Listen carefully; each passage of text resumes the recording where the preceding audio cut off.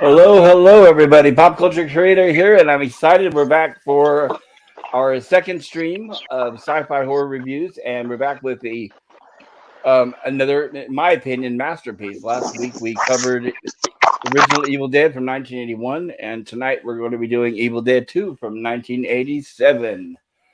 And I wanted to say hello to everybody in the chat. I know that a lot of people were coming in early. I really appreciate that. I wanted to shout out for those that are there or here or there, here nor there. I wanted to say hello. I believe Lemon Pie. Yeah, Lemon Pie was the first one here. So good to see you, Lemon Pie. And Mike Shriver is here. So good to see you, Mike. Here, let me show yours. Evening, gent, says Mike. How is everybody? Says Mike. Hi, Shriver, says Lemon Pie. I will try to cover as many of the chat as much as I can tonight, guys. There's probably gonna be a lot if it's anything like last week. Once I pull up the video and we start examining the movie, that video, the player covers my desktop, my StreamYard, so I'm not able to keep up with the chat as much as I'd like, but I'll try to stop every now and then and go back to the chat and hopefully cover everybody. If you feel like you're being ignored or if nobody's paying attention to you, please shout out and I will holler out your name. I don't want anyone to feel like that they're just talking to themselves. I want everyone to feel welcome. Resolute Germ says hi all. And Admiral Teak says soon. Good to see you, Admiral. Jedi Bill, glad you could join us. So good to see you. Hello, Pop Culture, says Jedi. Hello, Bill. Hello, Lemon Pie, says Jedi Bill. Everybody's saying hello to each other. And hello, see, absolutely. I have a wonderful panel here. Looks like we have Scogli and Nemesis of Eden. How are you two doing? I'm doing amazing, Pop. Thank you for having me. As always, this is a true honor. Thank you. Oh, the pleasure is all mine. And I also want to shout Hungry Boy there. If you'd like to join the panel, the link is in the chat.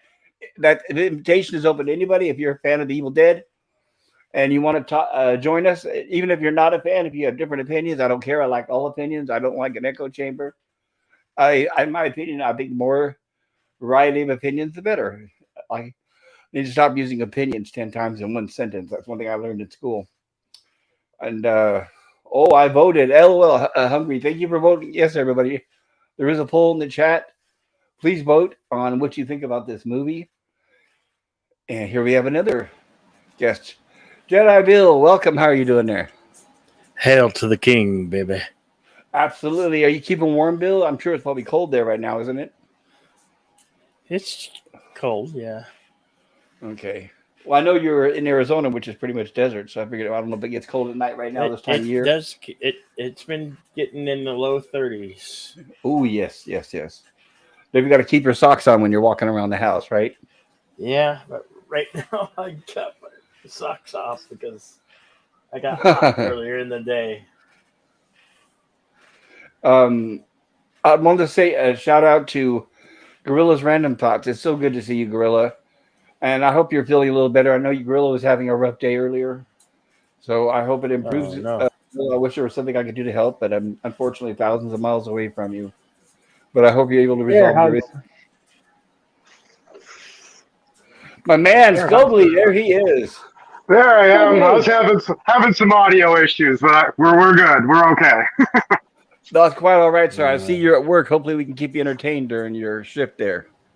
Yeah, it's been pretty quiet, so I have high hopes, but we'll see what happens. All right, and I want to say hello to Ola Greg. I'm glad you're able to join us, Ola Greg. I imagine hopefully PvP can join us. He had a good time last week as well. And Nemesis says, "Hail, all you beautiful people! Thank you for being here." And Gorilla says, "With the day I had my opinion would be unfair." Oh, I'm sorry to hear that, Gorilla. Hola, Nemesis of Eden says, "Hungry boy." Pop, you're up to 130 subscribers now. Well, not as much as you, but I'm happy. And I'm 150 is right around the corner, and then 200. Yeah, I'm doing well. It's a little slow. Congratulations, my friend. Oh, thank you. I just need to. Congrats.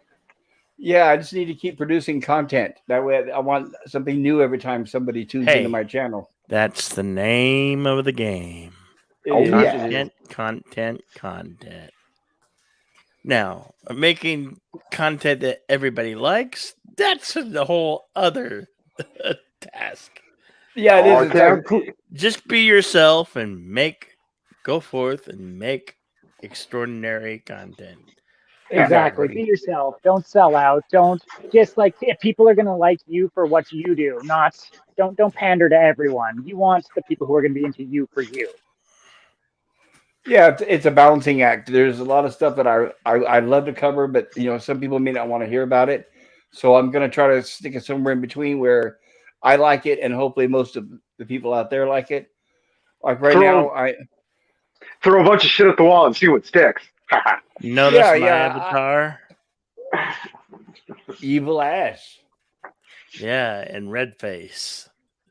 in red There's one face. in black and white, and then there's one in red face. Yeah, Bill. It's last week we did Evil Dead, so now we're doing 2, and then next week it'll be Army of Darkness. And Gorilla says 1 hour drone drop of some recreational substance. Is that real, Gorilla? That would be interesting. I didn't know they do that. That's cool. Supercalifragilisticexpialidocious says awesome. Welcome, Super. Oleg Rex says to thin own self be true. To thine own self be true. I need to learn how to read too. So for those of you on the panel, once again, I wanted to welcome everybody to the chat. If you're watching this on the rerun, we're going to be covering Evil Dead 2, Dead by Dawn. If you enjoy this, please hit the like button and maybe subscribe to my channel. Dead by Dawn, that's right. Hit the alert button and recommend this to your friends. Share this out on the social media platform if you get a chance, or hit the like button on the way out when you're done. I'll do my best to entertain. I think that should be pretty easy because we have a wonderful, talented panel here and chat. So I don't think it's going to be possible for you to be bored tonight. Oh, here's hoping not. Oh, I know, absolutely, right? People can detect fake channels, says Oiler Greg. Absolutely, and there's a lot of them out there. I agree, Oiler Greg. Gorilla Renaissance said you wish you could help. That would help. Oh, send a drone from California to Minnesota. All right. I think that would be a military-grade drone, and I unfortunately can't get my hands on one of those. And Oiler Greg says, you were real, Pop. Well, thank you, Oiler Greg. I try my best. There's a lot of, I'm sure if you're watching this stream, you probably at least heard of Evil Dead 2 in passing, or you're probably maybe a fan. And there's a lot of history behind these movies, so I'm going to try to include some of it. We can't have it all because there's so much in depth behind the scenes info about this that it would take us probably days. But we'll try to keep it to the most topical and the most important. And Nemesis Bean says, you all are the real stars. You make this channel possible. Absolutely. Thank you, Nemesis. I agree. So before we start, I wanted to sum it up. Is pretty much the history is Sam Raimi in 1978 made a small student independent film called Within the Woods, very short, about 30 minutes, with Bruce Campbell and Ellen Sandweiss. And that was sort of like an introduction of an Evil Dead, like what Evil Dead could be. And Sam Raimi took that around the circuit. They're from, I believe, Michigan, or somewhere in Midwest. And Sam Raimi took that short film around to try to raise money to make the Evil Dead, the first movie. And being he was not in Hollywood, it was not easy. So he was taking it around to doctors, dentists, real estate agents, and things like that. And obviously, those people had no experience in Hollywood or movies. So what he was able to convince I them. think the budget for Evil Dead, his first film, was around $300,000. Very possible. Which was just, what's interesting, and it just shows how good of a, how fantastic of a movie he made with that limited budget, because there's so many movies out from that era that had a lot more money that aren't nearly as good.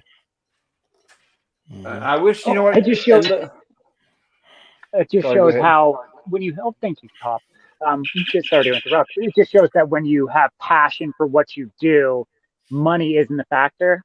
I mean, it obviously is, right? But like, you make the best with what you got. And once again, people will see the passion behind the project if it's real. Yeah, if a lot of times people just shrug their shoulders and throw more money at it rather than coming up with a creative solution that might actually be better. I completely agree. And I think CGI has made it worse because now it's like they don't even bother to use their imaginations anymore. I don't think I've ever seen a CGI horror movie that's scary. CGI just is not scary I when you was watch off it. a little bit. Evil Dead's Agree. budget was $375,000. You know, I wish Sam Raimi would get back to his roots and start making movies like this again. Because I was a huge fan of his for many years, starting from the original Evil Dead. I remember renting it, having to rent a VCR and rent the movie. And and the budget for Evil Dead 2, Dead by Dawn, was $3.5 million. thanks to That's Dino a De chunk Laurentiis, and change. oh, it Today's is, yeah, world. especially now, right? Yeah. And of course, as I'm sure you guys would all agree, they would never make a movie like this these days. These days, all we're getting is the No. Blumhouse garbage, the cookie cutter, paint by numbers, Annabelle, and everything seems to be made for little girls these days. There's just no serious horror out there. That Megan is PG-13. It's like, oh, please. Oh, Right. really? Like, I mean, don't get me wrong. There's like, Blumhouse. I've seen some pretty. Well, no, there are no gnarly PG-13 horror films. I can think of one really awesome PG-13 death, and that's Tim Curry in Congo when he gets his skull smashed in with the by the gorilla, and it like cuts to black right before the stones hit, but you can hear the crunch of the skull, and it's like actually really effective. Yep. Oh, I hated Congo. Oh, it was So did awful. everybody. But Bruce So did Campbell's everybody. corpse. Yeah. And Oleg Rex is drone on the way. ETA 3 days, Gorilla. And Hungry Boy says Within the Woods was fab for $15 budget. That's probably $15 more than they had. Evil Dead movies had heart, says Oleg Greg. Yes, I completely agree. And Resolute Germ says, I thought Sam Raimi was retired. Unfortunately, no, because he made that travesty Doctor Strange 2 movie. And he just recently cashed his check for this horrible remake that's coming out here, I think, next month. And Hungry Boy says, bring back 60mm camera work blown up to 35mm. Absolutely. It looks fantastic considering the first movie went from 60mm to 35 and then to Blu-ray. Gorilla's Random Thought says, he provoked me. That's why you don't fuck with us gorillas. Yeah, that's right, Gorilla. All right, we're rooting for you, Gorilla. I hope it gets better. Yeah, dude. You feel better, bro. So Sam Raimi took us around his local city there and was showing this doctors and lawyers and things like that, and was able to scrounge enough money together for the first movie. Like I said, they didn't really know much about horror, but they knew horror made money, and they knew that you could make a low budget horror movie, and if done right, it could succeed. There were a lot of bad ones that did not, but in the right hands, it could. And fortunately, Sam Raimi had the right hands. So Sam Raimi made the first Evil Dead, which was phenomenally successful. And some of that success, not all of it, but some of it, I credit to Stephen King because he saw the movie at the time, gave it an excellent review, which they put on the cover of the box of Evil Dead, which really helped it soar into the stratosphere. And Evil Dead, after the movie came out, it did really well. I mean, it made a lot of money, but unfortunately, it kind of falls into the same trappings as George Romero's original Night of the Living Dead. Somehow they got the shaft. It has a huge cult following. Oh, definitely. And look at Star. It's made out of Bruce Campbell, right? Yeah. And like Sam Raimi and Bruce Campbell, they were like peas and carrots, Well, they grew up as buddies in school. They made homemade movies together. That the car that's in all of Sam Raimi, by the way, the 1972 Oldsmobile Delta 88, which they termed the classic, is in all of Sam Raimi's movie except for The Quick and the Dead, and that's because that's a Western. But that's the same car they used growing up, riding around in high school, going to the movies, and they used to film homemade movies on Super 8 film, where they would drive it through alleys and ram it into cardboard boxes and things like that. So they were kind of already playing with the camera before Evil Dead even came along. Plus, Sam Raimi was in film school, so he was learning a lot of the professional techniques. So after Evil Dead was released, unfortunately, they got tricked. I'm not sure. It's been a while since I've read. There's the book which I highly recommend called The Evil Dead Companion, which goes into detail of what happened more. But it's been years since I read mine, and it's in storage.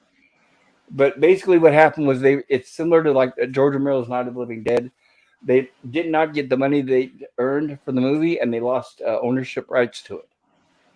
And the reason why I bring that up is when it came to Evil Dead 2, they were not able to use the money from the first movie to make the second movie because that money just wasn't there. But what happened was um, Sam Raimi was hunting around trying to get the Evil Dead. He made a movie, um, a Coen Brothers movie, which did not do Mind Trap, I believe is the name, and it did not do well at all. So they were kind of discouraged. They thought at that point maybe their career was over.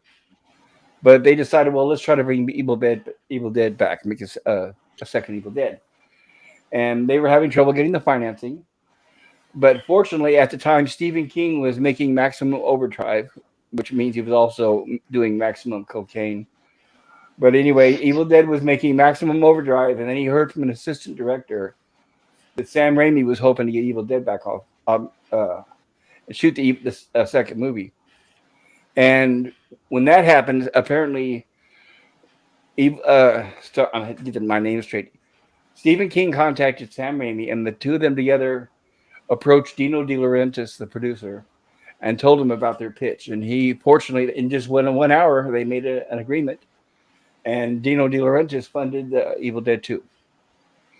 Sam Raimi wanted to open the movie with a montage of the first movie, kind of to remind the audience in case you hadn't seen the first one. He wanted to kind of get us caught up before we get into the plot of the second movie. But they had lost the rights, obviously, so that's why they were not able to show clips from the first movie. So when we watch The Evil Dead, the first 10 minutes or so are like a quick montage.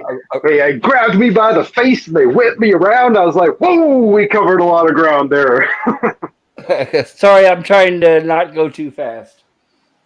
No, I'm saying the intro to the movie, it was like, just takes you a bit, slaps you a little bit, and you're like, all right, I'm up to speed. Exactly. Yeah, it was crazy. I wasn't sure. I wasn't sure what was going on with it. I was just like, man, this is going by like really fast. Like, how much more movie do we got left? I was very much confused.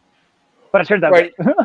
right. Yeah, it did turn. It's just like a small summary of the first movie, which they reshot with. Obviously, it didn't have the same cast, but they had Bridget Fonda as his girlfriend. And the reason why Bridget Fonda was in it was because she was roommates with the Coen brothers, and the Coen brothers were friends with Sam Raimi and Bruce Campbell. They have a close relationship going back way in the early days. And I don't know, Crime Wave. There we go. Hold on. I'm getting caught up on the chat here. Hungry Boy says, plus Crime Wave nearly killed Raimi and Bruce the Coens back in '85. Yes, Crime Wave, that's the movie I was trying to think of. It's actually a funny movie. It's a good one. Let me try to caught up here before I get too far behind. I thought Sam Raimi was retired. Oh, there we go. That's where we left off. And there we go. And Gorilla, there we go. And Hungry says, Evil Dead and Evil Dead 2, man, I'd watch anything with Bruce in it. Yeah, by that point, I was addicted to Bruce Campbell, too. Even his one-season show of The Adventures of Briscoe County Jr., it's a comedy sci-fi western. I recommend it if you haven't seen it. Lemon Pie says, Nemesis, thank you. And Nemesis, you're welcome, Lemon Pie. And Hungry Boy says, plus Crime Wave nearly killed. There we go. Raimi, Bruce, and the Coens back in '85. Yes, it did not do well. I guess it was a little. It wasn't what the studios were looking for, but it was that year on the release list. It was literally at the very bottom, the last. So yeah, it did not do well at all. So we were lucky they were able to come back with Evil Dead 2.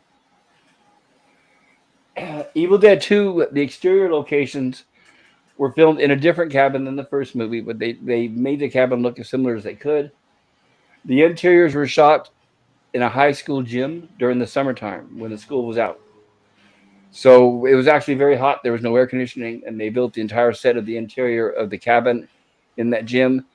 And also, there's scenes in the movie which I'm sure you guys know what I'm talking about, where the set was designed to rotate. So it was fairly elaborate. And if anybody's interested, there's a very, very good. I'm going to show a quick clip right here. A documentary on the making of the Evil Dead 2. I have the title here, which I'll show you guys.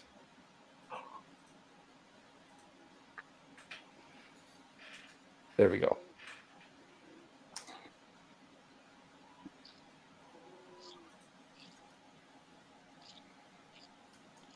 So that's it. It's called Swallowed Souls, The Making of Evil Dead 2. And I highly recommend this. It is available. I was able to, let's say I found it when I was out surfing. But you should be able to find it if you search long and hard enough. I don't know if it's on Amazon or not. It's very good. It tells the story. It has the cast of Evil Dead 2 come back and do interviews. But unfortunately, for me, I don't know if it's my patience, or my attention. I usually have a good attention span. Here we go. I'll show a few clips. There we are. It shows a lot of this. There is the man, Bruce Campbell. I don't like watching documentaries where we're looking at an actor talking to the camera. It's okay if it's one of the actors from the movie and whatever they say pertains to the movie, then absolutely it's totally fine. But this is one of those where, unfortunately, they start interviewing people who have nothing to do with the movie, which I'm not a fan of when they do that. But it's still a good documentary, and I highly recommend it. And also here, which I'm going to share with you all, I want to try to get this moving as soon as possible. I know you guys are busy.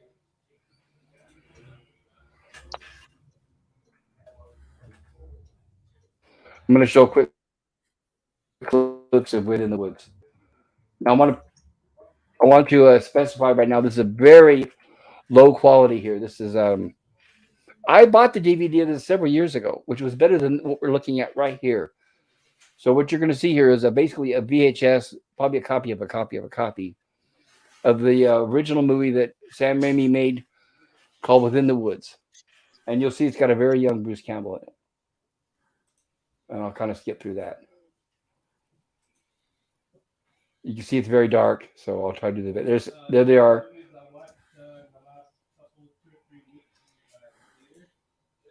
There's Bruce Campbell with his glasses. So I'm guessing this is when I think they were still in high school when they made this. But as you can see, it's pretty low quality. And it was made just to kind of give the investors an idea of what they could do with the movie. So you're going to see scenes that are redone again in The Evil Dead. I think I've seen this documentary. This here, the documentary is called The Swallowed. That was the first thing I showed. This here, what you're seeing, is the promo film that Sam Raimi gave to the investors when he was trying to raise the money for the movie. Yeah. So as you can Bruce see, Campbell ended up. Sorry, go ahead. Campbell ended up being the monster in this film. I believe so. And there's Ellen. You can see she looks different, but her hair's pinned back, but that's still her. Different actress there.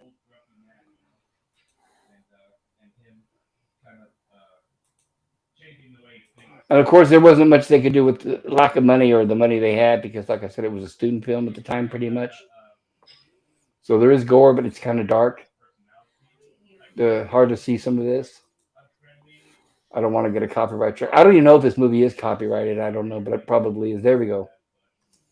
So you can see where it inspired the original Evil Dead. And this is what the investors saw that gave them faith in Sam Raimi, and they decided to back him for his movie. Okay. Now without further ado, let me get into here. Okay, is there anything anybody wants to throw in before we get started with our featured presentation? Besides this up here. Oh, I was just recently. I don't know if you've seen the series. Yes, I did. All 3 seasons. Yeah, I was able to recently acquire all of it digitally on Vudu. Each season there's only 3 of them. Correct. 3 seasons. And you can, if anybody interested, can get it for I think like $4, $5, $4.99 for all 3 seasons. Well, no, each season individually is $4.99. So. Okay, gotcha. Oh, but that's not physical media, right? No, but you can. It's out there. The physical media is out there. Yes, it is. And the only reason why it was canceled was because people were pirating it instead of watching it. And Starz was hoping the network Starz produced that series, and they were hoping that one series was going to save their entire network because their network was already sinking. But it's like the series was so good that people weren't. Bruce Campbell even did interviews. He said, he's pretty much saying, "Darn it!" He goes, "You guys are pirating it, but you're not paying to watch it." So Stars was not happy, and that's why they canceled after the third season. But it's too bad because even then I was thinking, well, why don't they pick it up on Netflix? Or one of those. Yeah, I had I have Evil Dead 2: Dead by Dawn with a it was made from rubber latex, and the book. foam rubber latex doesn't age well. No, it doesn't. Mine's falling apart. I got mine autographed by Bruce Campbell. Oh, sweet. Yeah, I went to the premiere of Bubba Hotep. He was there. I took the book with me. I got his autograph. Awesome. Admiral Teague says this is where the fun begins, and Hungry Boy says, "Hold on, Admiral Teague." So we get our opening credits, which it looks like this movie has changed ownership hands so many times, but it looks like it's currently owned by Lionsgate. And once again, I'll be skipping through, hopefully not to get a copyright claim or a strike.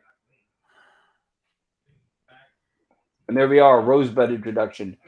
Rosebud, the reason why this name came about is because Dino De Laurentiis could not promote a rated R movie, or actually unrated, because once they saw the movie, they knew it was going to get a pretty much an X rating.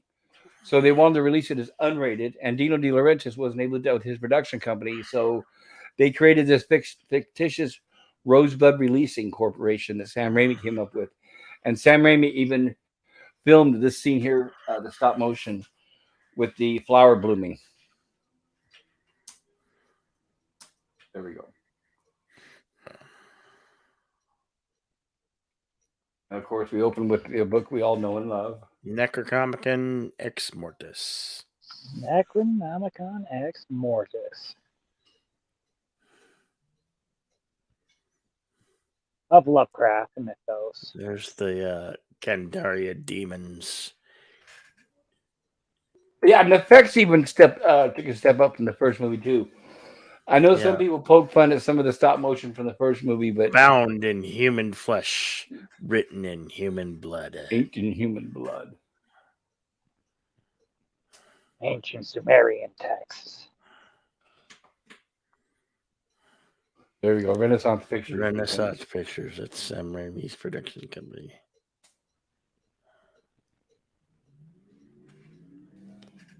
Dead by Dawn. And immediately opens up here with. I'll try to, if I can, I'm going to try to. For me, it's hard to get separate Bruce Campbell and Ash Williams, but I'll try to keep on focus and refer to him as Ash while going through this here instead of Bruce. Except when I'm talking about the actor. So here we are, where it's basically a retelling of the beginning of the first movie, except of course now it's in widescreen and 35 millimeter, and that's Bridget Fonda on the left-hand side. And there's Bruce Campbell. As you can see, he's a few years older than he was in the first Evil Dead, but it's the same car. Lemon pie, I swear the pole went. That's not Bridget Fonda. Bridget Fonda doesn't show up until Army of Darkness. Later? Yeah. That was a different woman. I'm trying to remember her name. Mary Elizabeth Mastrantonio. Hip hop? Yes. Yeah, what would you say about the poll? Is down. Already, huh? What does it say? Oh, Lemon was just saying the poll is down. They can't see the poll. Try refreshing your screen, Lemon Pie.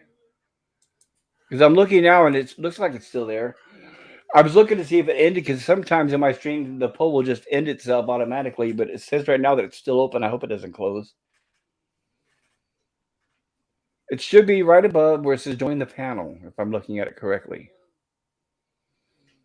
If you're not able to vote, by the way, you're welcome to vote in the chat, which I need to also try to keep up on.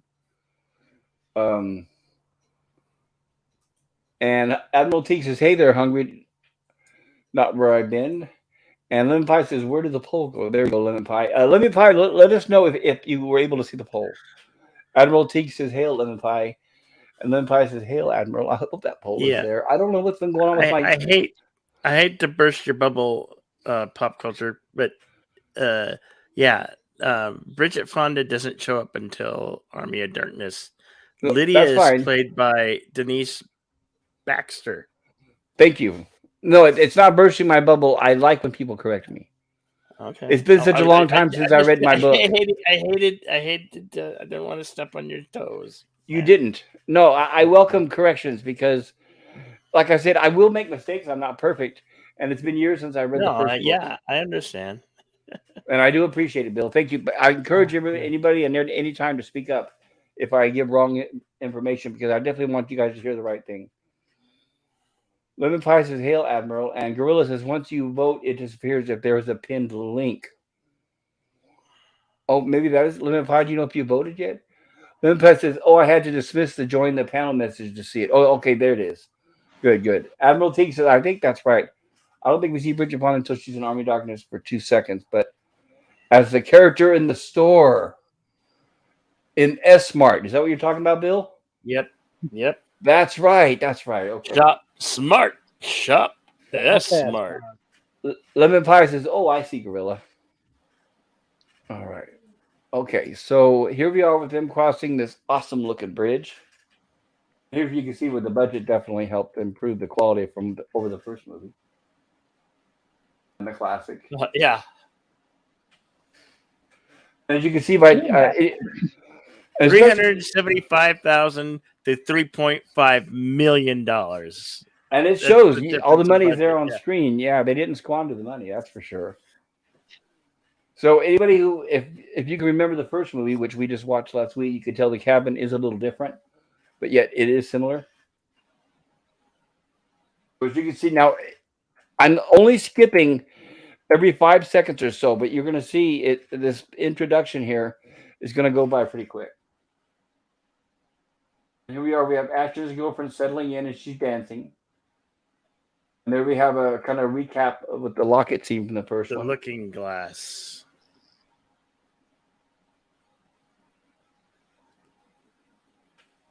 Little monocle magnifying glass. Yes, and it is Michigan where they're from. That's right, it is. Dearborn, Michigan. I have the video games for the PlayStation 2. Both of them. Are the Evil Dead? Yep. Evil Dead. It wasn't one of those ones that had Sam Raimi as like this little character that followed Ash along? Yep. That was a sequel. I have them. I think there's supposed to be a new one coming out, isn't there? I think there's a new Evil Dead game coming out. Yeah, I think it's a online forum game. Stream or PC or something? Yeah. All platforms, I think. Well, you got Bill, everybody. By the way, if you guys are listening, Bill has a PS5, so let's all go over to his house tomorrow and play, okay? He's the only one apparently can get one. I've been trying now, and it's still impossible. Even on Amazon, you go to try to buy a PS5, and it says by invite only. The way I got mine, I would not recommend to folks. Well, I know it's done now. I own it. Well, by hook or crook, I guess, as they say, right, Bill? Yeah, well. Ownership is 9/10 of the law. I wasn't the one that was a crook. It's the company. You're just an accomplice or an accessory after the fact. So, Bill, share with us. Pray tell, how did you come to acquire your PS5? Well, it was a lease, and they were really gouging me for that lease. Wait, leasing the PS5? Yeah. Oh, I didn't know but I paid it off. I paid it off like right away. I paid it off in like 2 payments. So it was a lease to purchase option? Oh yeah, I could probably get one if I was willing to just drop $1,200 on one. I'd find one right quick. I'd buy one tomorrow. No. There's this company that has this where you can lease it for like 12 months, but it's ridiculous. It's way overpriced. But I bought my contract out and paid it outright in 2 payments.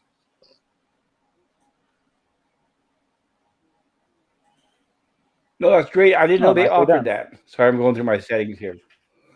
So, so Bill, it was like a lease to purchase. Yeah.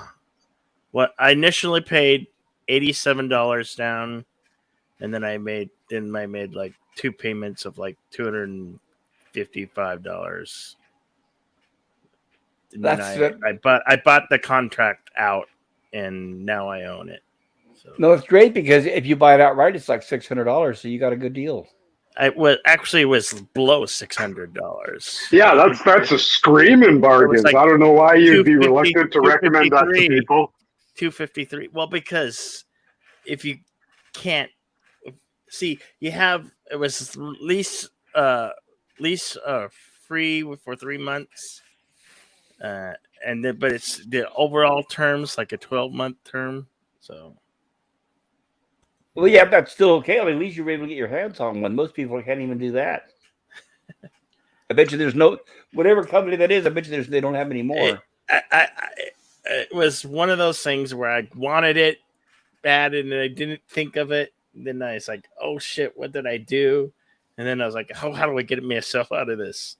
Well, I called the company and was able to come to a thing where I was able to buy the contract out, and now I own the property. No, that's very cool. Then I recommend, I don't know if you're a fan or not, but there's a game coming out, Killer Clowns from Outer Space.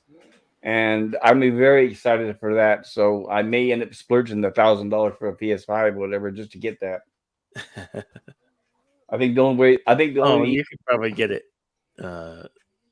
cheaper now. They're steadily becoming more available. We have them here in Calgary or at EV Games. Like, I can pick you up one if you want to wire me some money. Well, I could check. I know the last time I was looking on Amazon, they were invite only, but that was a few months ago. Maybe it was during the holidays, so maybe now that the holidays are past, maybe they're easier to obtain again. So here we have Ash just chilling with his girlfriend, and for some reason they had that bookcase, which you could tell is designed to sit on the floor. They have it hanging on the wall. I don't know who decided to do that, but oh well. And here we are with the same reel-to-reel tape recorder that we had from our first movie, which tells us the story of the elderly couple that was living in this cabin, and the husband was a professor doing research of ancient history. And unfortunately, Bruce Campbell makes the mistake. Ash makes the mistake of listening to what's on the tape recorder. I turned on the fonts, by the way, because I'm not able to play the volume without getting a copyright warning. So I turned on the fonts and apologize to everybody in advance. They're Gilligan's Island style. That's what we picked. Last week, we accidentally chose Gilligan's Island style fonts, and it seemed to work great for Evil Dead. So I thought, well, let's just keep the tradition for now. So if just roll with it. Maybe it'll be a signature of the channel. Oh, dude, for sure. No, this is going to be, if we have the Gilligan's Island for every horror movie, it's going to be fantastic. That would be funny, wouldn't it? I think so. So here we are, Ash calling out to his girlfriend who's in another room. Hey, there's a tape recorder here. And of course, you have the book to your left, and you start hearing these creepy things on the tape. You figure maybe I shouldn't listen, but hey, we wouldn't have a movie. So now we have the voiceover of the professor. Log entry number 2, having journeyed there with my wife, Henrietta. And that is a miniature which we will see more of in Army of Darkness.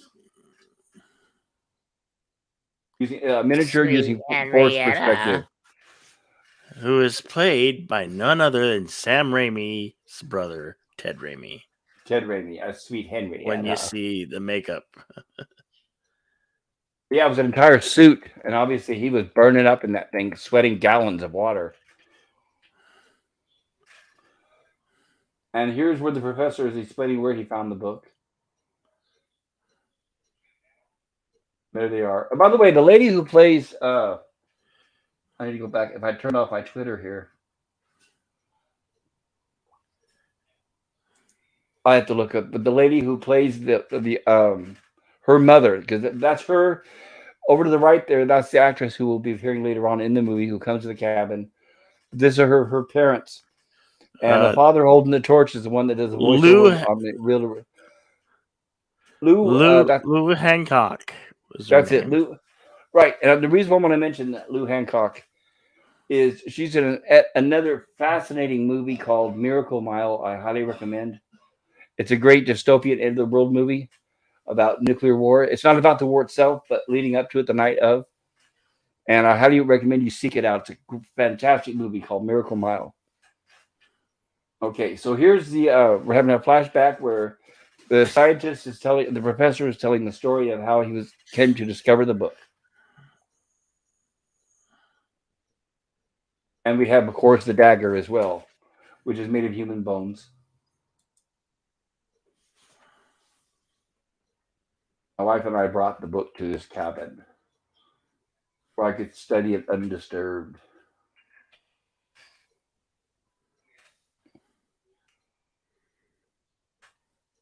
Like the cephalopolis of product placement, the Panasonic reel-to-reel. Yeah, that thing probably weighed 20 pounds. Yeah. And that voice continues recorded here are the phonetic pronunciations of those passages, where, of course, he starts to read them. And as soon as he does, all sorts of things start happening out in the woods, as you can see here. Come alive.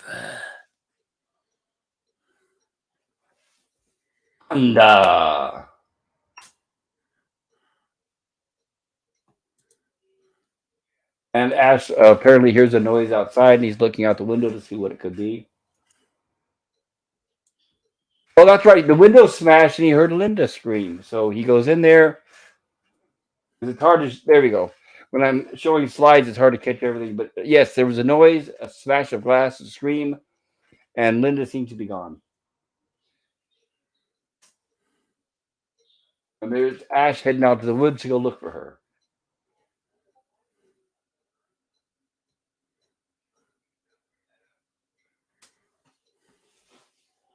And what could he possibly be afraid of?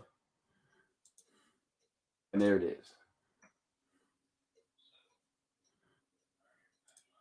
And oops, Ash lops off her head.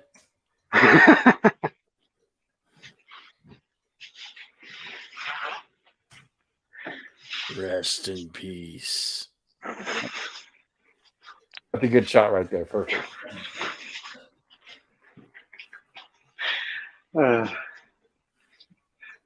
Reminds me of that offspring. Reminds me of that Offspring song, "Beheaded." He's like, "Watch my girlfriend come to the door, chop off her head, she falls to the floor."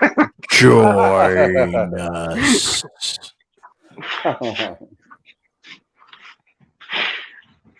And I'm going to try to catch this scene here. This was shot with Sam Raimi riding a motorcycle, and he had the camera mounted to the front.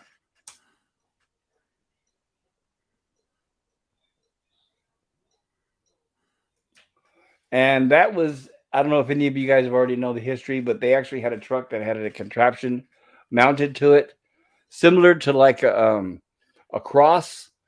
They had Bruce Campbell strapped to it, and they were actually rotating it as they were driving it through the woods.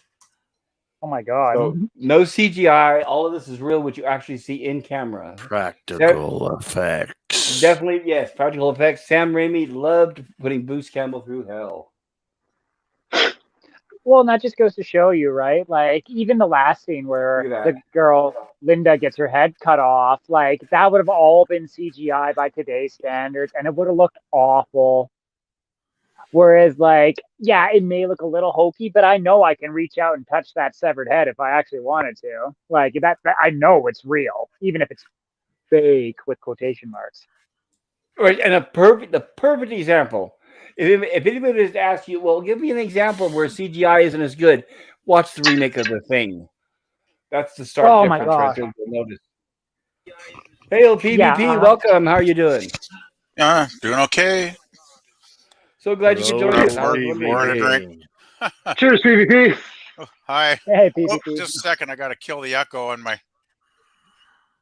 Kill Go the for it. echo. Yes, Gotta kill the kill the echo. echo on my YouTube there. There Echo, we echo, go. echo. Yeah. Yeah, Yeah, PvP. good old practical effects, eh? Right, and you're just in time for the recap here Oh, great. of the first movie. Okay. So Ash was just possessed, and he buried his girlfriend. Ouch, that looks wow. Sometimes you Was he just feel like actually you're living in the echo chamber. was he actually lying in that puddle of slime there? Yes, he was. Oh, Yes, he probably. was Yeah. holding his breath. He was I holding hope his so. breath, and he said the contacts were extremely painful, and he could not see anything. All he remembers is Sam Raimi kept yelling at him, "Open your eyes wider, wider, wider," Oh, and he said it jeez. was hard because of the irritating eyes. I can imagine. Well, and is it still just that one? Is it still just Tom doing the Oh makeup? no, the light. Tom Sullivan, yes, Nice, talented dude. absolutely. And you can Yeah. see his talent evolve over the movies too. They got better and better. Yeah, it's a pretty impressive makeup job there. Boy. I like it because the Prosthetics. right Yeah, prosthetics, and definitely. what I like about it is, of course, as any Evil Dead fan knows, they're called Deadites. What I like is they don't look like just Deadite. zombies or something. They look Oh. like an individual kind of thing, which is unique to the Evil Dead movies, and I like that. Yeah, they look like they're really possessed by an evil demon or something. Absolutely.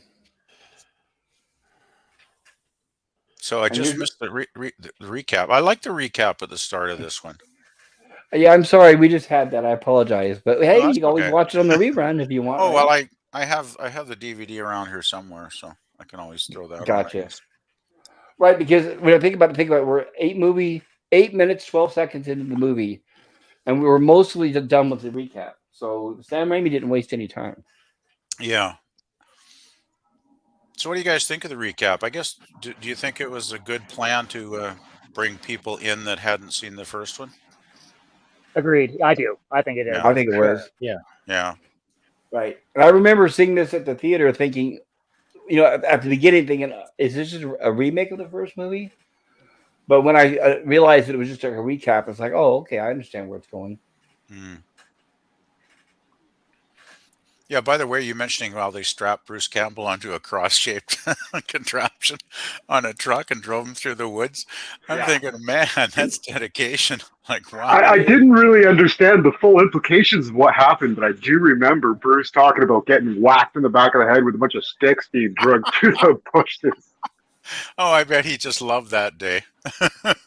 Serious, right? Oh man, but hey, you got to give him credit, Yeah, right? he I mean, felt like this sister Cheryl being violated by those tree yeah, brines. yeah, it was his turn. But yeah, you got to admire Bruce Campbell as an actor. I mean, that guy, I don't know, he seems like he'll do just about anything to get the part right, you know? Even the backflip, right, where he did the And backflip and lands on his he back. showed up in 1990's Darkman towards the end of the film. Yes, Oh, he did. wow. Well, originally Sam Raimi, another Sam Raimi wanted him to play Darkman, but Universal wouldn't let him. They insisted on Liam Neeson. Liam Neeson. Yeah, Hmm. unfortunately, which Liam Neeson was good. Oh, he was okay, but that's a shame that Universal turned down Bruce. Yeah. Was Bruce not a big enough star in Universal's eyes at that time Correct. then? Yeah, correct. Yeah. And they looked at him and thought, well, he's not headline material. And Well, look how wrong they were, right? well, he is now. I guess he's still kind of a cult actor in a way, though, isn't he? Like, he's never Mainstream really. wise, yes. Mainstream, he doesn't headline Yeah. movies. Unfortunately, he's never been given the chance, in my opinion. Yeah. Maybe it's a good thing though, because sometimes someone gets too successful and they just kind of lose their I love how mojo. Sam Raimi found a way to put him in all 3 Spider-Man movies. Oh yes, he was even in The that Oz movie. the Usher in part 2 was the first. It was where Peter Parker was late to what's her name's play recital or whatever it was, Yeah. right? Yep. Mary Jane, that's it. Mary Jane. So here we are, the sun's coming out, and when that happens, apparently the clouds and everything seep back into the ground, which is obviously reverse photography. And there we go, more of that. And there's There he is when you can see where Bruce Sam's yelling at him to open his eyes wider and wider, apparently. And here's a prosthetic, fake eye, obviously, and they shot this many months later after the movie was shot, where it was a fake eye, and they injected milk into it and reversed the film. Oh boy. Let's see if I can show that without getting a copyright claim. I don't know. I'm just a second ago when you showed Bruce there turning back into his There it human is. form. Very well done. It is.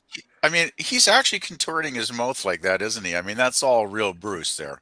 That's There's Bruce, right? There's no prosthetics. Like, Oh, man, that's Bruce Campbell was totally physical actor. that's impressive. I got to say. I love the scene where he's smashing all the plates on his face and whatnot. Oh, geez. Absolutely, yes. Yeah. Like I said, he even does the black. He even Classic. right, and he even does the backflip himself. Oh man. And he's not. And there he afraid is, to get exhausted. filthy dirty. Oh, absolutely. In fact, what's funny is throughout the process of this movie, he was subjected to so many liquids hitting his face, blood and everything else, that he was saying the makeup was running all together, and it was just turning into a gray. Oh, So every geez. now and then he'd have to wash his face, and they'd have to start Oh, from scratch. Bruce really took one for the team for this film. I mean, they really bloodied him. Sounds like being at a Guar concert. Well, I tell you one thing. He was a trooper, though. I mean, did you see how he watched the film? I don't know any actors who would put up with that these days. Now, all the actors now are all just a bunch of pretty boys. Yeah, they wouldn't have the balls to do what Bruce did in this film. Nope. Oh no, there'd be like 10 billion cuts per scene, and it would all be like the stunt actor, and it would all be fake, and it would be shot terribly, so you couldn't really see what was going on.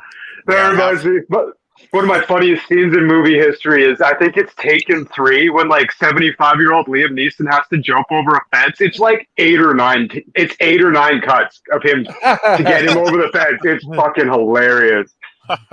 They should have just kept the camera back and used that Oldsmobile has got to be my top 5 movie vehicles that I want to own. The thing's like a boat. It's like a boat, but you know, it is. Yeah, you get one that color. Yeah, yeah. When you hear people, then you know you're a fanboy. Yeah, when people are always talking about what movie cars they want to own, they're talking about the Back to the Future car, the Batmobile, and all that. It's like they always forget about this car here. Yeah, the Green Hornet, Black Beauty, or something like that. Yeah. And I love the fact that they showed so much of this car in the Evil Dead series. It was like great the fact that Bruce was driving this around. No, he kept on bragging about the payments and it's mine. Right after all these years. Yeah. I'm just thinking though, like all those cool cars always get made into merch, right? Like, you know, Corgi Toys or whatever will do the die cast, you know, replicas. Yeah. And like they never did they ever do any merch at all off of the Evil Dead? I feel like not the car. The original Oldsmobile for the first film was probably like his grandma's Oldsmobile or something. Well, he claimed that he got laid in that car. It was his first time he got laid. He lost his virginity. So it's like a dedication to that night by putting it I in the guess film. so, right?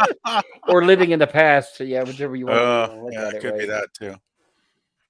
And of course, once the car became famous and they started using it in a lot of stunts and everything, they obviously bought more of the car to use as stand-ins. For example, in Spider-Man, you remember that was... Can you imagine being the guy, okay, I need you to go find me this car. Find me 10 of them. I want 10 of these cars. Right, and the guy goes, what, you have a 65 Mustang? Oh, no, I want a 72 Oldsmobile Delta 88. Admiral T, so good to see you. Welcome. It's nice to be here. All right, well, I'm glad you could join us. Yeah, bro. Hang out and listen to the best. You guys are having an amazing discussion. I just wanted to kind of be here. Well, I'm glad you're here and you're welcome. I'm watching along while we're doing this. Okay, cool. Yeah, remember, everybody, this car was also Uncle Ben's car in the Spider-Man movies. Oh, wow. I'd forgotten that. So here's where Ash realizes that it's daytime, so now it's time. And he looks around. Sun's been away. By the way, And the effect of the sun in this film is just, it's almost like a character in itself. It's every time you see it on the screen, it's just this glowing orb. It's like magical or something almost. well, and the moon is very surreal when they show that, like when the clouds cover the moon and stuff like that, which Mm, is going to be fairly soon, I think. yeah, that Join too. Yeah. us. And there, yeah, that would be enough to creep me out, I guess. I And guess so it here's goes where he back to decides. the theme of the whole, spirit world, the natural world, sort of being supernatural, I guess. Yes, yeah, that's true. So here's where he does, and the first natural thing any of us would do is get back in that car and get out of there. But he realizes, oh no. And just like in the first movie, there it is. Oh, that's a great shot. It is. It's Awesome. excellent. So apparently, that's the only way out of there. That bridge that we saw the car pass over earlier is no longer there. So something doesn't want him to leave. And that was where he's trying to collect his thoughts to figure out what he's going to do. Here we I'm are. I just got to get wondering. grip for myself. Sorry, I don't want to interrupt, but I'm just wondering, Pop. That's obviously too early to be CGI of any kind. I would think Matte painting. it's all matte 87. painting, eh? They Oh, have it. hail and It's Captain not. Infinity! It's not very was back in functional, but they have 1987. it. Hail Cap So Hey, it is Cap. all Hail matte Admiral. painting. Okay, I was wondering. I thought it must be a matte painting of some kind. Yeah. Yeah, which reminds me. Hello, Captain. Glad you're here. I'm getting way behind in the chats. Any It's CGI there is was CGI is around, in its but infancy it's during the first this time. Now first real remember, guys, this is CGI is '87. Wrath of Khan has got a big CGI scene for Right. the Genesis project, so it's getting there. And the Sherlock Holmes movie with the big CGI moment Yeah, is the a young couple of years Sherlock later. Holmes. Oh, Right. Which okay. is an So even okay back then. movie. Okay. It was right, but it was in its early stages, so it wasn't advanced Yeah. enough for something like this. Yeah, it was pretty No, rare still, I would no. think They then. could The- maybe make a you lightning mentioned, bolt. And that's Young about it. Frankenstein, that was 1985. So yeah, CGI was in its early infancy from 85, 86, and 87. Well, no, it's Wrath of Khan '82 is the debut of really functional CGI. Before that, we only had the images we saw on computer screens are considered the first CGI. So, like the telemetry of the ship in 2001, Okay. and the But stuff they they're really printing out used- on the screen. I'm pretty sure they used really old school special effects in this film. They did. Yeah, It was a there's- matte painting, right? There's and no forced- CGI in the movie. I'm just saying it did exist. They didn't use it. Yeah. Well, not only that, but it was very expensive. They Not probably like didn't now have where the it's budget. common. Yeah. and clunky. What were they going to do? Add a lightning bolt? That's about as much as they could have done. Is animate a lightning bolt in there? Yeah, exactly. And then even then, it wouldn't really serve much purpose to have the story. So you know why? This is not Multiverse of Madness. We don't need these things. We don't need CGI to make a great movie here. I actually prefer a movie like this over the overdone stuff that's been coming out for the last 20 years or so. I mean, Oh, I completely agree. CGI This now is- is so overdone.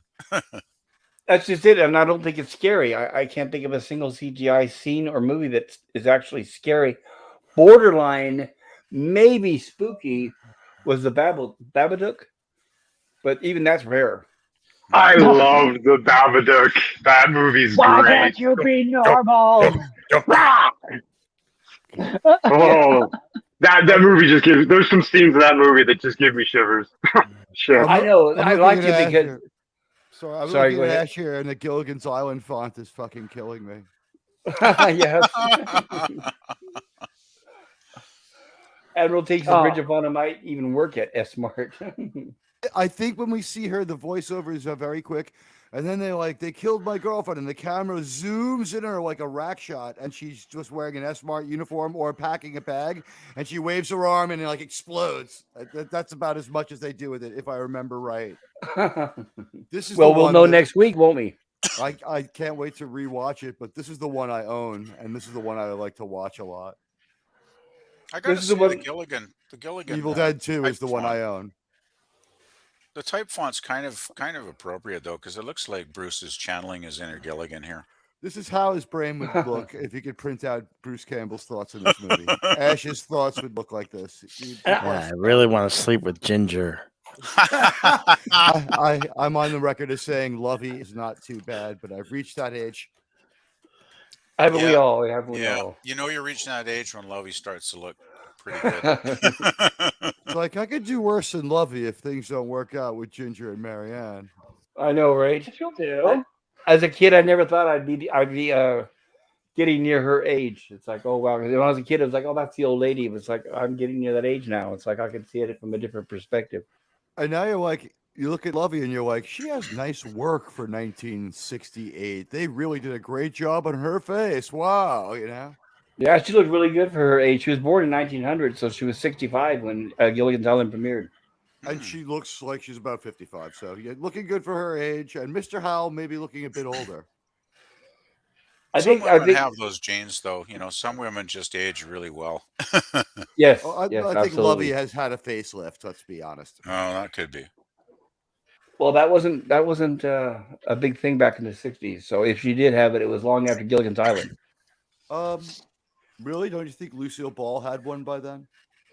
Oh no, she showed that she didn't. I mean, Lucille Ball, if she ever got one, possibly, because I know she was very vain, but not during the 50s or 60s. No, more like at the end during like that. It's Lucy, like 68. She has a facelift, like not during the. Oh, it's early possible. 60s. Maybe a little tuck Her here and there. face is so frozen. That's the only reason I ever said Nicole Kidman kind of was a good choice, because when she wasn't speaking, her face was equally frozen as Lucy's, but it was too early in Lucy's life. In It's Lucy and the Lucy Show, we see a frozen faced Lucy. Well, yeah, now we have Nicole Kidman with the prosthetic. She just looked downright creepy as Lucy. First of all, she looked nothing like Lucy, and she looked creepy. The best performance in that was J. Jonah Jameson as Fred. He really captured the feeling of the role, even though I don't know how true it was. It was fun to watch him. That could have been better.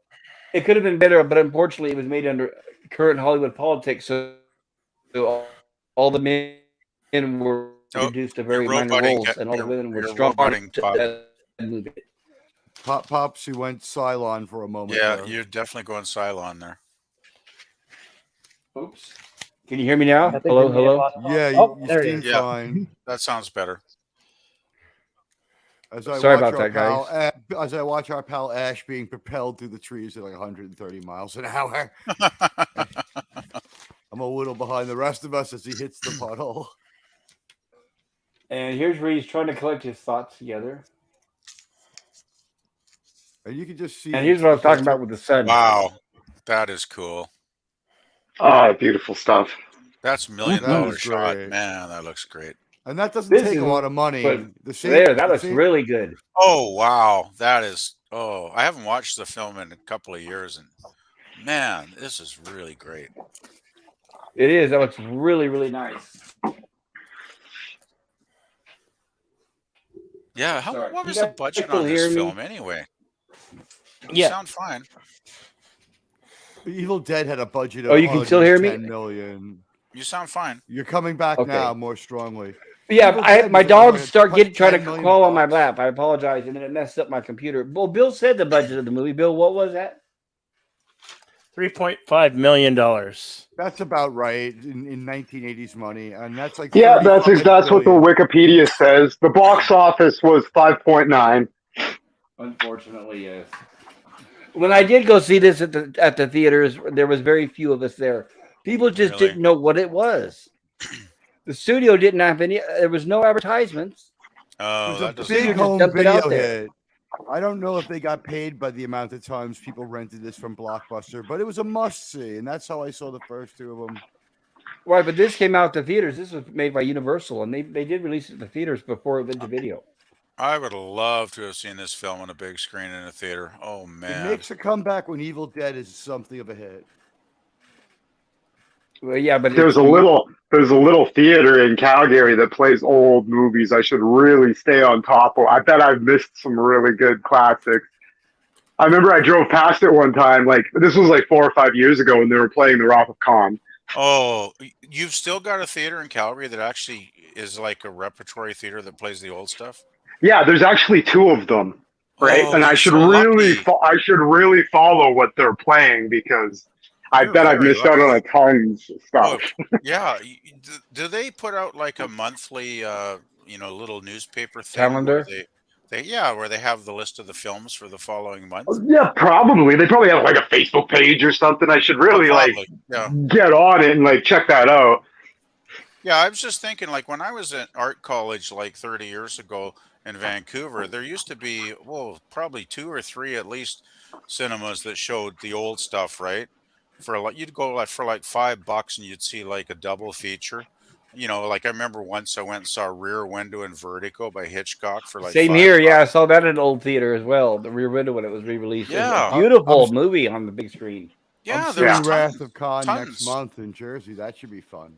But they're all Oh, so gone now. They're all gone. Like, I don't think there's one good cinema left in Vancouver anymore. They've made them into condos, basically. I think. Well, I know there was like I'm in the Bay Area, and there was an old theater here that did the same thing. And this theater was like been around since the silent era. Mm, And I went and saw that wow. Stan and Ollie movie that was out a couple years ago there Okay. because they originally showed the original Lone Hardy shorts back in the day. But anyway, Awesome. what destroyed that theater, which is now closed, among many that you're talking about, are the lockdowns. yeah, So what few Well, were this is way struggling. before lockdowns. I think the yeah, Vancouver. they might even have closed down over the lockdowns. I don't even Yeah. know. Well, but Well, that right, a lot of probably- them yeah. closed. The That one didn't by help. me did reopen. Thank God. All the theaters by me that closed from the lockdown, I think they reopened. Yeah, but I'm our- talking our- about the ones that show classic movies, Yeah. mom and pop that's- places. Yeah. We never had those in Queens. We New never York had City, those you here. gotta go My Manhattan. city's too small. By the way, I put the work in the private chat if anyone wants to check it. But I wanted to see how much money this was in today's money, and it's still not impressive. It's only $8 million even in today's money. So you can make a good.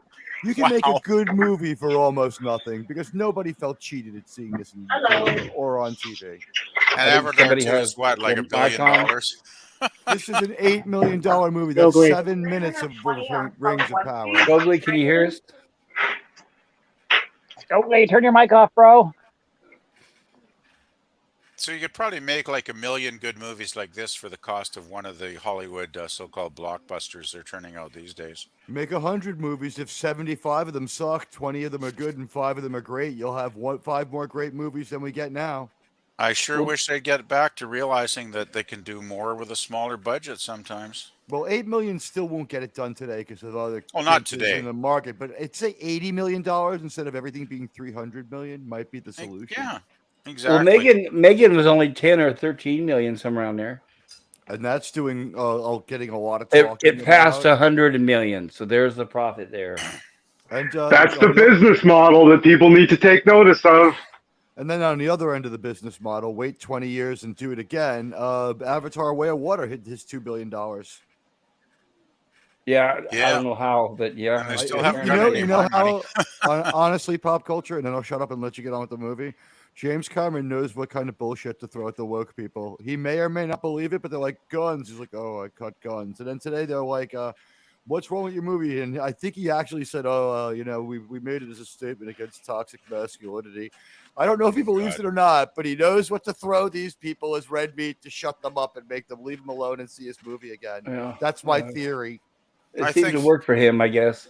He's I been out there imagine- so long, he just knows what they want to hear. He's like, oh yeah, He's like in a movie where he cut like 45 minutes of stuff that was irrelevant. He just like was able to say unironically, oh yeah, there was some gun shit I cut out. I'm not glorifying guns, you know, man. Oh, yeah, and testosterone is toxic. Don't forget that. And Yeah, my like there four- was my there was no fourth wife can tell glorification you. of guns in Terminator 2. Yeah, for sure. My Yeah. fourth wife will tell you I don't have any testosterone anymore.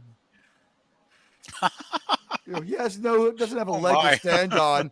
No, I mean he's left one woman after another for the woman he's been cheating with. I mean James Cameron, he doesn't have a leg to stand on, but he'll throw people these bones to shut them up. They're like he's been a bit of a cad in his personal A behavior. bit of a cad, yeah, right. I'm not gonna impugn him. Slightly. Some people Like a listen. Some total people cad. get married a lot. Don't take this as me condemning you, but like there's like 3 women he promised to marry and be with forever who can say he lied to him, and there's a 4th one waiting for him to go back on it. But the fact of the matter is, he might just know what to say to these woke weirdos to keep him off his back.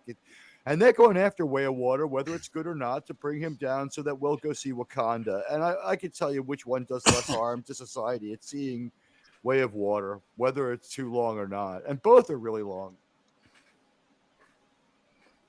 And I want to say Admiral Teague says, sub to Admiral Teague, and you may have already won a PS5, LOL. That's Did you right. see Well, I'm that already too? subbed. Hey, Yeah, that's I'm already a scam, subbed. Where's right? my PS5? That's a It is scam, a- right? Yeah, is that a Because I just scam? I got home from work and I put on, I have a list, it gives me the feedback of things that have been posted. And there was one of those you've won a PS5. And I'm like, yeah, right. Right, yeah. Oh, man. These Gorilla, scams. Anything from Telegram is a scam, and if you go and look at all the other users, they generally won the prize too. You know what was of scary, course, though, right. is this one didn't There are mention no Telegram this PS5s. time. It didn't There's mention no such thing Telegram as at the all. PS5, I'm convinced. Anything that says I won something, though, I just basically, ignore it because I know it's probably bullshit. So Unless it's 23andMe saying you won the unfortunate father contest, right? When PvP Junior comes out. well, I Looking for don't that think that's money. going to happen anytime soon. That's what Harvey thought. And Gorilla's Random Pop. Gorilla says, if you want a PS5 pop, you can't be afraid to punch the parents whose kids want it and grab it. Yeah, you're right. I'll just raid a few homes, right? Gorilla, Nobody will. we love you. Don't burn down the shed or anything in your Malays. Lemon Pie says he's leasing it for a lifetime. Now, no, he bought it outright. Lemon Pie says $600 per game, or are we talking about something else? No, Lemon Pie. Jedi Bill paid $600 for a PS5. Hold on a second here. Hold on, Bill. How do I do this? I'm on it. It's nice to be on here with Jedi Bill. There it is. There you go, Bill. It's a Look pleasure. at that. Is that a book? No, that's the PS5. That's my mic. Oh, that's the cover. Well, now. Yeah, it's sorry. No, that's My pretty mic- sweet, Bill. My mic just fell to the ground. Oh, well, that's okay. But no, that's a pretty sweet cover. I like that, Bill. It's a protective skin that I put on it. Oh. That's it. Yeah, very nice. Yeah, I had to make it a little bit more me. No Freddy Krueger? Huh? Freddy Krueger? No Freddy Krueger's on there. Let's see, right there. There he is. All right, gotcha. Yeah. There he is. All the And classics. Admiral Teague says, love the Gilligan's Island font. Thank you, Admiral Teague. Of course. And Hungry Boy says, it works for Raimi, LOL. Agreed, Admiral Teague says, Nemesis of Eden. And Admiral Teague says, hail, Nemesis. And Captain Infinity, I'm glad. I hope you're enjoying yourself, Captain. Sorry, I'm late on the chats. Captain Infinity, I hope I'm allowed out of my exclusive contract as garbage as the bottom tier host of the great Captain Infinity channel, where we discuss bottom tier, where we discuss time travel. Now, did I not come on to the Star Trek stream today to represent the channel and ask several time travel questions? Absolutely. And they were legit. I wasn't harassing anyone, and I didn't insist on anything. I'm just saying, after that episode, all future Star Trek is timeline C. It can't happen. There's no transcanonical verisimilitude. Right. We did point out there were a few plot holes in that episode, but it overall still stands out as a good episode. It's a fun episode of Star Trek. I love it. I just had to point those out for fun. Absolutely. Orla Greg says cheers. And Orla Greg says Bruce's passion shows up in the final product. Absolutely. He never, ever phones it in. And Captain Infinity, I believe, says Hail Lemon. And Gorilla says 375,000. Hungry Boy says falling asleep, but we'll keep listening. Great job thus far, guys. And hiya, dear Captain. Well, Hungry Boy, if you're still awake, have a great night. Hail, Captain Infinity. Hope you're doing well, says Nemesis of Eden. And Lemon Pie says, I never had any interest in either of the Avatar movies. I saw the first one, and I didn't like it. I don't I've know. never seen either one. Why would I bother seeing a CGI experiment on screen? I checked out a little bit of one on TV. Seemed okay, but I was able to walk away from it after like 20 minutes and not think about it anymore. Yeah, Yeah. I watched the first Avatar just maybe like 3 or 4 years ago, and it was pretty fucking okay. It was basically the Jurassic Park of aliens. We saw believable CGI like never before, but okay, okay.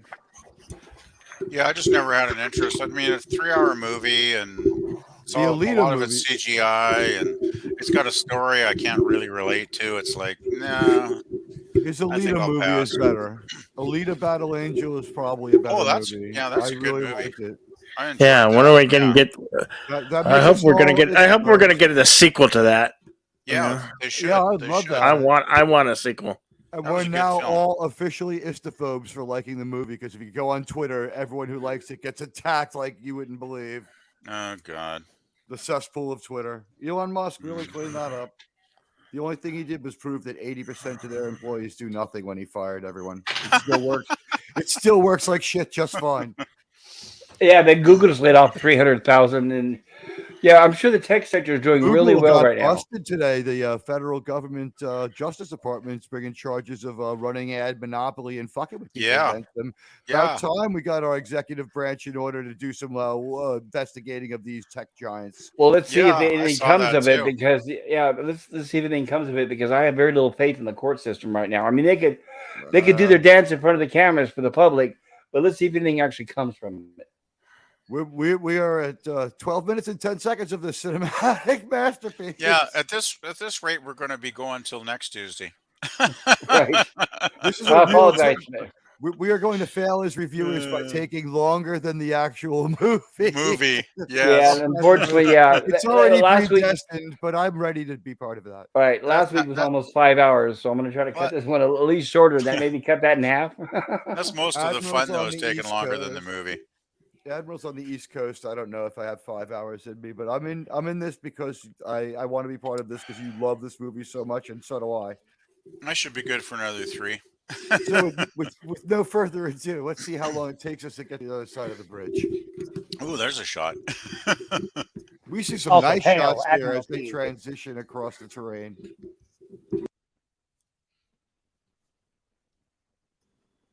And here we go here, where Ash makes it back to the cabin barely.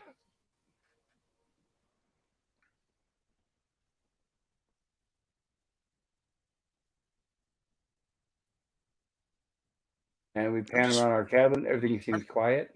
I'm just wondering, Yeah. is this the same cabin that was in the first film, or did they reconstruct it? Definitely a different cabin. Okay. It's Okay. got the same aesthetic, but it's definitely different. They Yeah, tried. I had a They feeling tried. it It looks like didn't look quite the same. Yeah. it's a little nicer, but it's still pretty grimy. Right. And of course, it Yeah. looks much bigger on the inside than it does the outside.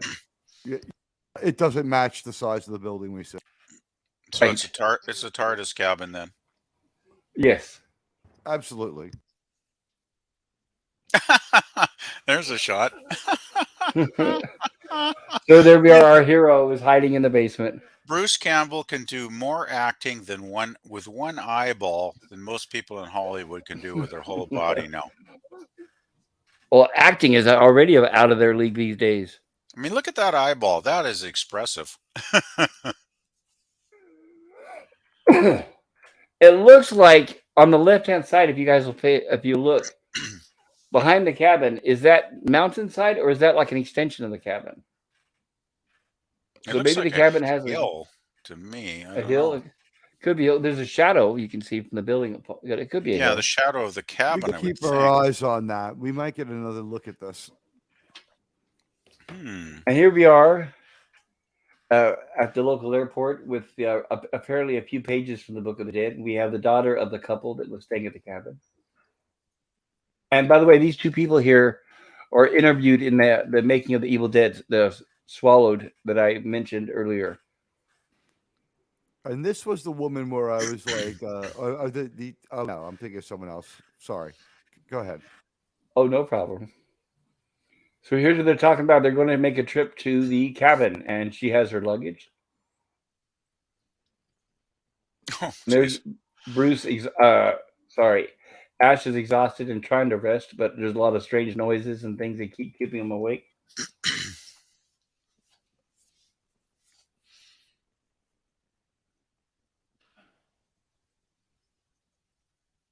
And here's where the piano's playing by itself.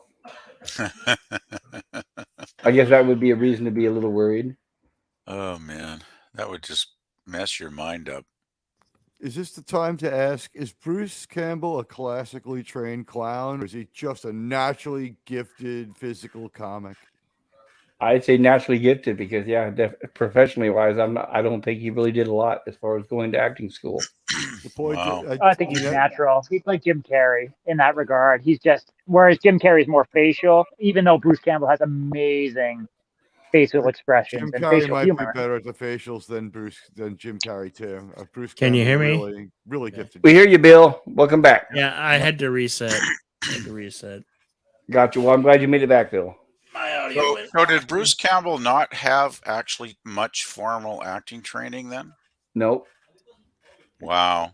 He just knew the Raimis, and they're like, "We want Yeah. you in our movie." Yeah, the You're our- experience that he you're our had was pal. from their home movies. Yeah, home movies. So Raimi was just like Bruce's buddy, and he said, "Hey, come act in my movie, man." Bruce Oh said yeah, to he's just you, like you got that one buddy that's just funny as shit all the time. You'd be a fool not to have him in your movie, right? Ah, so he was like the class clown of the group, maybe, or something. or he sold them weed. Well, maybe both. I'd like to think so. Well, there's a nice prosthetic hand, whatever it Yeah, is. you know what? As I look at Looks the ugly. as I look at the cabin, it's the terrain behind it comes up almost level with the roof, making it look like it has an extension. Yeah, you're right. Now we can see a little better in the back. It is just open ground. Okay. And here we have a Oh. hand coming out of the ground, which is reminiscent of the poster from the first movie. That's the dead girlfriend, is it? That is correct. There's Lydia. Just mirroring how some of us felt about the people we brought to the movie with us, thinking things would happen. right. Well, Well, this is the one you want to take your girlfriends to Oh, because they yeah. cling on to you nice and tight. Things happened after Pet Cemetery. That was almost as bad. I don't know. I think if this was a first date movie, your date might leave, screaming, running out of the theater. Unless she's Or you're still no. married. Well, You're you still want to married. have a chick that's into these movies. Yes. You'd have Thank to test you, her. scary movies. You'd have You to don't just test her drop well this on them. beforehand to be sure. Yeah. Yeah, definitely. Oh man, this is freaky. This is all stop motion, I assume. Yeah. It is. Yeah, And now this is where Ash is looking Phil out the window Tippett. watching Linda perform. Phil Tippett. And for this, they actually hired a dancer who did the moves, and then they modeled the stop motion after the It dancer. was like Snowy Winters or something. I think her name was. Oh, I don't remember. ICP wrote a song about this. It's called "The Headless Boogie." Oh, really? No, Of course very they cool. I did. didn't know that. Yeah, it's funny. It's pretty good. She did the Headless Boogie. It's funny. So the dancer's name was Snowy Winters. I think so. Let me double check. Wow, Sounds like that a sounds porn like star. a classic '80s porn name. now, Yeah, it does. now, pop culture, if your suspicions about the new Evil Dead people are true, can you imagine how they felt watching this scene of a female corpse climb out of the ground and start to do a sexy pole dance with no fucking head? I Can you really doubt they've imagine seen that it. writer? Yeah.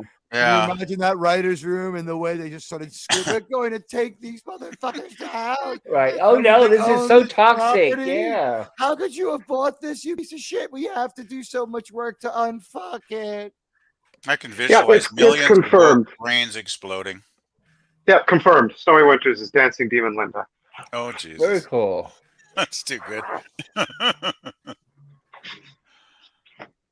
No, this is Shelley Winters from the Poseidon. Shelly Adventure? Winters. For the Poseidon Snowy Adventure, right? Winters. Snowy Winters. Could she swim? Was she a good swimmer? I don't know. She was a good dancer though. She was a good dancer, and the creepy dance makes the movie. This movie could have today they would make the whole movie just around the creepy dance, and there'd be nothing else to it. If they could even do something that daring, it would be a male dancing, but there would be nothing else to the movie. Or it'd be like imagine if this was made by Blumhouse. They'd say, wait a minute. We can make a whole franchise just on the dead girl. We can make a whole franchise on the clock. We can make a whole franchise on the tape recorder. We can make a whole franchise on the rocking chair. I'd like to see what the Star Trek Discovery bad reboot Rings of Power people would do. Like, we need to subvert, go back before, so we can do this better. Like, we'll have a better Deadite, and she'll be a woman. Right. A woman will be a Deadite first. Oh, And man. let's do a little background story. Well, I mean, where did she grow up? I mean, what's her background, her upbringing? What are her parents? Were they We abusive? need an origin of this reel-to-reel tape player. We need an episode where they go to a store and buy it, and it's already haunted. It's already haunted. Right. I want to see I want to see the old couple when they were young and they first get married, and right when they first start going to school and college. Right, maybe 3 or 4 movies later, finally get to where they're old.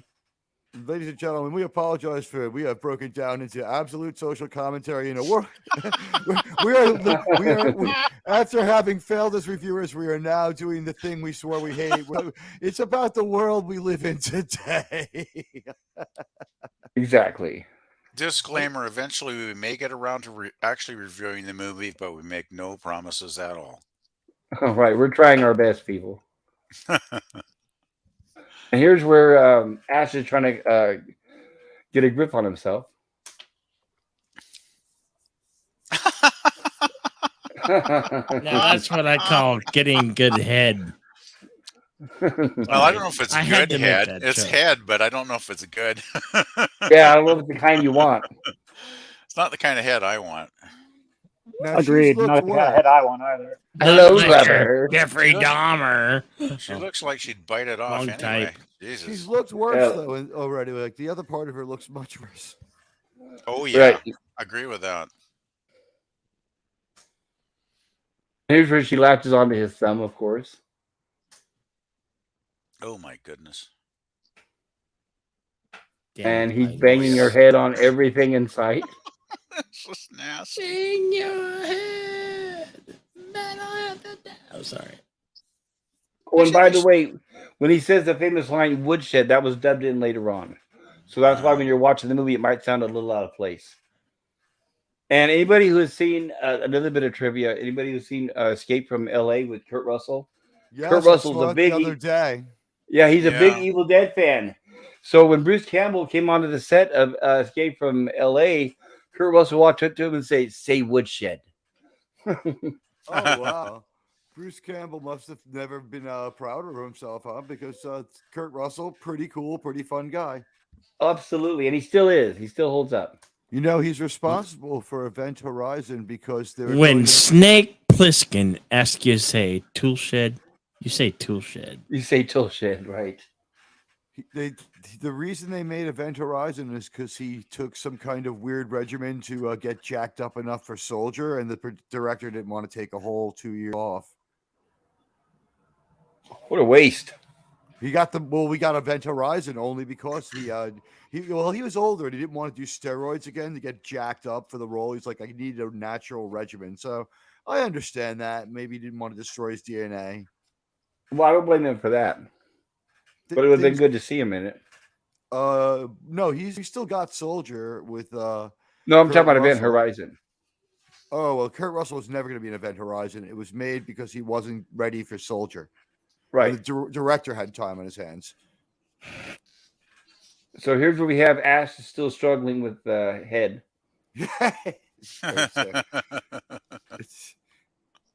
he's trying to realize. There we go. Slams into the. Now, if you. I don't know if we can see it here or not, but I'm trying to remember. But I think it's right above the doors where Freddy Krueger's glove is. It is. They stole it off the set of one of the Nightmare on Elm Street movies. Awesome. Oh, that's great. Yeah, this is where it gets really good here. Oh man, I remember this scene. This is a great scene. Gut busted laughter. Holy Christ.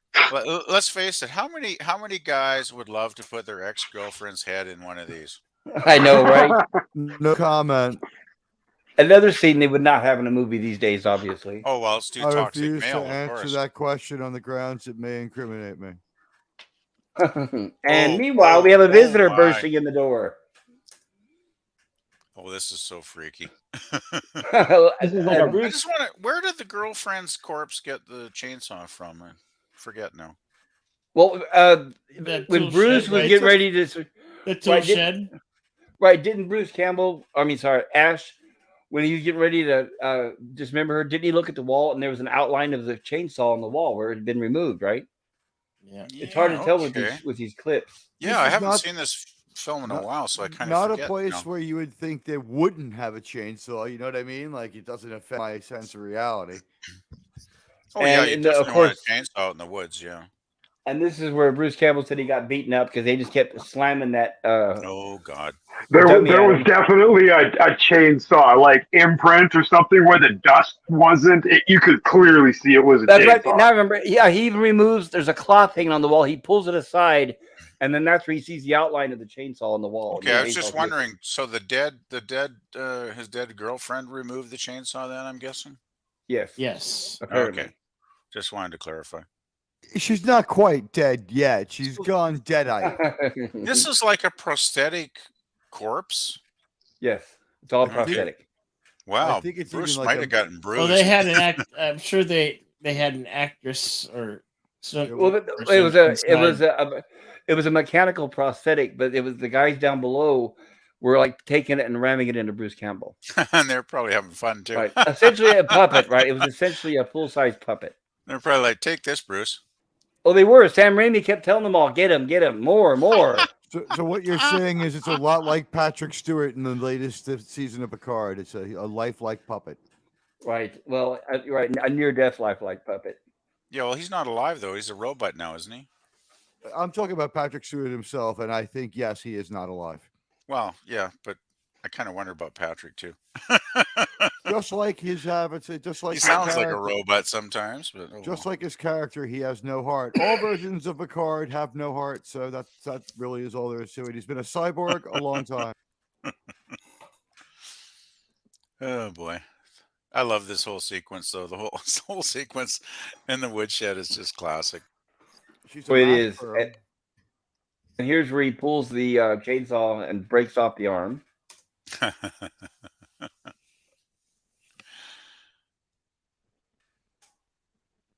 And This is first things first.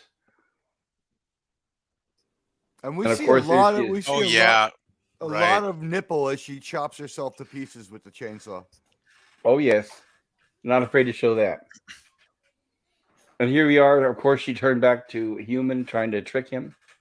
So you got a decapitated head going. Please don't hurt me. I don't think I would believe her.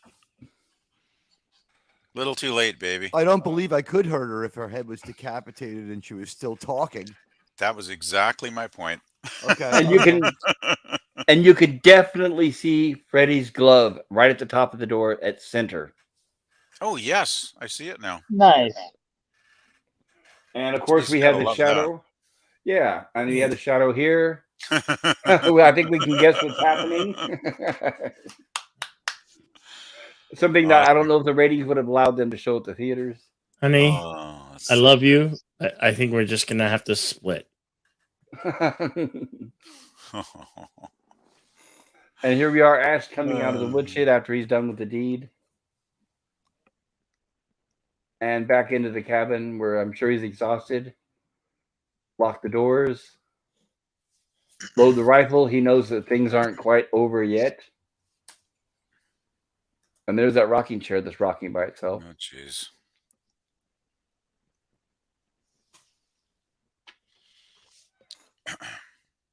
And of course, it stops right as he's getting ready to touch it, which makes him totally lose it. It's funny because right, and then I can't play the sound, but it's funny they play the sound effect of like an old time radio, like his mind is spinning and he's struggling to keep his sanity. Like an old 78 record out of speed or something. Well, it's like an old like a radio station frequency that's out of tune, if I remember right. Oh, Kind of hard to describe. Even if I play it here, there's not going to be any sound, I'm sure. no, there's not. Yeah. Okay. Probably Here we better go. to be safe anyway. You don't want to get a copy thingy. I know, it was just so easy to do that, and especially with a big movie like this. Yeah. I was lucky I didn't get any strikes on last week, so I'm hoping to Really? keep that up. Yeah. What Well, that's sucks good. is because of this movie being so big, you get the strike. But if you could somehow tweet to Raimi, he would be like, "This guy's fine. Let him do it." Yeah, you would think, because I'm obviously trying to promote the movie. I'm not trying to just show it to you guys, and I'm not You're promoting trying. it in Honestly, any way. Here's the thing. I honestly, watched the Pops, as rule. bold as it seems to be to do what you're doing there, I honestly, genuinely can't see any reason why. You're just showing stills. You can't And get Straight it's up. stuff. reviewing. Here's what And it it's, is. It doesn't matter that you're telling the story of the movie. You're adding so much more. You're not showing like 80% of it. It's one shot every 5 seconds or something. So 80% of it's not there. And you've moved the needle considerably because we're not playing the music or their dialogue. And we are absolutely, this is totally transformative. Have you listened to my uploads and how non-transformative I am and I still don't get in trouble? You're more than safe.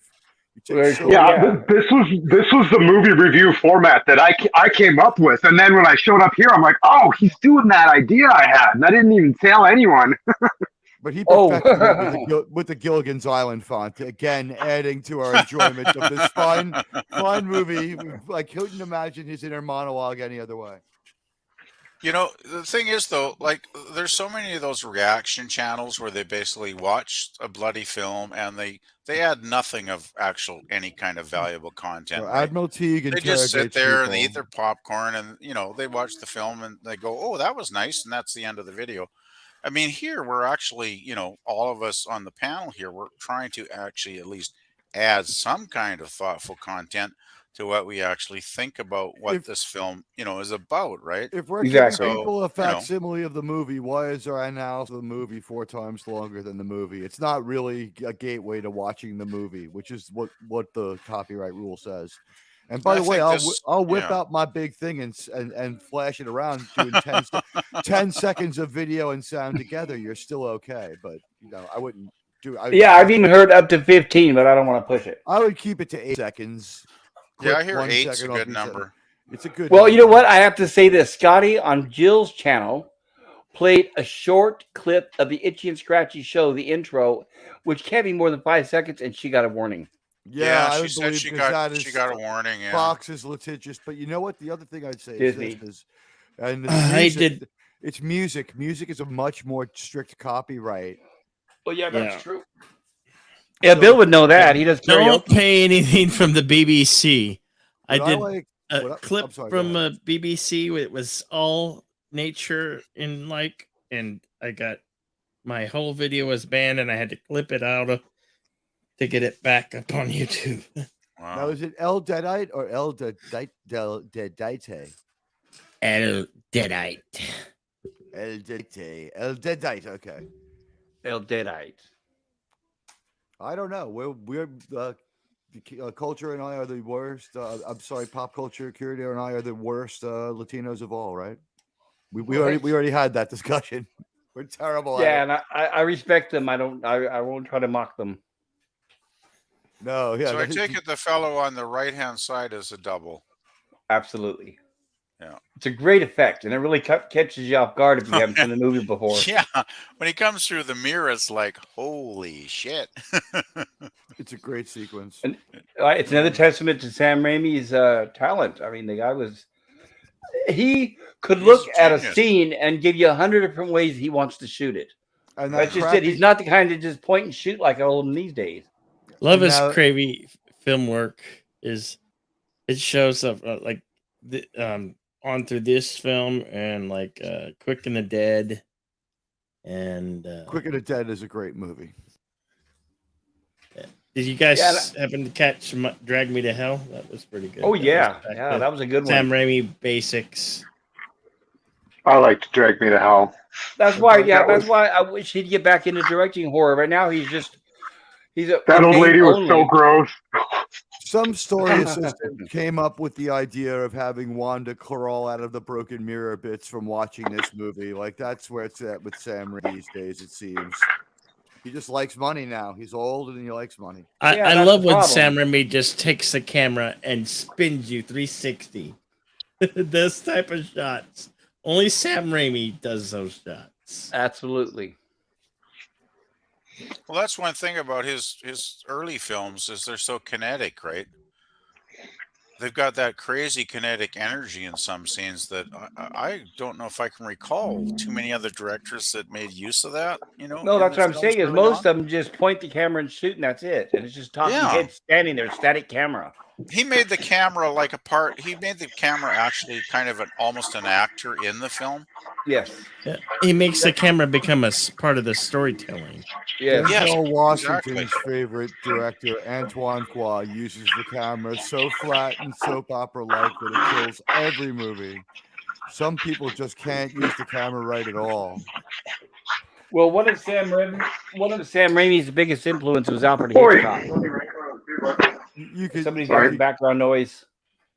that But makes sense. Sam Raimi was heavily influenced by Alfred Hitchcock, so much so that whenever he directs a movie, he wears a suit and tie every time, all the time, just like Alfred That's Hitchcock used awesome. to. Well, Oh, that's Hitchcock was a great great. director for sure. Hitchcock, I don't know. I mean, Hitchcock and Raimi are very different directors, but I guess maybe Raimi got the meticulous quality that Hitchcock would put into his films. He did. He did. Yeah, I also yeah. think when he puts shots together and has the camera doing so many great moves, it's from some of Hitchcock's more experimental movies. You mean like Rope or something, or? Just like strange camera movements, strange framing. I don't know I don't know how to exactly put my finger on it. Yeah, I haven't watched a lot of Hitchcock in a while, so yeah, but yeah, I'm sure there's probably a lot of that. Oh, sounds like an attack dog. Sorry about that. And we will be covering some Hitchcock movies on this stream, obviously. I mean, it being a horror sci-fi, I'm sure we'll be covering The Birds and Psycho at least at some point. That would make sense. Yeah, definitely. Oh, that'd be awesome. I remember You know I've got what? tons of I'm stories sorry. about going to Universal Studios. Oh, yeah, thank you. To go into Universal Studios and doing the behind the scenes with Alfred Hitchcock. So when we do get to talk about it, I've got a lot of stuff to input on that. Awesome. I'm just saying, like, Excellent. Yeah, I'm a huge fan as well, so I can't wait for that. There's Yeah, like so many I love things I wanted to Hitchcock. show. I got to figure out. Yeah, there's so many movies I want to cover. I got to figure out, where to start. But I figured Evil Dead was a great start to start with. So here we go. Huh? No, I think you made a really good choice. Really good choice. Oh, the hand possession. Here we Love go. this scene. That pesky hand. Now this is the point I think Give where me back my hand. this is the start of the point where Ash becomes an iconic character. Yes, I'm very endearing to the. I mean, he Public. transforms from a normal human being here to when he gets that chainsaw out, he's like iconic, character time. Because how many people chop their own hand off with a chainsaw? Let's face it, not many. Oh no, you're right about till we that. get those Saw movies, but they're using like analog saws. He definitely levels up here. Exactly. This is like Ash level 2.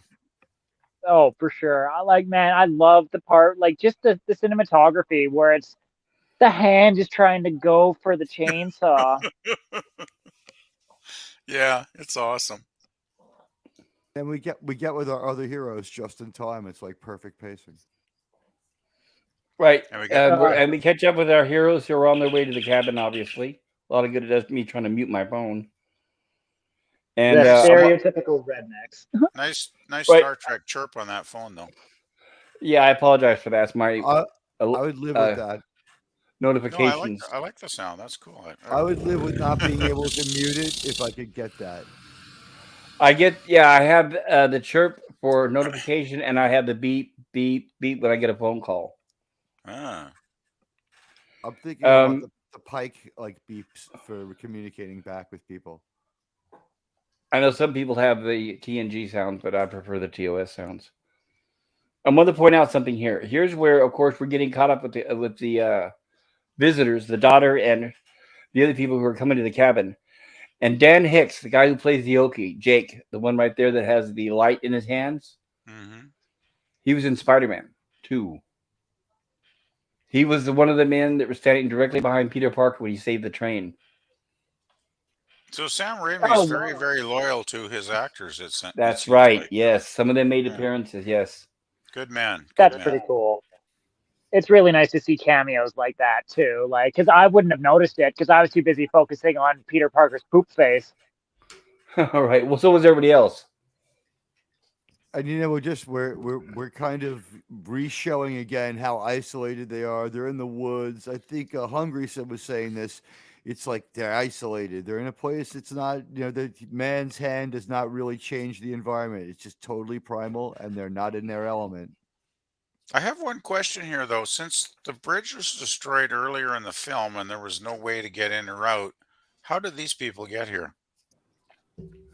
I think what they explained was Jake, the one on the left. I think he knew another path to get to the cabin because they know the area because they're from There's the area. There's a long cut that you could walk rather than a shortcut. There's a long cut to get there, which is why. So he had a back road connection. Right. Okay. So he knows how to get out of there, but Ash does not. So he's like a local guy, and yes. Ash is not. Okay. Correct. Got it totally. Which is why they had him. That's why they had him bring them to the cabin because he knew how to get there. Yes. Makes sense. Ash has rented this cabin thinking he's going to get laid, and then things have not gone well in his relationship. No, I guess slightly not. Yeah, to put it mildly. And here's where they're discussing it. There must be another way in. There's got to be a road or something. Here's where they're discussing that. In fact. Oh, there we go. And this one actor looks just a little like Bruce Boxleitner. And there's Bobby Joe.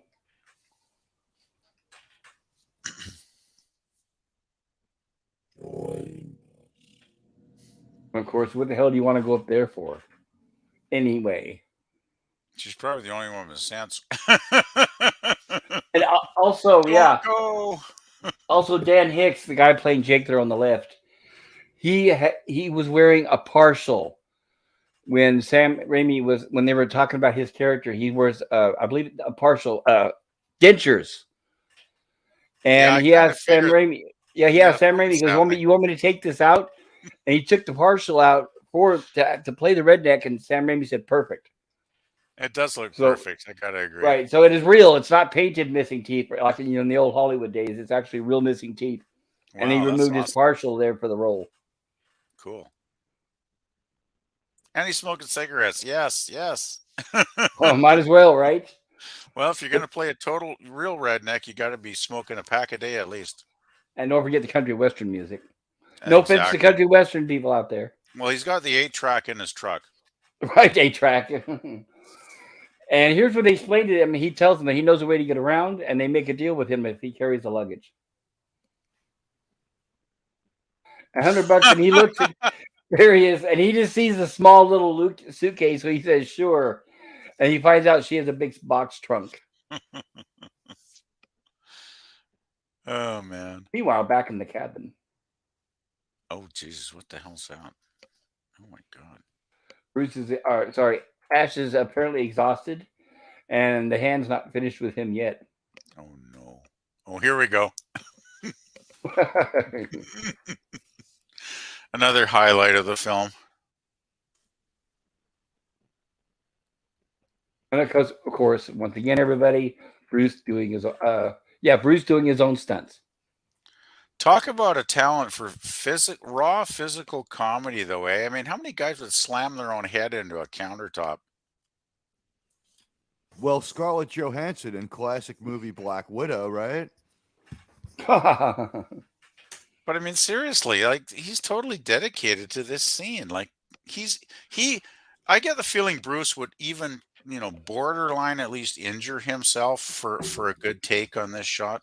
Well, he would. He was injured. But what made it worse is he would do this, and then Sam Raimi would say, "Okay, let's do that again." Oh God! Now that sounds like Kubrick more than any other director I can think of. Now, ladies and gentlemen, there is less than 1 hour of movie left. Well, Hitchcock was another one that was obsessive with retakes. Yeah, Hitchcock was obsessive with retakes too. I was going to mention Hitchcock, but Kubrick seemed to be the master of retakes. Now, gentlemen, this I believe... Oh, there's the flip. Yep. Now, the reason why I wanted to make sure to highlight that flip was when Bruce Campbell auditioned for the role of the Adventures of Briscoe County Jr. for Fox at the time, he was up against a lot of different stars. But fortunately, on the panel there that were interviewing him, there was a fan of Evil Dead, and they said, "Was that really you that flipped in that movie?" And he said, "Yeah, I'll show you." And Bruce Campbell performed the same flip here in front of the hiring producers, and that's how he got the job as Briscoe County Jr. Excellent. It was a fun show. It didn't last long enough. It made it into a second season, but like halfway through, it kind of got I think it was only canceled. one season, wasn't it? There could was look it like up. an attempt at a season 2 with a few episodes, but maybe they were just left over. And I do remember one of them was like a flashback to the adventures of his father. It was a strange one. And I Yes. noticed that one of his sidekicks was, in fact, Gowron from Star Trek The Next Generation without makeup. I noticed him by his eyes and his voice. Very cool. And here he is once again, Ash looking very exhausted, but I don't think the hand's done yet. Nope, it's not. Now, are those kind of breakaway plates? He's not Yes. actually smashing real plates onto his face, I hope. Correct. They're breakaway plates. Yeah. Basically, what they do is when you have ceramic and you go to bake it to make it hard, with these they only bake them for a few minutes, where it firms up the clay and makes it brittle, but they're not hard. So I it's thought like they that were sugar simply glass made of instead of real glass. sugar. I Right. thought these were just made of sugar. Nope. They are pretty thick. You might need a different way to do it. That looks like me after a really bad weekend. Yeah. I know, right? Been there a few times. Admiral Teague, Monday morning. Okay, the hand scene must be coming up pretty soon, I'm thinking. And this is where they're laughing because, okay, that hand is obviously dragging Ash. And again, he's as good as Jim Carrey here, ladies and gentlemen. If you haven't seen this movie, I mean, the thing he does to himself while he's beating his own ass. And what's funny too in the audio commentary of the DVD of this, which by the way, I recommend the DVD everybody of physical media, but the listening to the commentary by these guys when they're talking about this is a blast. And they were all laughing at this scene because Sam Raimi was saying the hand cam. He said this scene was from the view of the hand, but he said the hand doesn't have eyes, but oh well. There we go. Oh my, yeah, that's good. Now he's hand got is to be. having its way with him here. Yeah. Is he on some kind of sled or something under him that's helping this motion? Like, Yeah, I think there might be pushing him.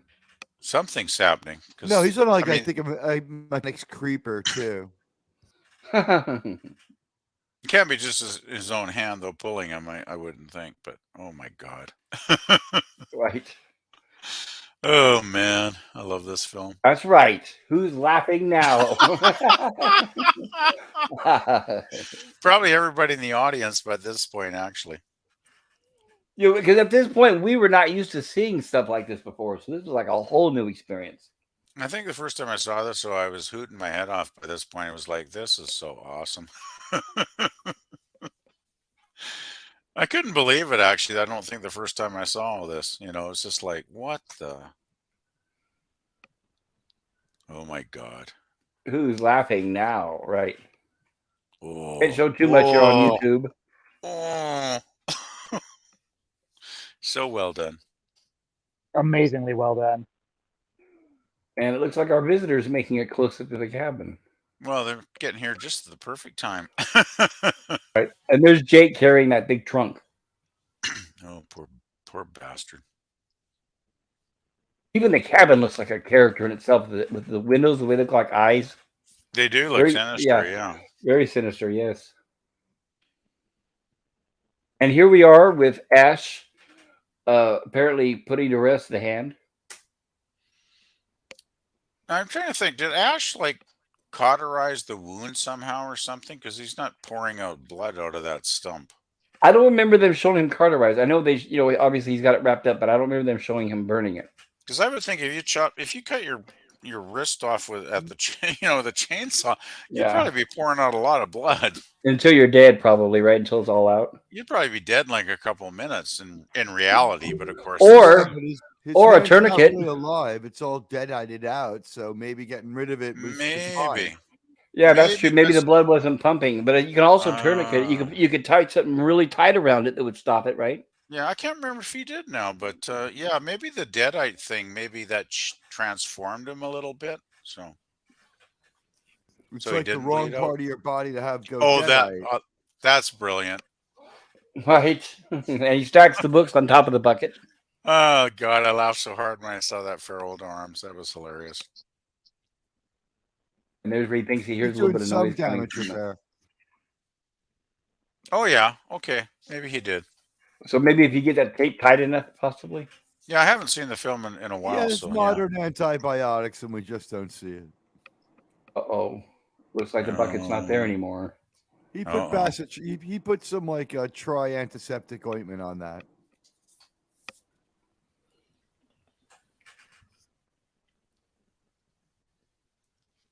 Yeah. And now, of course, he's wondering where the hand could be. Oh God, yes. And here we go. Oh Jesus. And Mr. Senor Cajones. They affectionately, the crew named that rat Senor Cajones.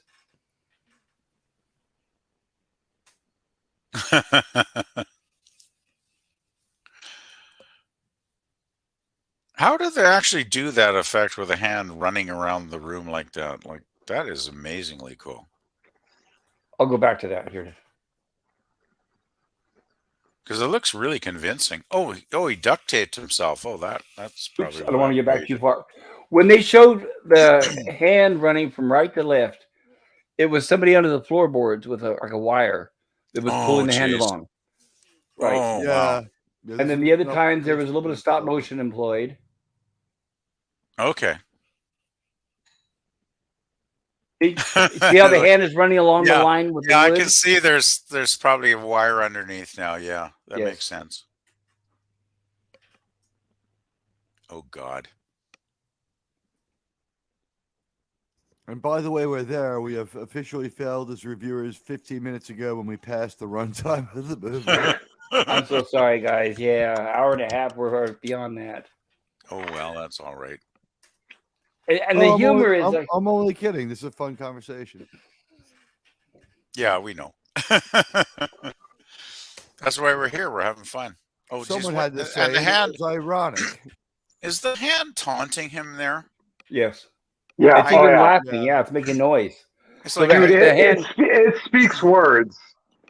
oh geez, I haven't heard, I really need to watch It- this film. It's like undertone. There's like a little squeaky undertone that you're like, what? Yeah, there's some Yeah. words buried in there. Okay, I gotta Yeah. watch this again. I haven't watched Now, it if in we years. made this today, the hands would do American Sign for diversity. Of course, right. And it wouldn't be a white hand either. You can't of hands of a non-white person. Oh no. Of course, you gotta have that. Not since Windu have we seen the hand of a non-white person be cut off. And that might have been the last time we saw a hand cut off in a movie too. I mean, don't quote me here. Although, hey, Saw came out since then. Right, and here's where they highlight the sound from the hand. Oh, okay. So obviously he's using the gun, or he's trying to locate where the hand is within the wall. And he hears the squealing, and there's where he shot in that location. And apparently he hit the hand because there's blood coming out of the wall. Now, pop culture, when the hand says its little words, Excessive, a little bit too excessive. when the hand speaks, the subtitle says chittering. Yes. I guess maybe it's indistinguishable. It just says it chitters or chittering. So I don't know. I'm fairly certain at one Squealing. point it literally says "fuck you." Yeah, I don't know if I remember that. that might be in there. It's not saying anything nice to him. We know that. It does not like him. Well, I can't tell you this. The voice of the hand was done by Bruce Campbell. That's great. And here he is, satisfied with himself because he shot the hand. But then he notices the trickle begins to get larger. When suddenly a burst of blood comes out of the wall. Projectile projectile. That's more than in one human. Now, this is the scene where I was talking about.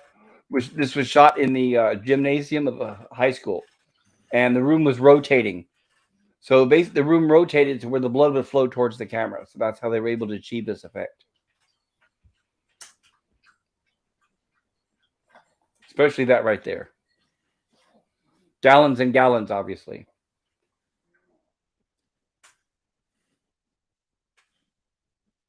Here he is, a double barrel here. I'll blow your butts to kingdom come. He's not done fighting yet.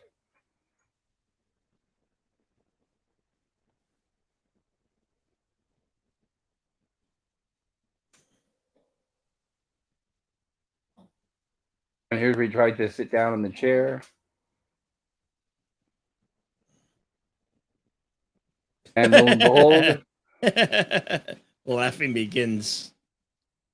That's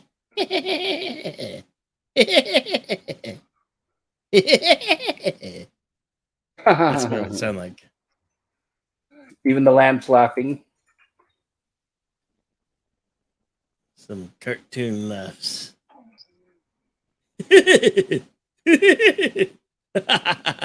Right, and here's where he's right about at the breaking point, apparently.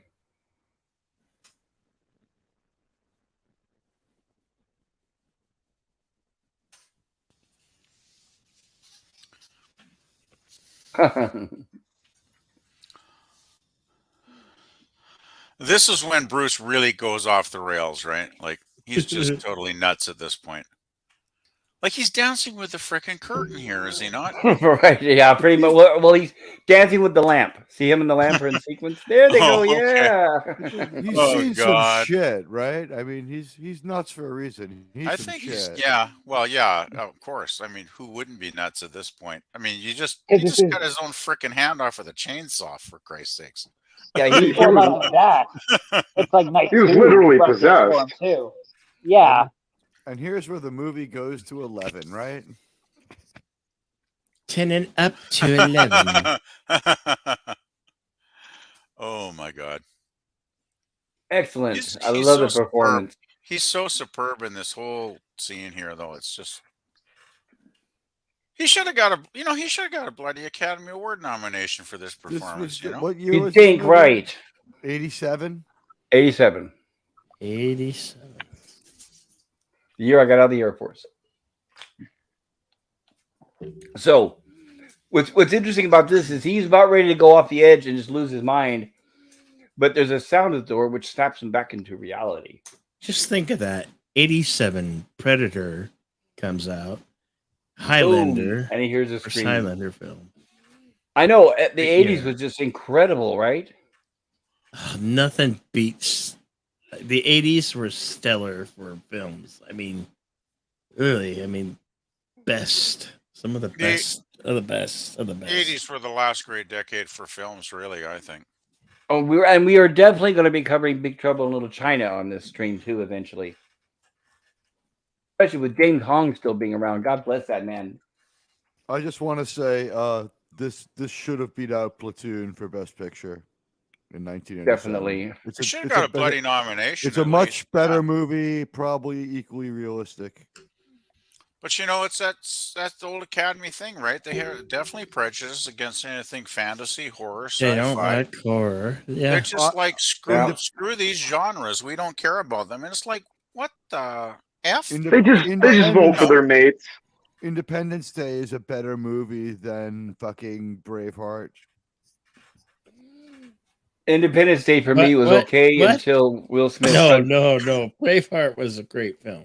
Ding, ding, ding, By ding. the president was amazing. Posture.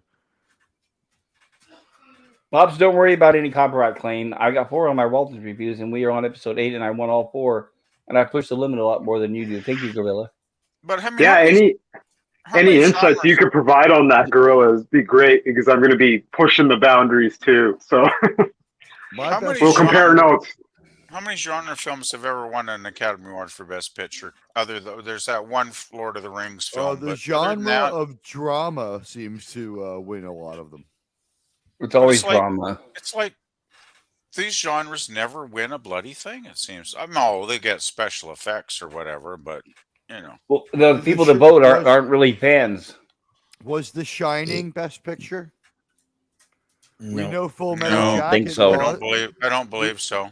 we know Full Metal Jacket, released in 1987, didn't get it because we just found the Best Picture was, and it wasn't that. Well, a prime example is 2001. Well, look how many decades they made movies, and it wasn't until I think it was American Werewolf in London when they finally started recognizing makeup effects. Yeah, it's, and look at something like Yeah, wasn't good the old best Rick Baker.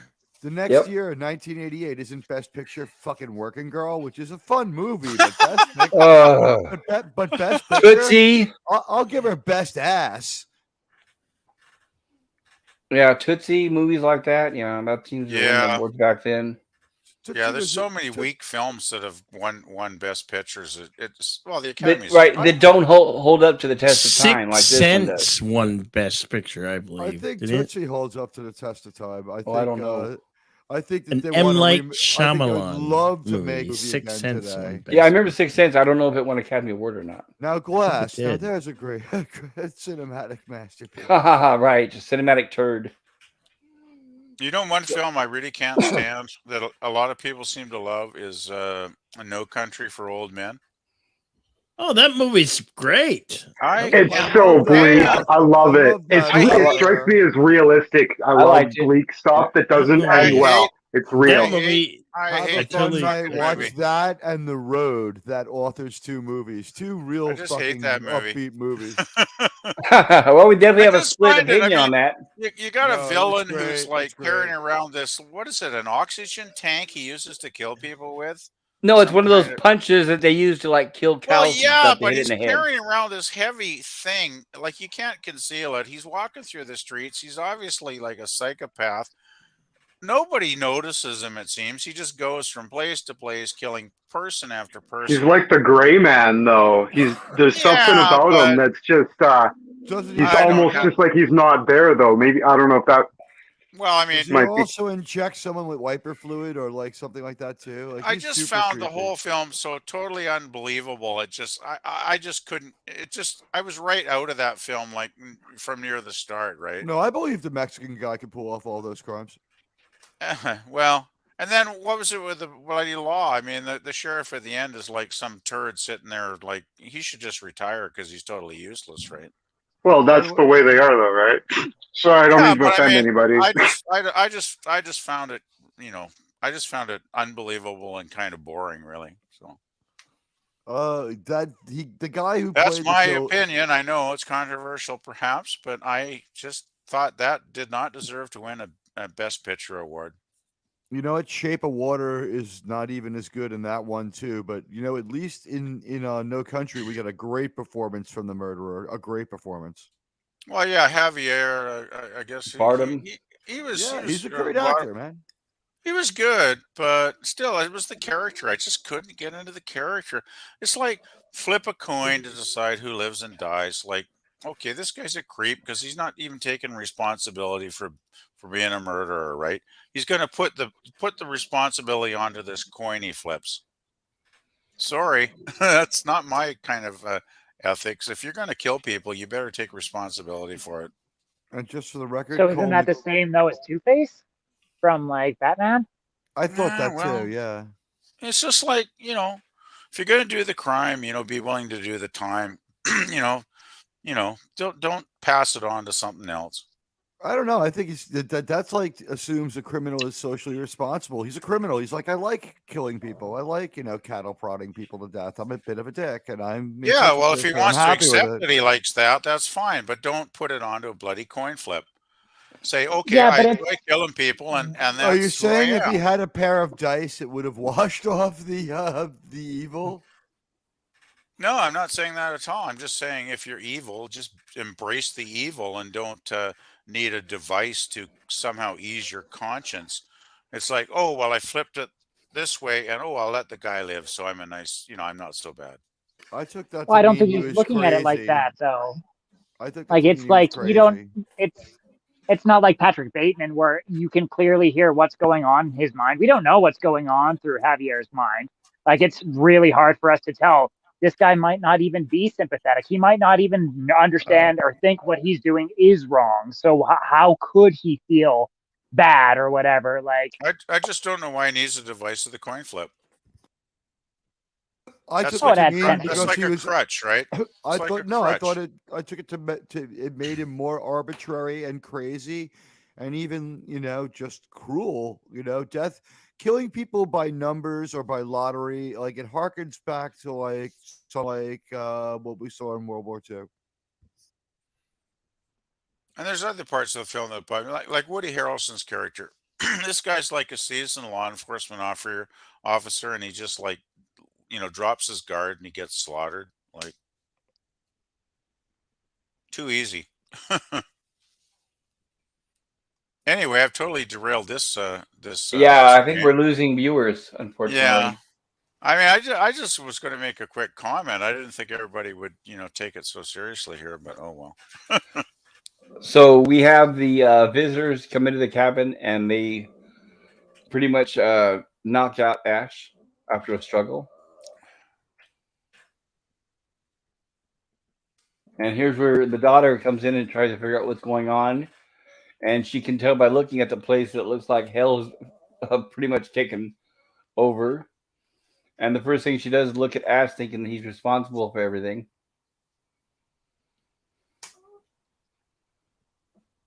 Like he doesn't get beaten up enough, right? And of course, she assumes he did something to them. Here's where he looks and says, "Let's throw them in the cellar." The last place that any of us would want to go, knowing an Evil Dead movie, right? That's always a good place. Yeah, would somebody think, why is there chains on that cellar? Why do you need to keep that thing chained up? But oh well, huh? Yeah, it's not a good sign when you got chains. Jeez, he's a good actor, though. Oh my God! Bruce Right, Campbell and here's gets where no. he's delirious and trying to tell them, please no. But of course, they'll have none of that. Wait. Damn right, you black mouth. But I don't want to say too much there and get us in trouble with YouTube. Oops. Jesus. Now, did he did not do all of that stunt, did he? Bruce did his own stunt, yes. He did the whole stair fall. Yeah. Yep. Yes. My God, that's impressive. Like, it looks like he could have broken his bloody back going down. I know, right? Man, that's incredible. The thing is, I could see the redneck kicking him down the stairs, but the other two, they seem like they're reasonably civilized. Like, would they really just treat a guy like that they just met and kick him down the stairs? They Like, thought he murdered Her parents. Her parents. okay, Yeah. okay, right, yeah, I remember that now. But there was no And bodies. he was covered I mean, in blood. Yeah, but maybe they should have just asked him, like, "Why are you covered in blood?" And he would have said, "Well, I just cut my own hand off." No, with they a chainsaw. they Shot he him was with a shotgun. guilty until proven innocent. Oh, right. Yeah. And frontier justice, obviously. Okay. And of course, the it goes story has I to happen. hope you rot down there. right. But it's And even of course, better when she he's in immediately the cellar. Yeah, and she plays the tape. It's only been a few hours since I've translated and spoken aloud Oh God. from the Book of the But- Dead. He did exactly what she and her boyfriend or guy friend was going to do. Yes, they would have done the same thing, right? Yeah. They would have unleashed all of it anyway. And here it is. This is the part where the red flags should be going off at this point. And now I fear that my wife has become host to a Kandarian demon. Kandarian demon. Yep.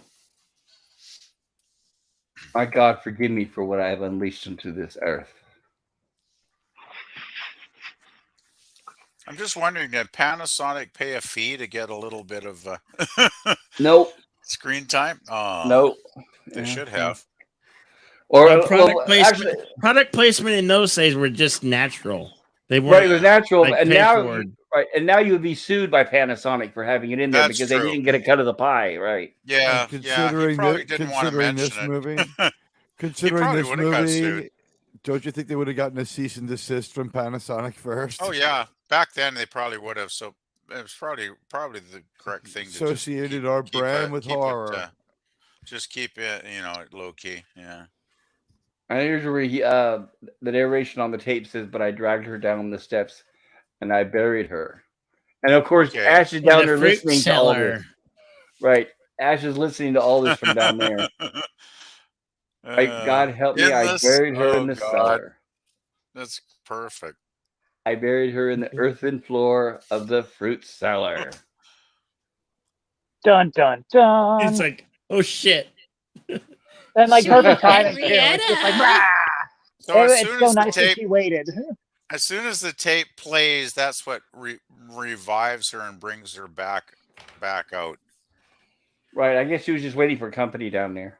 No, but it must have been something in the tape that triggered her resurrection, so to speak, right? Possibly, huh? Maybe because he was talking about her. Oh, look, she's got her little brooch on still. Oh God. Now I think those people upstairs should be kind of trying to, let Ash out of the cellar and save him at this point. Well, right now they're like, what is that they noise hope down he there? That's rots odd. down there. Right, they still don't know. The people upstairs don't have a grasp at all of what's going on. They yet. Only haven't Ash got a does. damn clue. The redneck's too dumb, and the two civilized people are too civilized. Right, Got and it. this is where they're standing there. What was that? Somebody's down there with them, I think. And look at that. Of course, they're starting to realize here. Right. Great. And of course, there's the good Ted Raimi playing Henrietta. Someone's in my fruit cellar. Someone with a fresh soul. Someone with a fresh soul. Oh my God. And here we are. He's struggling. Hopefully, they'll get some attention. And he's trying to explain to them that there's somebody down there with him. Here's they're debating. Let him out. I don't. I think he's faking the trick.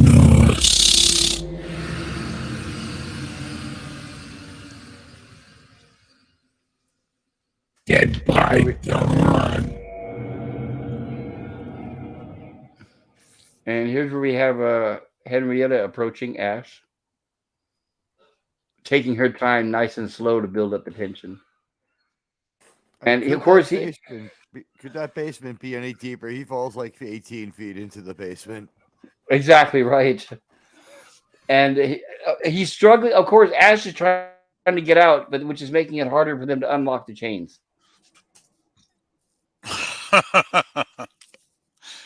Oh, that's so good. I love how he's pounding on the floor there. I swallow your soul. I swallow your soul. And everybody's clothes here so 80s. The women's jeans just so 80s, like you wouldn't believe. We've never seen women's jeans cut so poorly until just recently, when this trend is coming back. It's the 30-year rule. But yeah, you always have things come back, right? Yeah, but the 30 rule on super loose, shapeless denim, like that kind of ruined my college years. Like, let's not do that again. Here's where at least they're trying to help him for a change. Yeah, finally. Looks like too little, too late, though.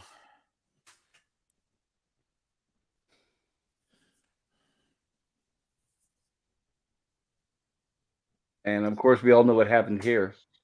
Ooh. Eyeball. Swallow it. I thought she Maybe- swallowed it.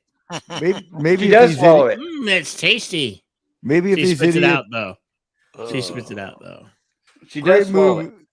Great movie, but maybe these idiot people could just stop repeating verses from the Necronomicon or playing the tapes of it. These things would Right. just stop happening. Fucking It's a little late now, though. Maybe if you played the tape in reverse.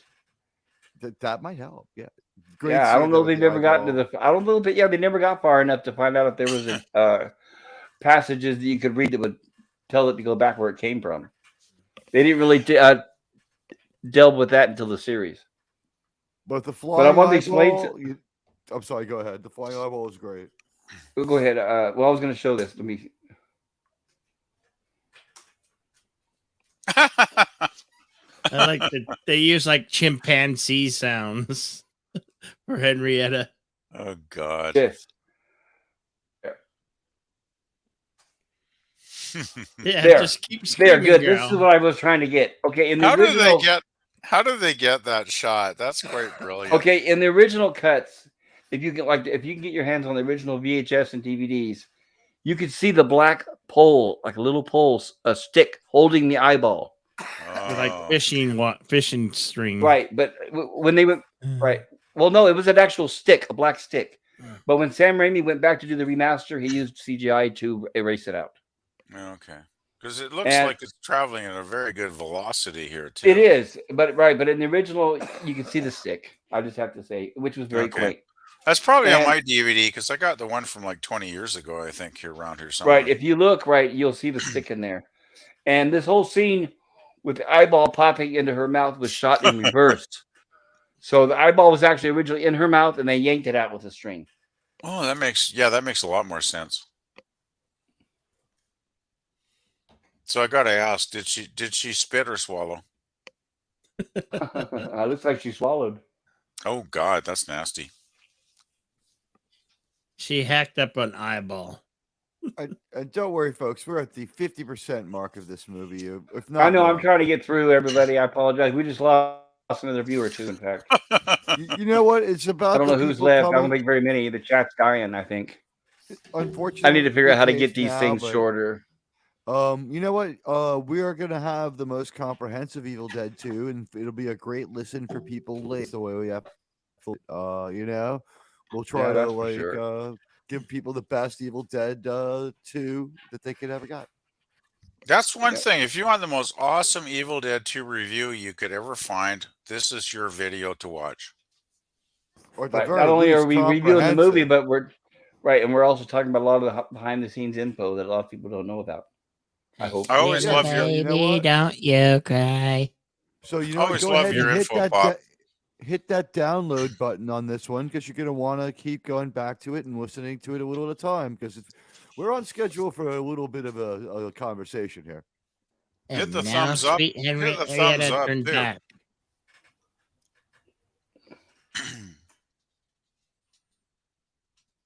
And here's where Grandma looks normal.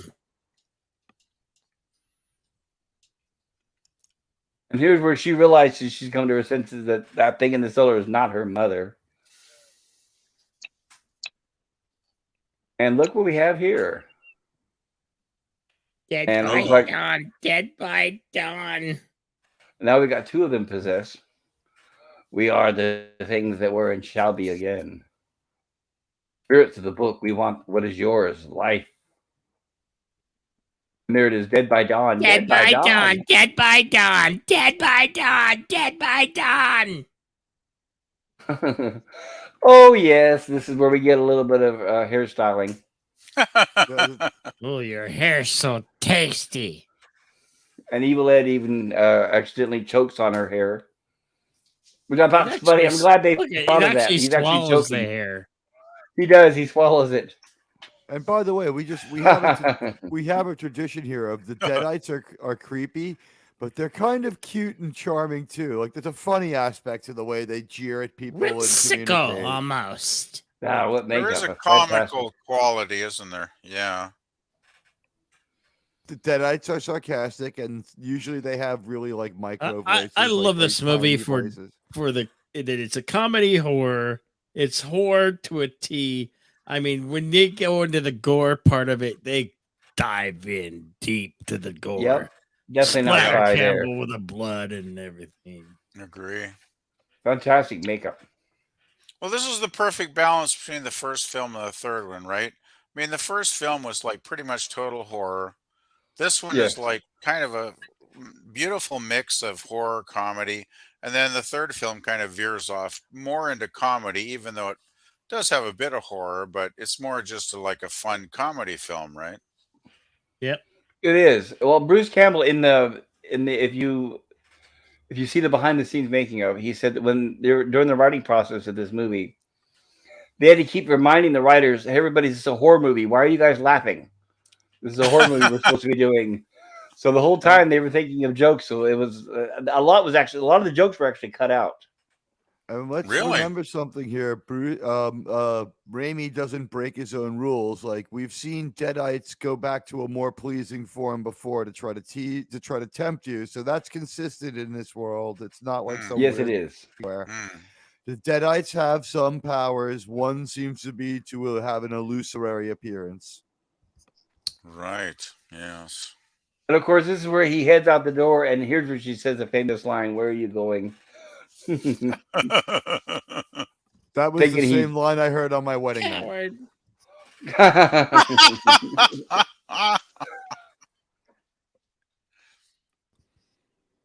Oh And my here we goodness. go. Oh, green. He knew what he was doing. We're going for that hatchet. Did he just kill Spock? Okay, that's a lame joke. Sorry. No, that's okay. I think they call the character. Well, I know. Well, behind the scene they call him Evil Ed, but his name in the movie here. That was a lot of green blood.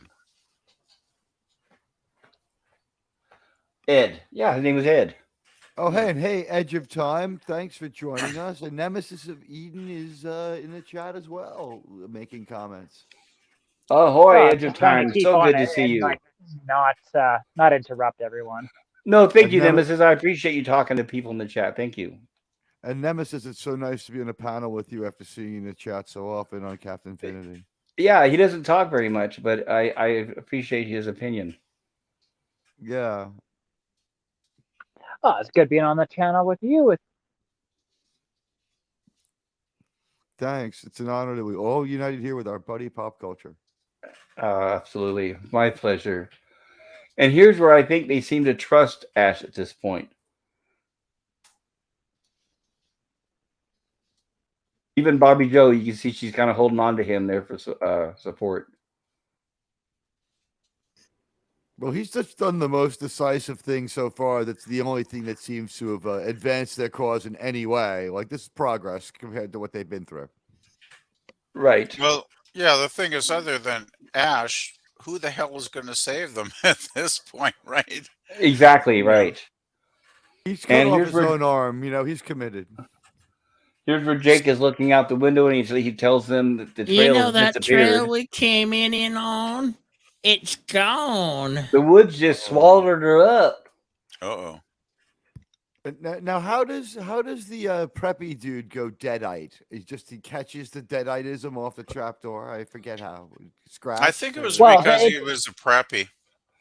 Because No, he's it's so because they're crappy. all open to demonic possession at this point because of the tape. Right. Every one of them is open up. I'm assuming he just has a lower will than the rest of the group. Just like the first movie, they were just randomly possessed. He was when Yeah. they played it again too. Yeah, it just comes down to the people's will stains. I'm sure there was probably a scene that it explained it all, but they said, "Oh shit, we got to cut this out." No, I think when they listen to it again, he's the one closer. Like he's listening to it for a while with them, so like maybe, yeah, Will, and he heard a little more than some other people did.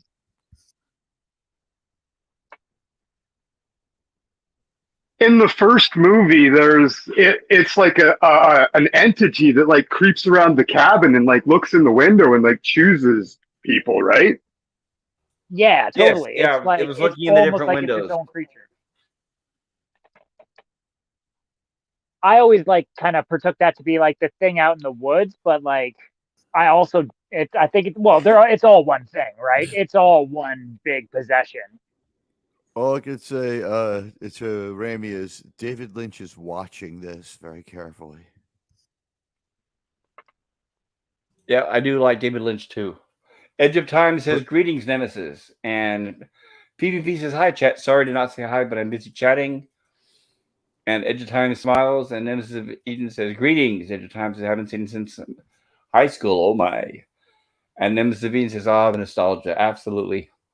I'm just They saying, just a couple David years ago Lynch on is my about channel. to take us out into the woods and scare us too in Twin Peaks. So And this is where he explains that the woods just swallowed her up. And Bobby Joe doesn't quite understand what's going on. And here they start to hear noises.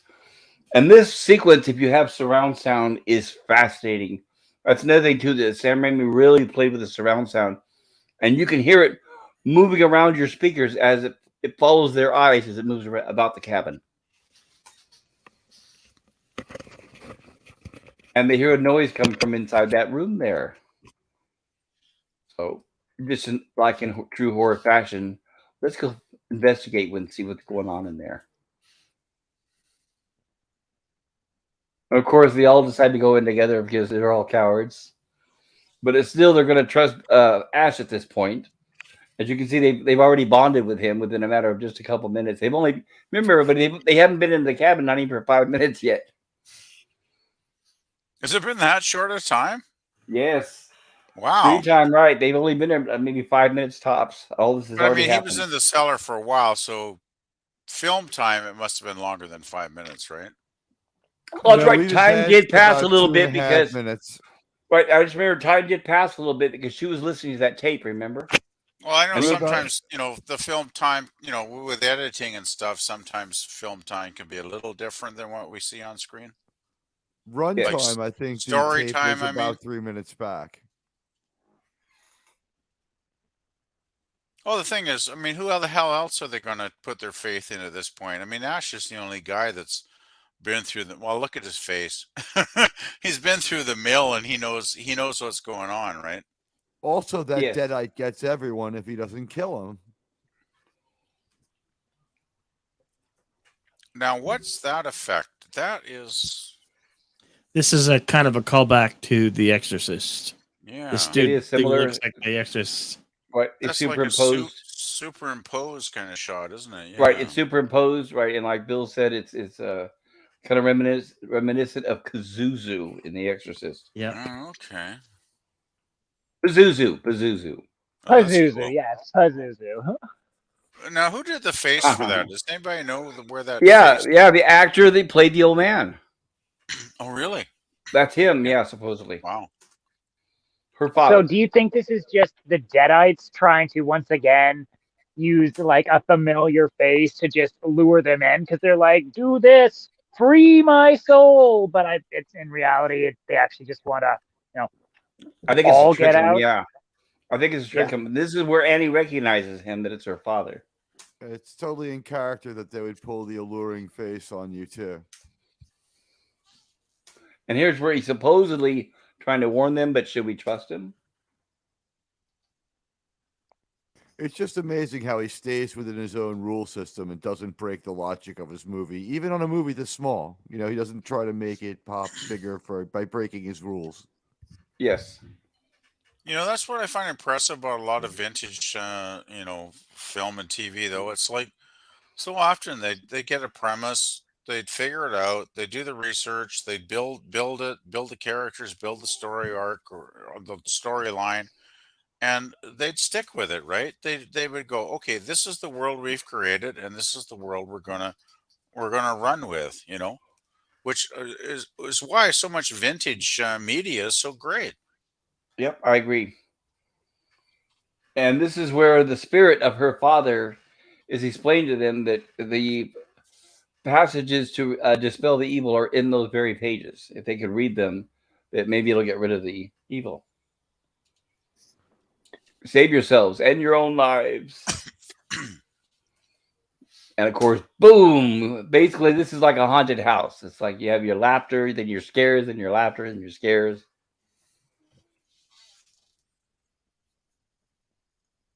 Here it is. Bobby Joe saying, Jake, you're holding my hand too tight. Well, honey, I'm not Honey, holding I am your holding your hand. hand. Oh God. Baby, I ain't holding your hand. Well, who is? I wonder. By the way, the subtitles during this are great. Warping, animalistic panting.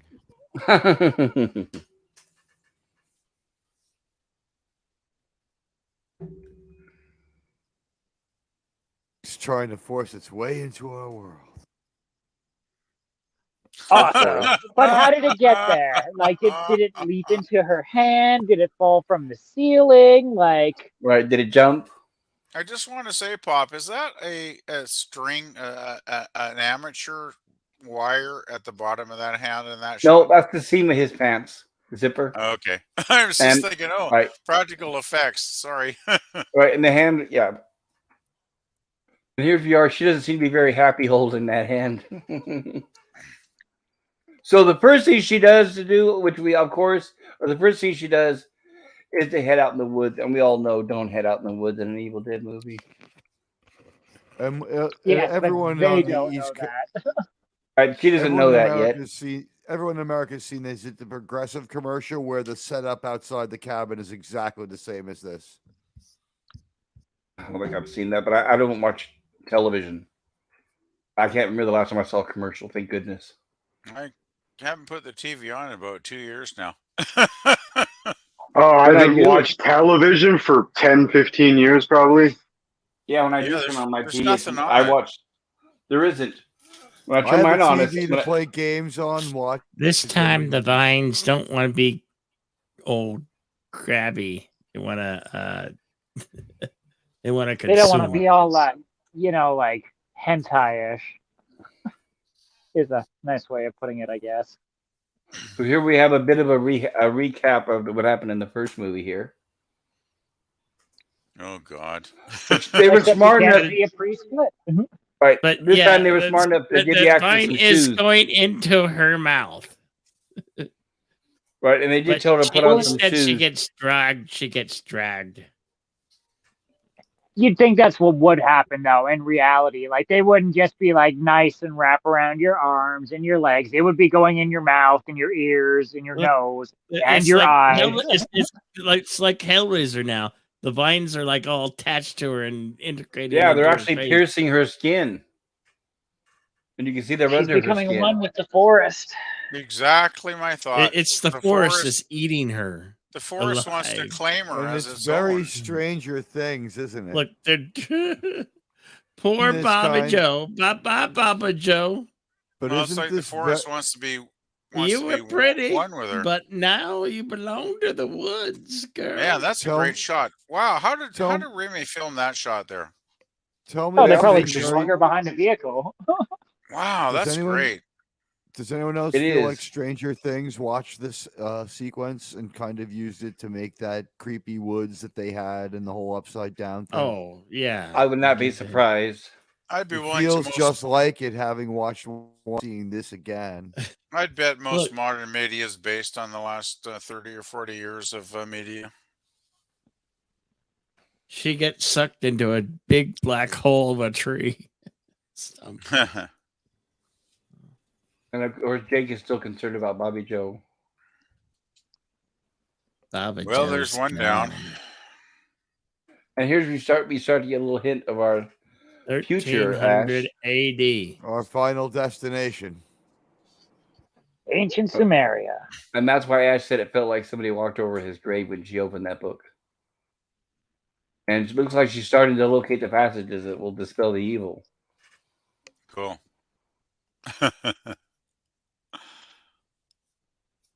Too late though.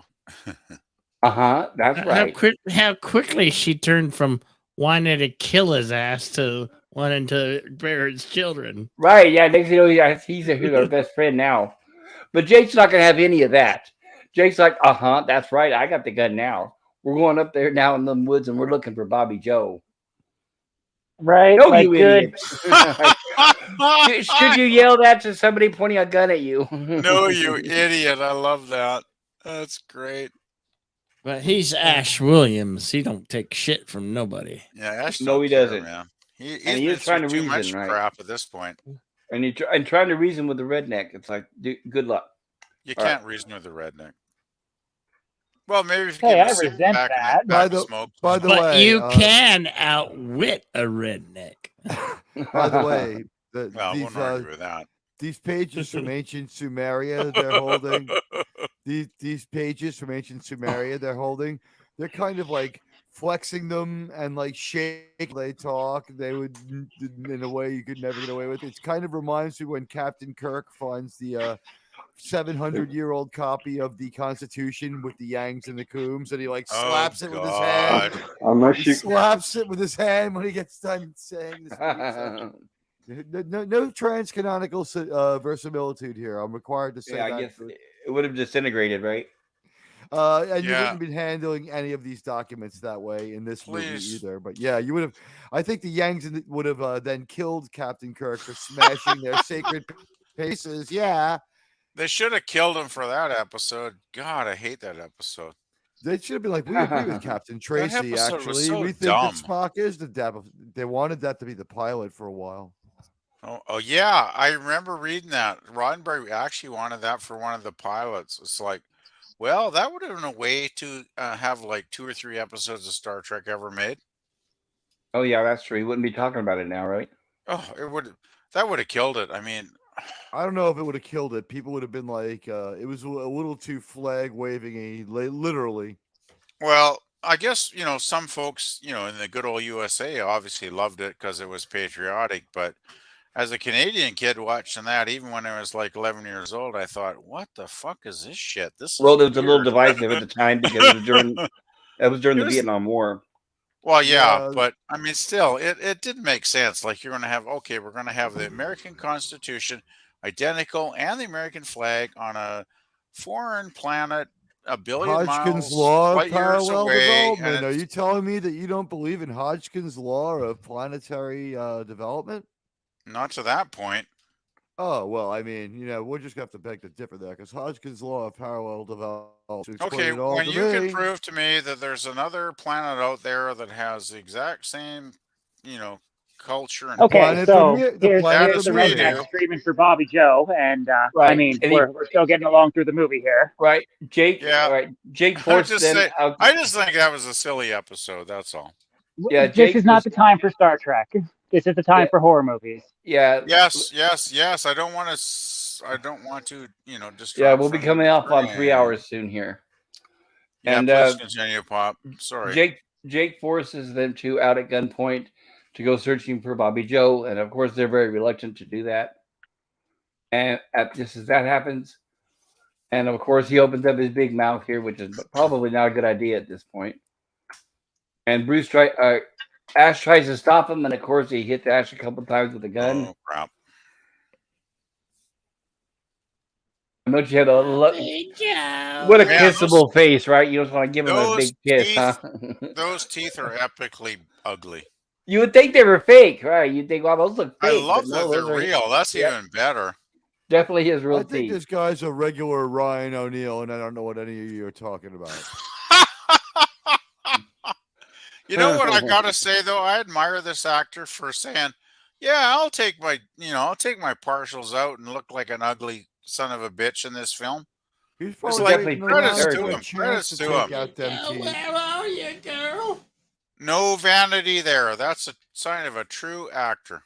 Absolutely. And here's where he's realizing that those trees are moving independently of themselves. Oh crap! Yeah, I think he's starting to realize, what have I done? Yes, at this point, finally. Seeing what you get guns on the set as long as it's not Alec Baldwin. Awesome. That's awesome makeup. Wow. Talk about prosthetic heaven. And, Wow. Right. And here's where she knows they're screwed because their only hope has been possessed. And he makes a mean-ass Deadite, too. Very formidable. I would be worried about that. Oh, dude, he'd be like, well, that's like, yeah, he's easily one of the scariest Deadites they've had. Well, Bruce is intense. And Right? here's Like, he's where, the only one who's been able to stand up to them, let alone now having him on your side. Yep, exactly. And here's where she doesn't know what to do, so she has that dagger in hand.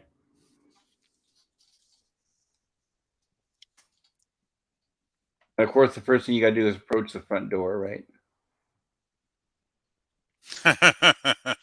Yeah, you always got to go towards the evil so it can decimate you. That dagger is like a spine. Somebody's a spine. It is. somebody's It's like a spine. But what's going on is they're playing with her, and the evil forces are making different sounds happen throughout the house. I'd which like is to why she's welcome the looking. Stream Elements bot. Thank you, Stream Elements, for joining the chat. Oh, thank you. Finally, huh? 4 hours later. Yeah, thank you, Stream Elements. You're fired. Well, at least we haven't had the sex spots tonight, have we yet? I don't. Oh think no, I I've guess noticed no. them. Oh, I think you, sex now bots you are called bored. them. They're on their way. Right. Oh I God, think sorry. they're bored to death. They don't like gore or something, maybe, huh? I gotta say that dagger she's got though is pretty damn. Who? I guess nobody knows who actually built that thing because that's pretty. Yeah, It's the same Damn. guy. Tom. Yeah, Tom built right. that. Tom Sullivan, the same guy who did the book and the makeup. Oh, really? Oh, Yep. awesome! I never Prop knew that. master. The Awesome, prop awesome. master. He also learned did the something tracings tonight. of the drawings in the first movie too, where that Yes. girl's hand gets possessed. Wow, And he did the bridge. Uh-huh. You Yep. did the Brit. Wow, there's so much damn incredible talent on these films. It's mind-boggling, really. It is. And Sam Raimi kept the cast and the production crew throughout his movies, which is great. They grew with him. Well, hell, I would too if they were that good. Yeah, she opens the door. Oh, was that the redneck death? Wah, wah. And right in the gut. Meanwhile, right behind her. Oh, Yeah, she Unfortunately. closes- oh my God. Here she is struggling with the door, trying to close it as Evil Ash is heading towards the cabin. Oh shit.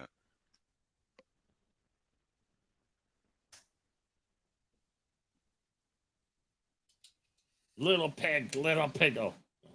Wrong film.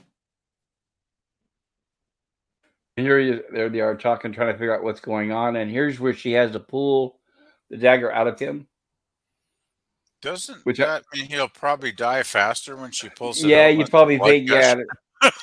Yeah, Yeah. rule number one is like you never pull out an impaled object. You just Yeah, you build I've stuff always around it, you stabilize it, and then you get someone to the hospital. Because yeah, leave it it could in, be you- holding an artery shut. It could be doing anything. Like it could be saving you from bleeding out. Exactly. You leave it in, you pack the wound, you get the person to the nearest medical facility. Yes. She's pretty strong. She could drag this big old guy down the hallway. Actually, Like- I think she's awesome. Like I was really cheering for her to survive at this point. Yeah, me too. Yeah, she wasn't irritating or know. anything. No, She's she a was good a damn strong character. lady, and I was like, agree.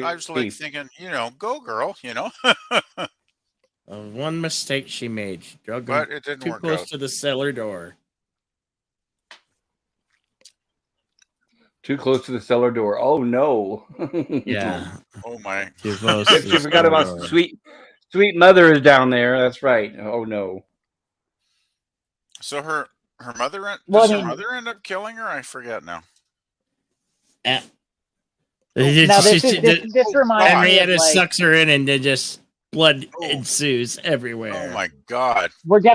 this reminds me of like Dead Alive, where there's just there's yeah. the lawnmower scene, obviously, but like Oh Wow. Don't yeah. you just love that film for the gore? I love that splatter scene there. My God, that is. I mean, can you Like- have a better blood scene Like than that's the blood of like 15 humans almost. They must have Over-exaggerated. It's like Raimi phoned up. Can you give me like 40 gallons of blood by Monday? We're just gonna get a water pump and just pump everything. Oh, that's incredible, though. My God, that was awesome.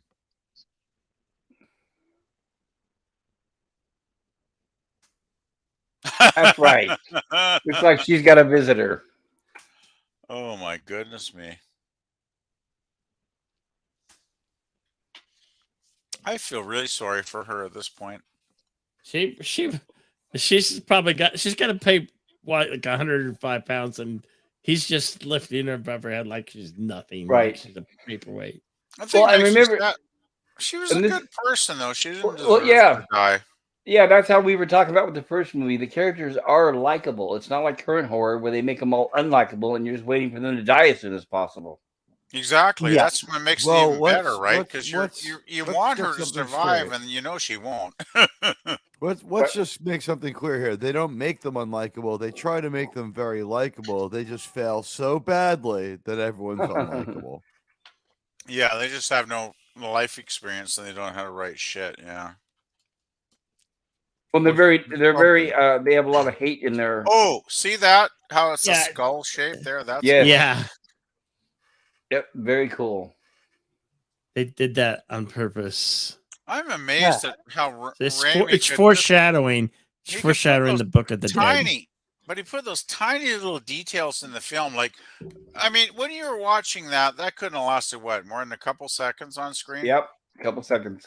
And you were like, bam. I mean, if people were smart enough to pick that up in like 2 or 3 seconds, it's like, wow, power to him, you know? I like he kind of I was like, did he smell his own fart or something? And is he really enjoying it? I think he maybe smelled his own soul. This is where our something- hero I'm returns. guessing. I'm guessing. Okay, I'm sorry. I'm guessing. His love for his ex-girlfriend Is stronger than the evil, right? Yeah. Love wins out.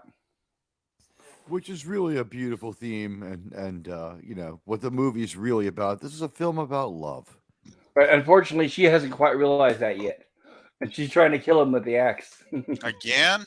Oh, It's like, shit. no, you're possessed. You're a trick. I'm all right now. You're a Right. trickster. She was like, she was going for him. I don't know how she misses. I mean, right there. She misses because Ash has to survive. Oh yeah, that Armor. infamous plot armor. You know, Because he's got to go into the third movie. So, oh my god! Hey, you here we know, go again. don't tell Hen everyone, sweet Pop, Henrietta. Pleasant Valley Picker. People that might not know that there's another movie after this, but I guess you know you just gave it all away. We actually talked about it last week in the this is first when he one, get so- his chainsaw. Right, we got our chainsaw Yeah. montage. 38 years later, you know. I think Besides, This if is you have, where he if goes. you're not Saw into off- spoilers of this, saw point, off the like, shotgun. Oh yes! This is the groovy. Can we play that scene. back? Can we play that back again, please? When he puts that chainsaw on, Bzzz. that is so freaking awesome. He's got his chainsaw. He's got his boomstick. This is 110% rock and roll Ash right here. It is. Give this Ash's man final an form. award for coolness. He just leveled up again. Yeah. You have Notice how unlocked our chainsaw hero is arm. wearing blue denim shirt. Hell, this Oh, this yes. is not Ash point 3. This is Ash point 100. It's like a Sekiro when you earn the new prosthetic. You have Groovy, unlocked baby. chainsaw arm. Groovy. I can think of very few guys that are cooler as a hero than Ash, actually, come to think of it.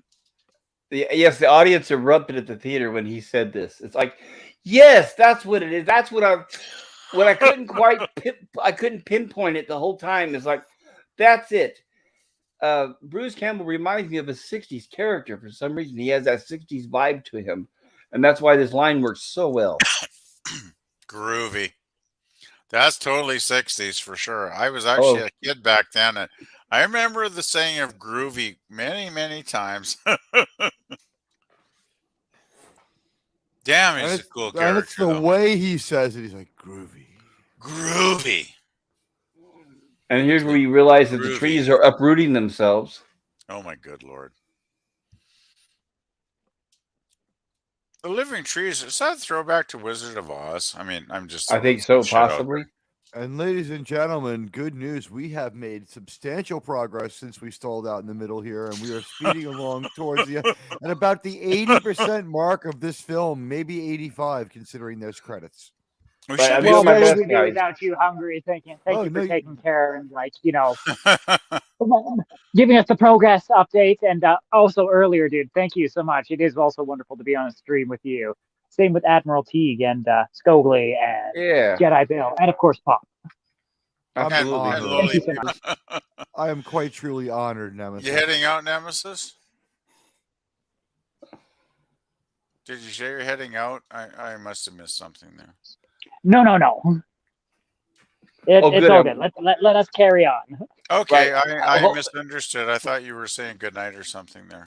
No worries. Okay. Hopefully, we should get to the end here pretty soon. I know we're going on almost 3 hours now.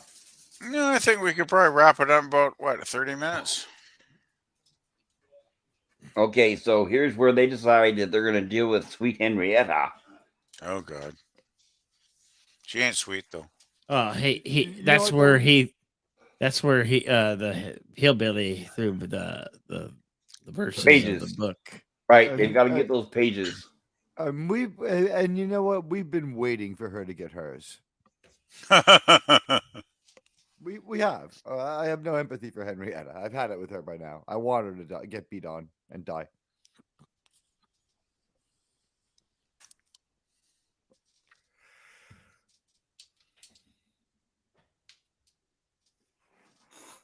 And there's Nothing where but that a strange noise loud, was coming loud, from. loud thermos or Yes, what are they- water heater. Look at how the hillbilly is all bones. Right, that's what's left of him. Look, Yeah, he didn't do so well. Nope, Henrietta poor Jake. truly ate the flesh off of his Right, bones. poor Jake. Poor She Jake went must- through hell in this movie. She must have been bloody hungry. Man, she stripped him. Yeah, like he did like he was kind of a dick, like, but like at the same time, I don't know if he really deserved that. Yeah, it's a little over the top. And there's Senor Cojones again making another cameo. I'm just chuckling to Oh, myself. come on. He was a redneck with a hot Bobby Joe. How did he get Right. How did he get a hot Bobby Joe? That's what I wonder. I know. Well, I mean, there's she's probably a couple. Probably his reasons, but- cousin. She's probably his cousin. It's a warning to all rednecks. Don't get in over your redneck and deal with things you can't understand because it might end badly. And don't Yes. cut your shotgun barrel off like Randy Weaver or Ash. You will get in trouble for that. It's slightly illegal, yeah. Sawed-off shotgun, yeah, definitely. They frown down on that. Although Thing is, Ash since at this point, giving no fucks and needing that sawed off. But hey, this is a pretty pretty fantastic movie. So you won't find yourself in this position most likely. If you do, Well, go since- ahead. Yeah, ahead since and cut Ash the is barrel living in down. a horror fantasy movie series, basically, he can get away with it. If you're in this situation, go ahead and cut the barrel down. Otherwise, don't. So he throws the pages up to her, and just as Henrietta grabs him by the ankles, Oh God, not again! there we go. Of course, Oh my and he's God! pulled through Oh the my staircase. God! I just can't believe the torture that poor Bruce Campbell went through making this film. And as he's struggling down there, she's trying to read the pages, but suddenly it goes silent, and then she hears the scream. Oh my God! And here we have flying Henrietta. Awesome. Oh good Lord! Again, I'm trying the Gilligan's Island font where it said "screams." Oh, dude, Scream. right? Now was the Scream. person in the suit here on a wire or something? That Yes, must have Ted been- Raimi. That was Ted Raimi, and yes, he was. That was Ted Raimi. Oh, cool, awesome. And here comes our hero, beaten but not finished. And this is the transformation of this man into a superhero, basically. Absolutely. And not only that, though, you guys will notice too is he is for the production of this movie. They had him work out with a personal trainer, so he's almost at his peak as far as being buffed here. He should have been like, damn. I mean, I can't believe how he survived this movie. Really, like, it must have been physically, hell. Like, I don't He know how was most ripped. people would do it. Yep. It's unfortunate there wasn't a Superman franchise at the time to have him Hey, play that Captain role. Could Infinity you and imagine? Edge of Time. Actually, think about it. I think Bruce Campbell could have been an awesome Superman back then. Yes, he could. And well, what's interesting is that Sam Raimi originally wanted him to be Mysterio in the Spider-Man franchises, but that didn't come to fruition, unfortunately. It's too bad. Cheers. And I This wanted to guy point out. deserves a lot more fame. Yes, he does. Hey, Just want I to did- throw it out there. Could any of you guys see him doing like maybe a Batman movie now?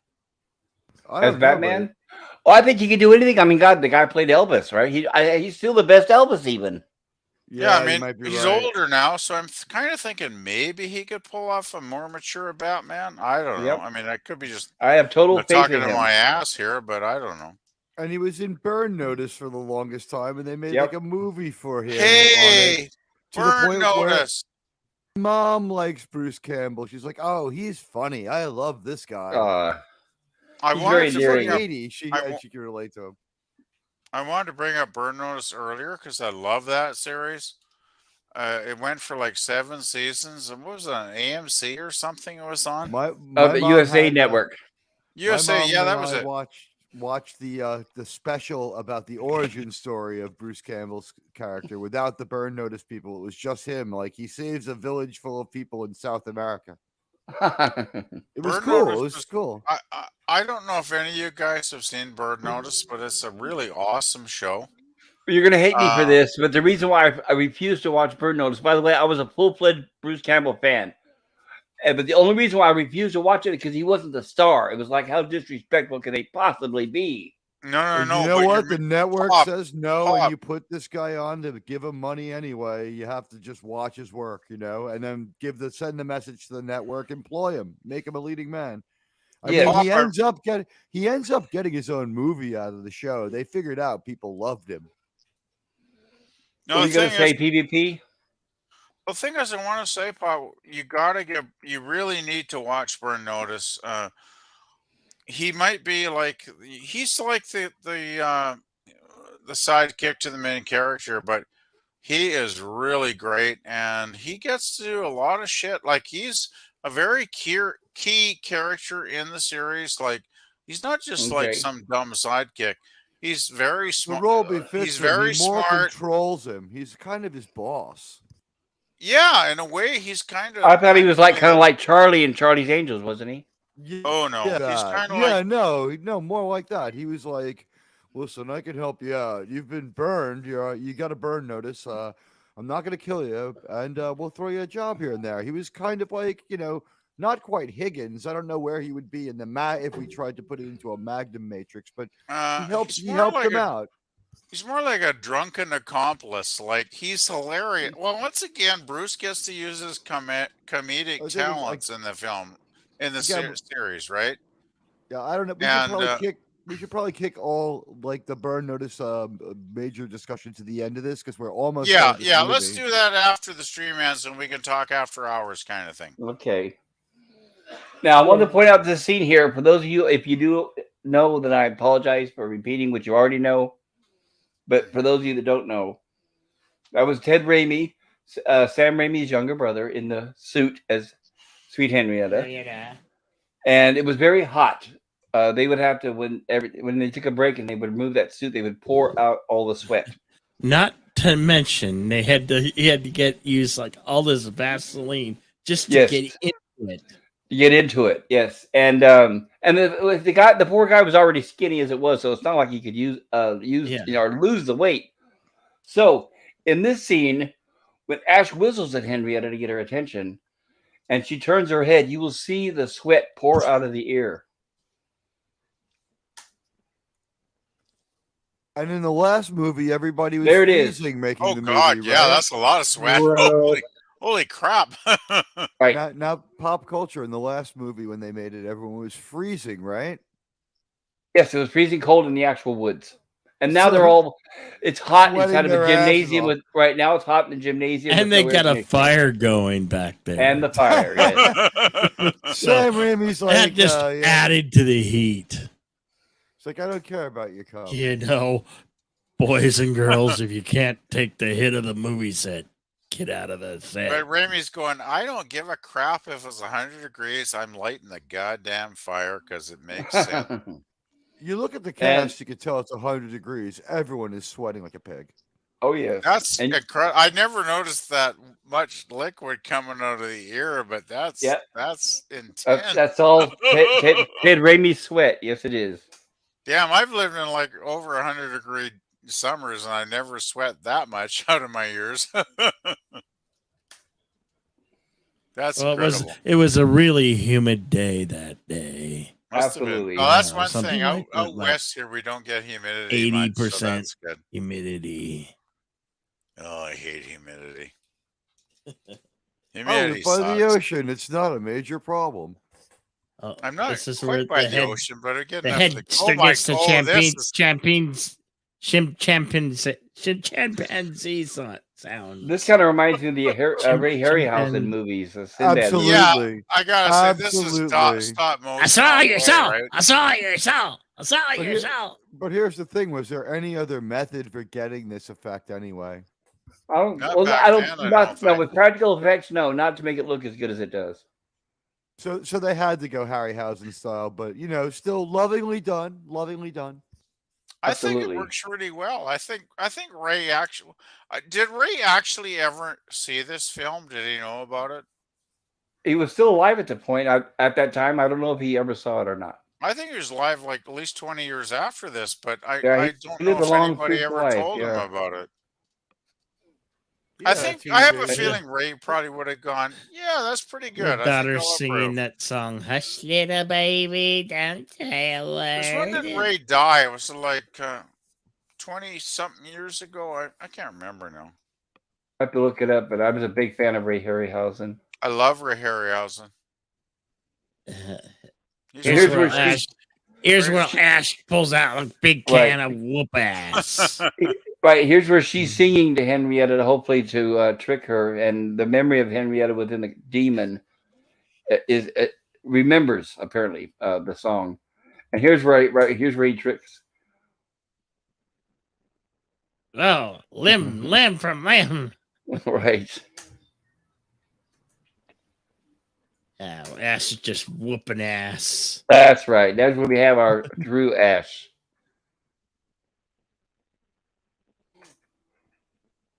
And of course, the creature's not done yet with the gore. Good, bad. I'm the man with a gun, honey. And the way the limbs fly around, I mean, if the studio was mad that it was gory, they're like, look This how is funny, racing. look how fun and campy Ashes. that is. Well, what's funny is that Ashes eat ashes. right. What's funny is that's why, like in some of the earlier scenes, when you show the splash, there was different colors like green and things like that because Sam Raimi, to his credit, was trying to keep it with an R rating, but with too much blood, they were afraid that it would be unrated. But with all that effort, it still became unrated anyway. There was no way the studio was going to allow this being rated R. And by the way, the skull with another great line, "I'll swallow your soul, I'll swallow your soul." When they do talk, they have some pretty catchy phrases most of the time. These Deadites, Yes. I swallow your soul. I'll swallow Die your before soul. dawn, die before dawn. I'll swallow your soul. They have these No, good it's one-liners. Dead by you know? dawn. Dead by dawn. And then we can't write dialogue this good today. Like even little touches like this, it's very well thought out.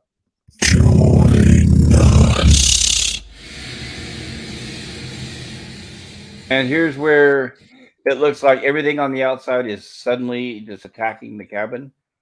And the trees are coming together and they're beating the cabin to death, as you can see.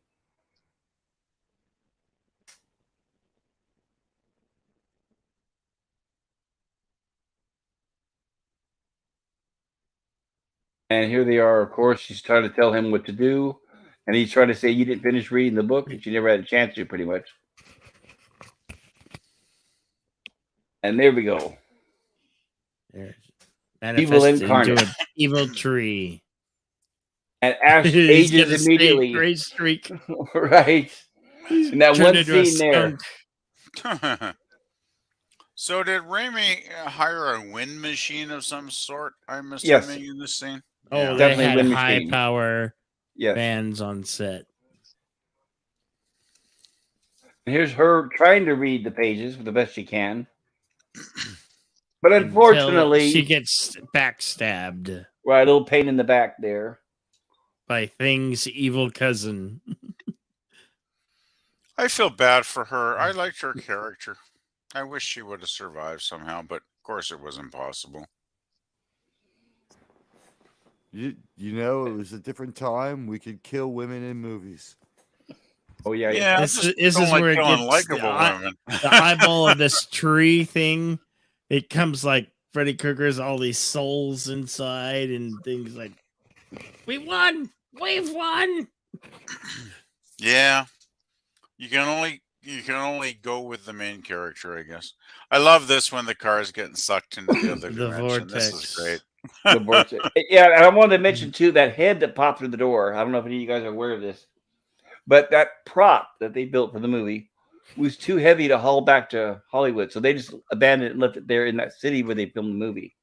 Really? And next thing you know, it ended up at a local haunted house. So a local haunted house in that area apparently bought it at one point and was using it as part of their attraction. Awesome. Don't want to go in there. What the hell is that thing? And she's trying to read, but she can't, and the pages unfortunately blow out of her hand. Oh, poor girl. I feel sorry for her still. And Ash, What is this gelatinous mass of goo? It's an I'm- evil tree. but Oh, it's the tree. Okay, I'm sorry. I was away for a few minutes, so I might have missed something. Well, he's got the damn chainsaw, so let's cut that damn tree down to size. It goes right for the eyeball, and it's just Yeah. oozing this tree guck everywhere. So there's sap all over the place. oh yes, I still want that woman to survive, though. Damn, bring her back. Do a good quality sequel with Ash and her, and bring her back to life. yeah, a good As, quality sequel. Ash's- As Ash's sidekick, and she can kick some butt too. You know. You'd hope, right? Well, so I'm just dreaming. I know I'm dreaming. Can we Google a For picture? God's sake, how do you stop it, thing?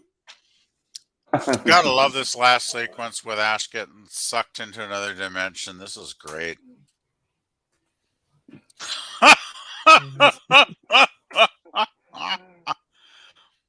I have had days when I felt like that.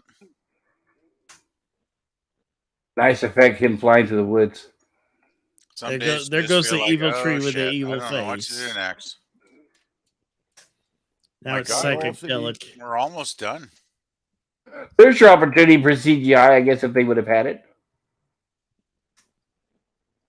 This is where in this scene the violins are starting to play. I love this shot. Drop the Oldsmobile. How far do they drop this frickin' car? Like, must have been a Well, couple. well, I that's don't what's know, interesting, but too. I don't know how it would get out and drive because you see the front and rear suspension, the axles literally break. They literally yeah. break. Not only that, like he falls the exact same distance, right? And a fall over 6 feet is considered like deadly. And he like, yeah, sure, he landed on his back. He should be like paralyzed with like all limbs. But I mean, it's not. I mean that Oldsmobile should be totaled. It is. That's what's funny, right? Because obviously it is, right? But of As course, far as Ash goes, though, it's the deadite effect. He had that deadite in him, and that made him a little more superhuman. That's fair. I'll go with that. That makes sense. As far as the car goes, though, I think it's fucked. I don't know how the car survived. I know. Well, it's like the old Dukes of Hazzard show. They wreck a car, and then next scene, it was good as new, right?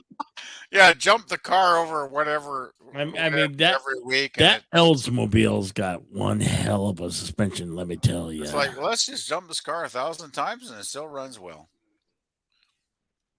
Oh, this is I love this film. This is fun. The deadite from the sky. Apparently, This the was the locals didn't know first what film- to do. First film I saw of the trilogy, actually. And I had heard Evil Dead was cool, and I'd heard Evil This Dead is was my kind of like this. boomstick. And I saw it on the movie channel, and I thought, this is exactly the cool film I thought it would be.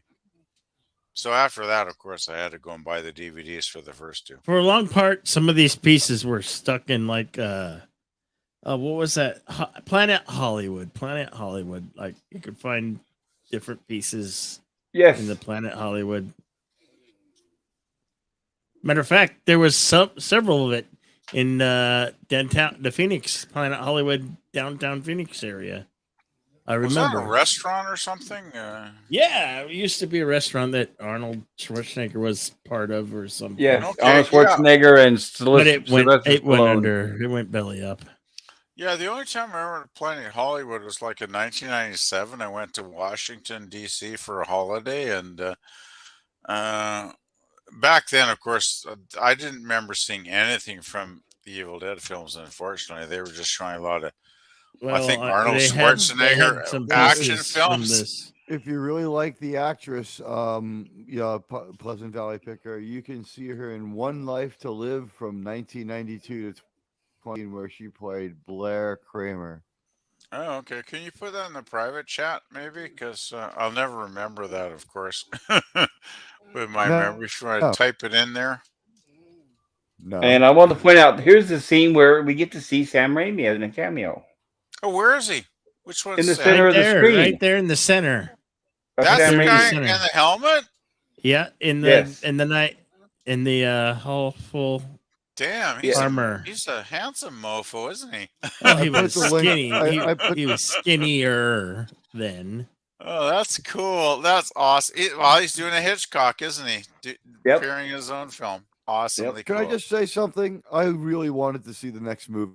I was like psyched for whatever came next. Oh yeah, why Absolutely. didn't they? Same here. Me too. Yes. They should have It's a made a great fourth one. ending. The castle behind him is also painted on glass. Well, we are Well, Right. we are It's a getting the miniature and fourth it's one, awesome. Pleasant Valley. Right. Yeah. And here's remember now. This is the scene that was in the book that they looked at earlier Yep. when he said that he felt like somebody walked over his grave. That's correct. When they were holding and flipping those pieces of paper that were Yeah. not Hail, like all hail. definitely did not Right. seem When it said 1,000 1700 years AD old. or something like that. Right. Yeah, they did not seem 1300 13 years AD. old. They 1300. did not Yes. seem Thank you, Bill. 700 years old. They just Hmm. didn't. Call thanks, me crazy. Admiral. I just brought up her webpage. That's cool. Thank you, man. Yeah. Okay. She was around for a while. At least I'm pretty sure that's the one. The other chick didn't look anything like her, and then like I ran out of people, so I think that's Wow. her. Hopefully that's her. I just wanted to It's not say, her. I guess Pop's gone past it, but that iconic shot back a little while ago with Ash, holding up his shotgun, his boomstick, and his chainsaw into the sky, like, oh my God, that's so iconic. Well, and then the next movie we pick up right where we leave off. Directed by Sam Raimi. It'll be fun doing the Scott next one. I Snyder. really enjoyed it. As I say, that was my introduction. I had heard the Evil Dead series was great. I'm still trying to hunt down the musical score to this film. There's no I'm score. sure I'll come across it someday. They Is should it have one of released those weird scores for all things three because films. is it I one of have those the weird score things- to Army of Darkness, but I haven't. I want to get my hands on this one in the first film. Yeah, Is that it would one be of those cool. weird things that they could designate it a non-soundtrack when it's all percussion or all synthetic music? Well, that's an interesting question. That's weird. I mean, if it's musical sounds, it's music, right? Not for a little while, the Academy Award. No, this people had and an the original motion score to picture- it. though. Okay, well, you could still it could be considered non-musical. Hey, how about Brian Eno? A lot of his stuff could be considered non-music, but he's had a career for like 50 or 60 years now. He must have done something right. Okay, that's very All right. a very As true as obscure, that is, what's the point? obscure reference. Yeah, I'd like to throw shit out once in a while. And I wanted to share the results to our poll. Yeah, I voted A plus. Me too. I voted A+. There we go. Yeah, thank you. 11 votes, and it looks like looks like most people agree that it looks like 72% A plus to A minus, 18% B plus to B minus, C plus to C minus, 9%, and thank goodness 0 for the D to F. Well, You know if what? anybody voted You're allowed D, to think it's a I'd C be plus, C ashamed plus of to them. C minus, but it's nice to see there was no troll vote. Well, that's true. Yeah, no trolls yet. yeah. Well, with And I- 11 votes, there shouldn't be any trolls. I And would hope. you know what? Pop culture. I think there's a lot of people on the subreddits that might be in this. So maybe we could find one that's just for Evil Dead, because this was a good comprehensive discussion. We showed a lot of great visuals. We took everybody through the entire movie. And I think you did a good job of showing why it's so beloved. And maybe we should just talk about how we feel about this great movie. Oh, thank you.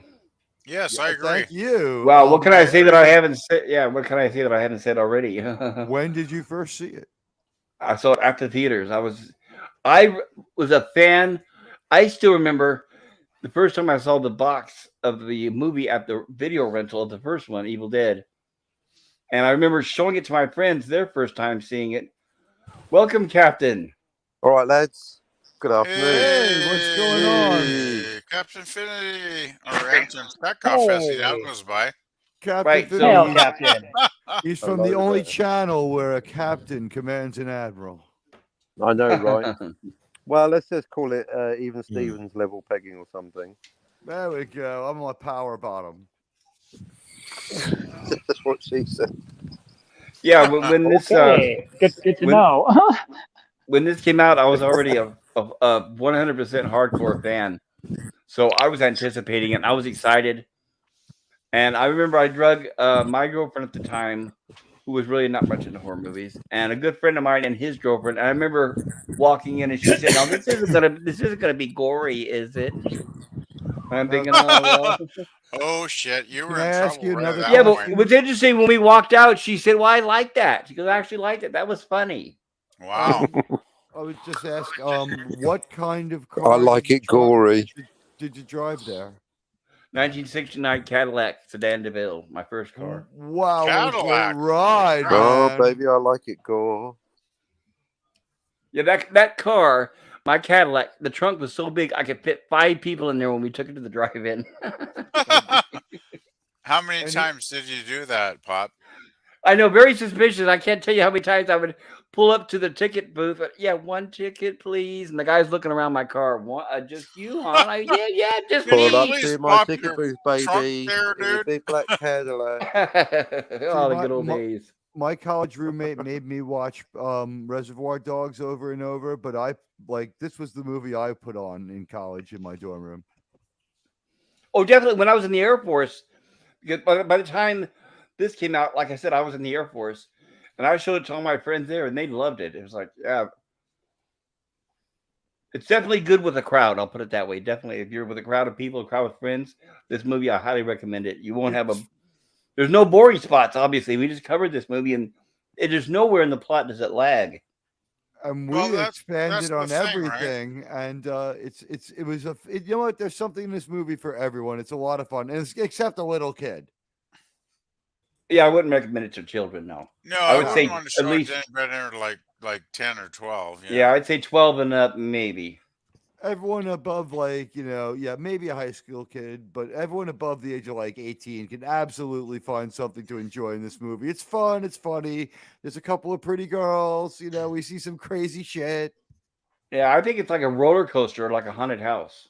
It's We just, see cousin It on steroids and heroin, basically running. I'm sorry, not cousin It, thing, Yeah, I was gonna say thing on thing. steroids and heroin running around the Yes. floor. Jedi Bill, you want to tell us about the first time you saw it? It's awesome.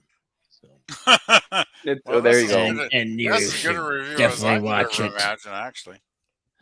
Do you remember going to see it at the theater, or did you catch this one on video? Because for me, this was a video own. Yeah, I remember. I remember going to the theater to see this. I snuck in to see it. Bill, do you remember if there were a lot of people in the theater with you or not? Just my good friend at the time. Yeah, see, Universal really did a bad thing by not promoting this movie like they should have. They did, they treat this John Carpenter the same way. I guess Nemesis, same question. Do you remember seeing it for the first time, and where did you see it? Yeah, I do. It was like last year because I was really late to the game. I started with Army of Darkness as a kid. I was like 8 or 9 when I saw that movie. So yeah, it wasn't until like last year that Scogli and I were like, all right, let's watch the first one. Let's watch number 2 because I've seen Army of Darkness too many times to count. And it was incredible. I really liked it because, like, I mean, obviously I knew Ash was going to survive because he's clearly in the third one, but like it was really interesting seeing like just all the effects, seeing the hand, seeing the over the top blood and gore, and just the mix of comedy and the cinematography, and like learning about the backstories and how like they were just friends at college and just how it evolved from that, and learning just even through these live streams, learning about like how they were in like Spider-Man 2 and Spider-Man 1. Like this has been it's really cool. If I may Thank you, Nemesis of Eden. And if I may be so bold, pop culture, may I extend the question to our pal Captain Infinity? Do you remember seeing this for the first time? Was it an event for you? Well, Go to the technically, theater? there's nothing to remember because I've never seen it. I'm just here for the nibbles. Well, we highly Alright. recommend you do give it a shot, Captain. I think you would enjoy it. I only just saw Casablanca last night, so I'm still catching up on the massive holes in my. You've never Nice. seen. All right, No, we'll have to Captain. talk I about know, right? that. I know I've got later. some HP Lovecraft in the post. It's all coming together. I'll be on Okay. your channel probably tomorrow. We'll talk Captain. about Casablanca. That's messed up. What did you think of Casablanca, Captain? I must know. Well, we gotta thankfully, hold this there off was for no fucking tomorrow. I time have travel. Well, yeah, that was good. How do you know But that it was for told out sure? of sequence. It was told out of sequence like a Tarantino movie. So, Paris, that's a flashback. Did it happen? I assume so. But after the usual suspects, I can't be sure. We'll always have Paris, No, the will we? It's narrator just is a flashback, reliable in honey. that movie. Well, that was Well, also a line in see? Next Generation. So I mean, she's I not would reliable just say this, narrator. She's. for How about that? for I love you, not honey. her, I but just forgot to mention my husband. I no. take Here's you the enjoyed thing: it the then? movie only tells us the truth. Which is There's text just on screen. confirmed Scotty is such a romantic. There's text on screen that tells us the truth, and we know that Bogart's point of view is Rick Blaine's point of view is the truth. A certain point of view. But anyway, I like Nemesis told me take enough. on it though. It was really good. He Well, said thank you were you. married to I that appreciate guy's that. Laszlo. Thing is, I never was lucky enough to see it in the theaters. My introduction was on a movie channel watching the third Army of Darkness film, which I thought was great. And then, of course, I had to go back and find the first two, which I bought the first two of them on DVD and watched them, and I thought they were both awesome as well. But I kind of guess I always have watched it Rigo kind of in a Park. weird order. I guess for me, I saw it in my parents' living room on HBO. Okay, so you saw them in order then. I saw this one. No, I hadn't seen the first one. I saw this one first on my parents' TV. Like a year after it came out, maybe. Okay. Or maybe I don't remember seeing it in the theater. I don't think I did. I never saw any in a theater. I wasn't that lucky. I think Army of Darkness I was ready to go to theaters to see. I knew about it enough. This movie kind of I don't know how well it did. And they were all too small a film to make it to my theaters because I'm not living in a huge city, so I think you would have been in major cities to get them. So pop culture. well, like I said, Universal didn't promote it very well, unfortunately. Just like with John Carpenter movies, they didn't really know. It's like they didn't understand it. Just like The Thing, it's like, what do we have? We don't know what to do with this. Nobody's gonna watch this. It's kind of sad, isn't it? How a lot of companies don't know how to promote something when they've really got something really great, and they just don't have a clue, right? If it's so easy though, like let's all of us see if we couldn't put it into an advertising genre that we could tell people to go with. If we had this movie coming out today, forgetting the fact that we could never make this movie today, never. Right. It's really a testimony to a bygone and quality standard of movie writing and a time when movies kind of made sense. Right. As crazy as this movie was, it obeyed its own rules. But what's the genre? I guess we could go around again. Pleasant comedy horror. Okay. In a world, comedy horror for this one, I'd say for sure. Maybe horror comedy. I mean, you can flip it either way, right? Yeah, I would call it ironic horror comedy. I would throw the word ironic in there because that has cash. It has cachet today, and this. Now, movie what's ironic? ironic? The horror or the comedy? I'm ironically confused. I think the whole Ash movie's is ironic. the key to irony because he's so fucking funny. Ash is a great physical actor, and it's a nice break from the classically trained clowns we have underperforming in these Disney MCU movies. Well, all right. Well, one thing I want to point out too, as well, is the reason why I'm covering these movies and why I'm doing it now is, I guarantee you, what we saw last week and what we saw tonight, you're not going to see anything like this in the new remake at all. I mean, it's like it's guaranteed that movie is in Evil Dead in name only. Which it will be nothing streaming like what we service just saw. is this on? Unfortunately, it's going to theaters. It's going Oh to God. theaters. Oh, Well, Evil probably Evil Dead Rise. it will Yeah. die there like every So other which one bloody of us film. takes the bullet and goes to see this thing? I'm not. None of us support it. That's the best we can do. Right? I'm Don't sure do. And Critical by the way, and Drinker don't. or somebody will do Right. a review soon. Right. Oh, they will. Everybody will do all the negative reviews for clicks and for their super chats, but I'm not going to do it because Well, I'm they'll not. I'm do not it a shill. negative if it's bad, but I do think some of the channels that we know and love, if something is actually good, they'll give it a nod and say, "Yeah, this is pretty damn decent." You know. Well, Critical Drinker is a good example of that. He will tell you when something's good, but it's. Exactly. I'm talking about the people who do negative review bombs just Oh well, for clicks and you know ratings. the people that I do I don't that think shit. that's working I don't. anymore I as far as an excuse. That excuse is not working as much as it did a few weeks I- ago or even a few months ago. I do not watch the negative channels that just want to be negative for the sake of clicks. I do not watch right. those. I mean, the way it's easy to tell. Look at all the channels that got subs off of She-Hulk, and then they're all on the bandwagon again for Velma, and it's like you get tired of that.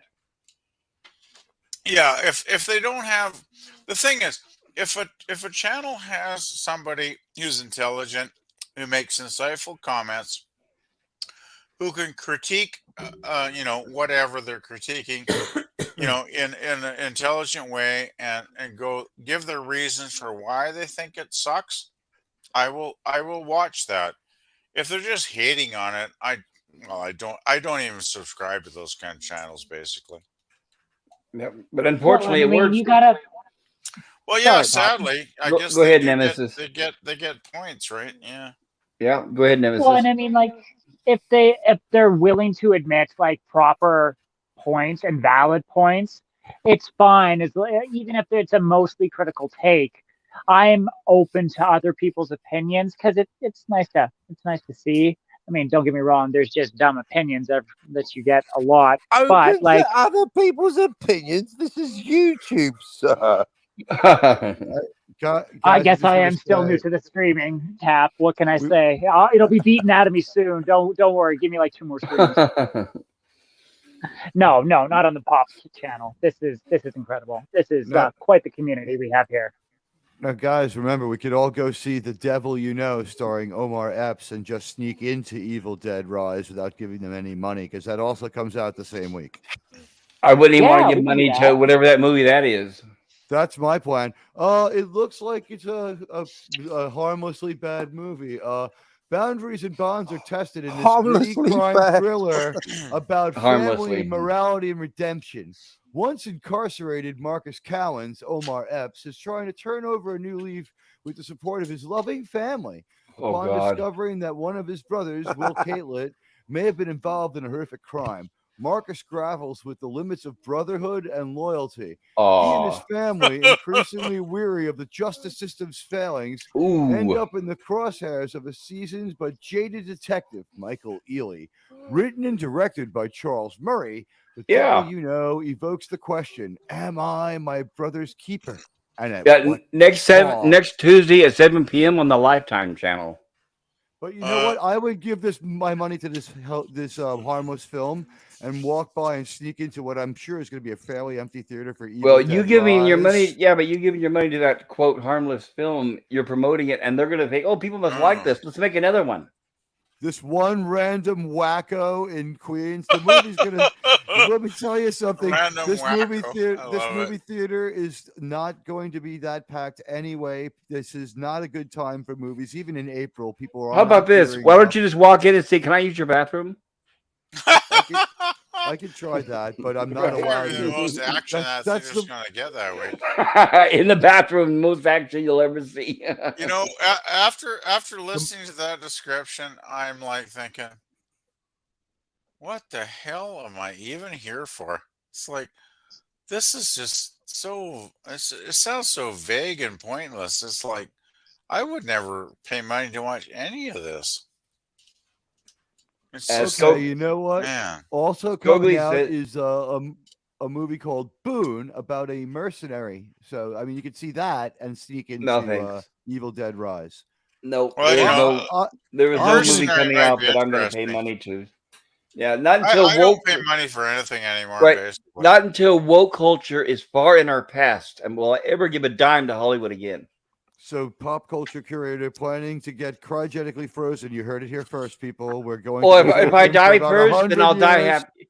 If I die first, I'll die happy. But I'm not gonna. I'm That's not like gonna. me saying I You want to see ain't the going Jets win the nowhere. Super Bowl. It's not going to happen. I'll Well, tell you right then now. I'm fine with the classics, and that's why I watch the classics. I'm not going to be forced to watch garbage, just because that's If the I only thing out there. If I could celebrate Christmas at the end of this year and then get cryogenically frozen and have a guarantee that I'd be thawed out 100 years from now or 200, 300, Guarantee it. I'll guarantee whenever it. it Sure, was give us all your money. better, I guarantee it. Right, I've got I'd a go guarantee for it. right here. Just give us the I keys to prefer your you house. to- I'll take Right, care I of it. guarantee it. Just give me all your life savings and Yeah, give us all your money. There's Guaranteed no right fucking here. guarantee Definitely. of anything. Fuck that. Exactly. You said you're the one that said guarantee. You heard him, folks. Are we cool with our chats? I'm cool. Gogly says I'm I cool watched with Army of everything if Darkness. anyone wants to chat about Yeah, it. Gogly says I It's probably watched the Army of F word. Darkness. Gogly says I watched Army of Darkness when it came out on VHS at my cousin's house. And Scogly says then Okay, about cool. 10 years later, my Scogly, friend yeah. Mark showed me the first two. So yeah, Scogly also watched them out of order. My 45-second short just got 2.6 hours worth of watch time and 385 views in a couple hours. Very nice, Scogly. Awesome. Congratulations. Congrats. And Scogly says, no, he's talking about buying tickets to a movie and then sneaking into a different one so that they don't get the analytics or the money. No, I understand that, Scogly, but what I'm saying is there's no movie out there that I would give my money to, even if it's to sneak into another one. You know what? If Wakanda Forever there, I'll buy a ticket for that. God, no, unless you're a POC. Remember, with Wakanda Forever, you're supposed to stand up front and fight off the white people. Totally remember? forgot about that movie. You know what? I want to take a chance on this one. I didn't see it. Imagine Forgot about it. if we're all wrong, right? And we Hey, hope that forget about it. we would could like be. to be wrong about this. Imagine if I come back here, the amount of trouble I'm going to have convincing pop culture curator that it's good. I was like, no, it was a little bit wokey here and there, but it was actually really, really good. Like, Yeah, right. he'll never believe me. He'll never believe me. Well, It's going to be review bombed anyway. We already know they're going to say it was review bombed no matter what happens. Well, The they thing do is- that right for attention. I always have to remain open minded. If I hear too much, well, Velma, I mean that's an obvious one, right? I have heard like a dozen negative reviews about that on here, and it all says it's crap. So I was like, Hey, I'd be pretty surprised if it wasn't crap at this point. So you're giving it The animation attention is right amazing. now. Pop culture, do you want to wrench me up so I can start putting people's channels just into the chat as we start to wrap up? My point is, though, let me see is here. when you get a consensus of opinions on something, I gotta find and your once it text gets here. to like 80, 90, There it is. 100% of this is bad or this is good, it's kind of hard to resist that, Everybody, just throw your channels in the private chat, and I'll try to harvest them and put them into the chat for everybody. Oh, God, I don't know how to put my channel. Okay, I tried to do it on YouTube, but let me I'm try it so on backwards. StreamYard. Oh, it's a pain in the ass. That's why I ask every other people to do What? it, because I have to go to my own channel and Well, grab it's the link. PvP. I don't bloody know. I just give me a bloody second. I'll go subscribe to to my PvP channel. I channel. find something. Yeah, I don't understand it. I don't understand it, Admiral. Here we go. I'm trying to I make you a usually- rich Admiral. It doesn't give me the option. The only option I have is go to channel, replace pin message, No wrench for report, you. remove, put user in timeout, and hide user on this channel. I don't know why it won't let me make. What about if you go into the actual YouTube broadcast and That click was a on YouTube broadcast. Really? That's And yeah, weird. and then in the StreamYard, it's just put user in timeout and block user. So I'm gonna try it again. I'm gonna go I back. know those. I know those I just controls from posted being on my Captain channel, but I Infinity. have no idea if it worked. Admiral, type something in the chat real quick, like just hello or something, and let me try to see if I can. I'll try it again. Good night, Gorilla. I don't know. Have a wonderful night, dude. Good night, It was Gorilla. seeing Poor ya. Gorilla's had a terrible day, and Night, it's Gorilla. it's Well, like it's feel like better, going on Gorilla. midnight for him Sorry soon. to Yeah. hear you had a bad day, man. The girl. Thank you So for long, joining East us, Coast. Gorilla. I'll be back in a minute, guys. There it Hang in there. is. Oh, Admiral, you now Gorilla- have a wrench. ha ha! Okay. There we go. I don't know why the other ones wouldn't let me, but well, at least it works now. So that's good. All right. Yeah, I just got the thing. I am a moderator. Moderator. And there it is. Gorilla saying goodnight, everybody. Jedi Bill saying great show. Thank you, Bill. I think you helped. And Jedi Bill says goodnight. Gorilla's Thank random you. thoughts. And Admiral T says fear me. Oh, we lost somebody. Captain's gone. No, I'm sorry. I'm looking at an I'm old. still here. I was looking at the Surprisingly, YouTube channel, which I had yeah, paused earlier. Sorry about that, Captain. You're still there. Yes, thank goodness. I am still here. But did everybody? Was everyone able to give their thoughts on the movie? Did we cover everyone? A pop Yeah. culture phenomenon. Yep. Maybe I should go last or later. Someone else should give their thoughts first. Well, I'm wrapping up the stream, so now is a good time. It's now or never, buddy. Buy me some time to harvest these links. Okay, I want to thank everybody in the chat because obviously without the chat we would not be here. I'm going to try to mention everybody. There was a lot, and we've been on for a while, but I know Lemon Pie was here. Hungry Boy was here. Nimbus of Eden, who's also on the panel. Mike Schreiber was here. Resolute Germ was here. Jedi Bill. Gorilla's Random Thoughts, obviously. Hungry Boy here. I wish Hungry Boy, please try to join us on the panel next week if you can. And let's see, Lemon Pie. I may repeat names. I apologize. Euler Greg. I just want to make sure I cover everybody. Supercalifragilisticexpialidocious, which I think is Matt G from what Jill said. That's gonna be the best name on here right now. If you can Yes. say that name nonstop, And Admiral. I'm very, very impressed. God, I remember when that was a spelling word for us. It was a vocabulary word when I was a kid. I think it was like You know second what grade. I remember? I remember seeing Admiral? that in like the mid '60s when it was in the bloody theaters and watching Mary Poppins. That's how old I frickin' am. Amazing film, by the way. You know, that's when Walt was still alive and Disney was still producing great quality films. That's a Yes. great film.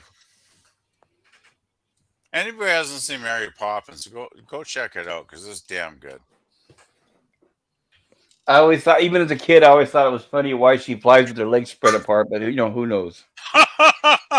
Well, maybe as an adult that can be more entertaining, I guess. Seeing one of those re-releases. Maybe it's a in crossover with theaters as a Basic kid. Instinct. Basic Instinct. Do not ruin Mary Poppins with Basic Instinct, please, Captain. Hey, you're the one that said flying with the legs apart. I'm just tying it in with something. Well, Too late now, you Mary can't unsee it. Have you ever wasn't taking a flown hat on pin to coke? stabbing anybody's heads, so. Yeah, that's a good thing, right? I watched that first scene and I turned it off. I couldn't get past it. Sorry. Which scene is that? The one where she's having sex with a guy and she stabs him in the face with Don't the you hate it hairpin. when that happens? I know Yeah, that it's little the pesky It's like- thing. it's like- Gee. That could make me join. That could make me join the Catholic Church forever. Well, not quite, but you know what I mean. Enough to make you celibate. Yes, exactly. That was. And what's frightening. funny is I never thought Glenn Close was even good looking, so it was like, Well, that's the I don't thing. know. That's the why more- Sharon Stone was in that film. Oh, did you say? Wait. Well, I'm okay. I have it confused with the woman Glenn Close and Michael Douglas. All these crazy blonde chicks look the same to me. Sharon Stone, Glenn Close, whatever. I One get you, boiled a Captain. bunny, the other one I like totally get you. I've never been into blondes either.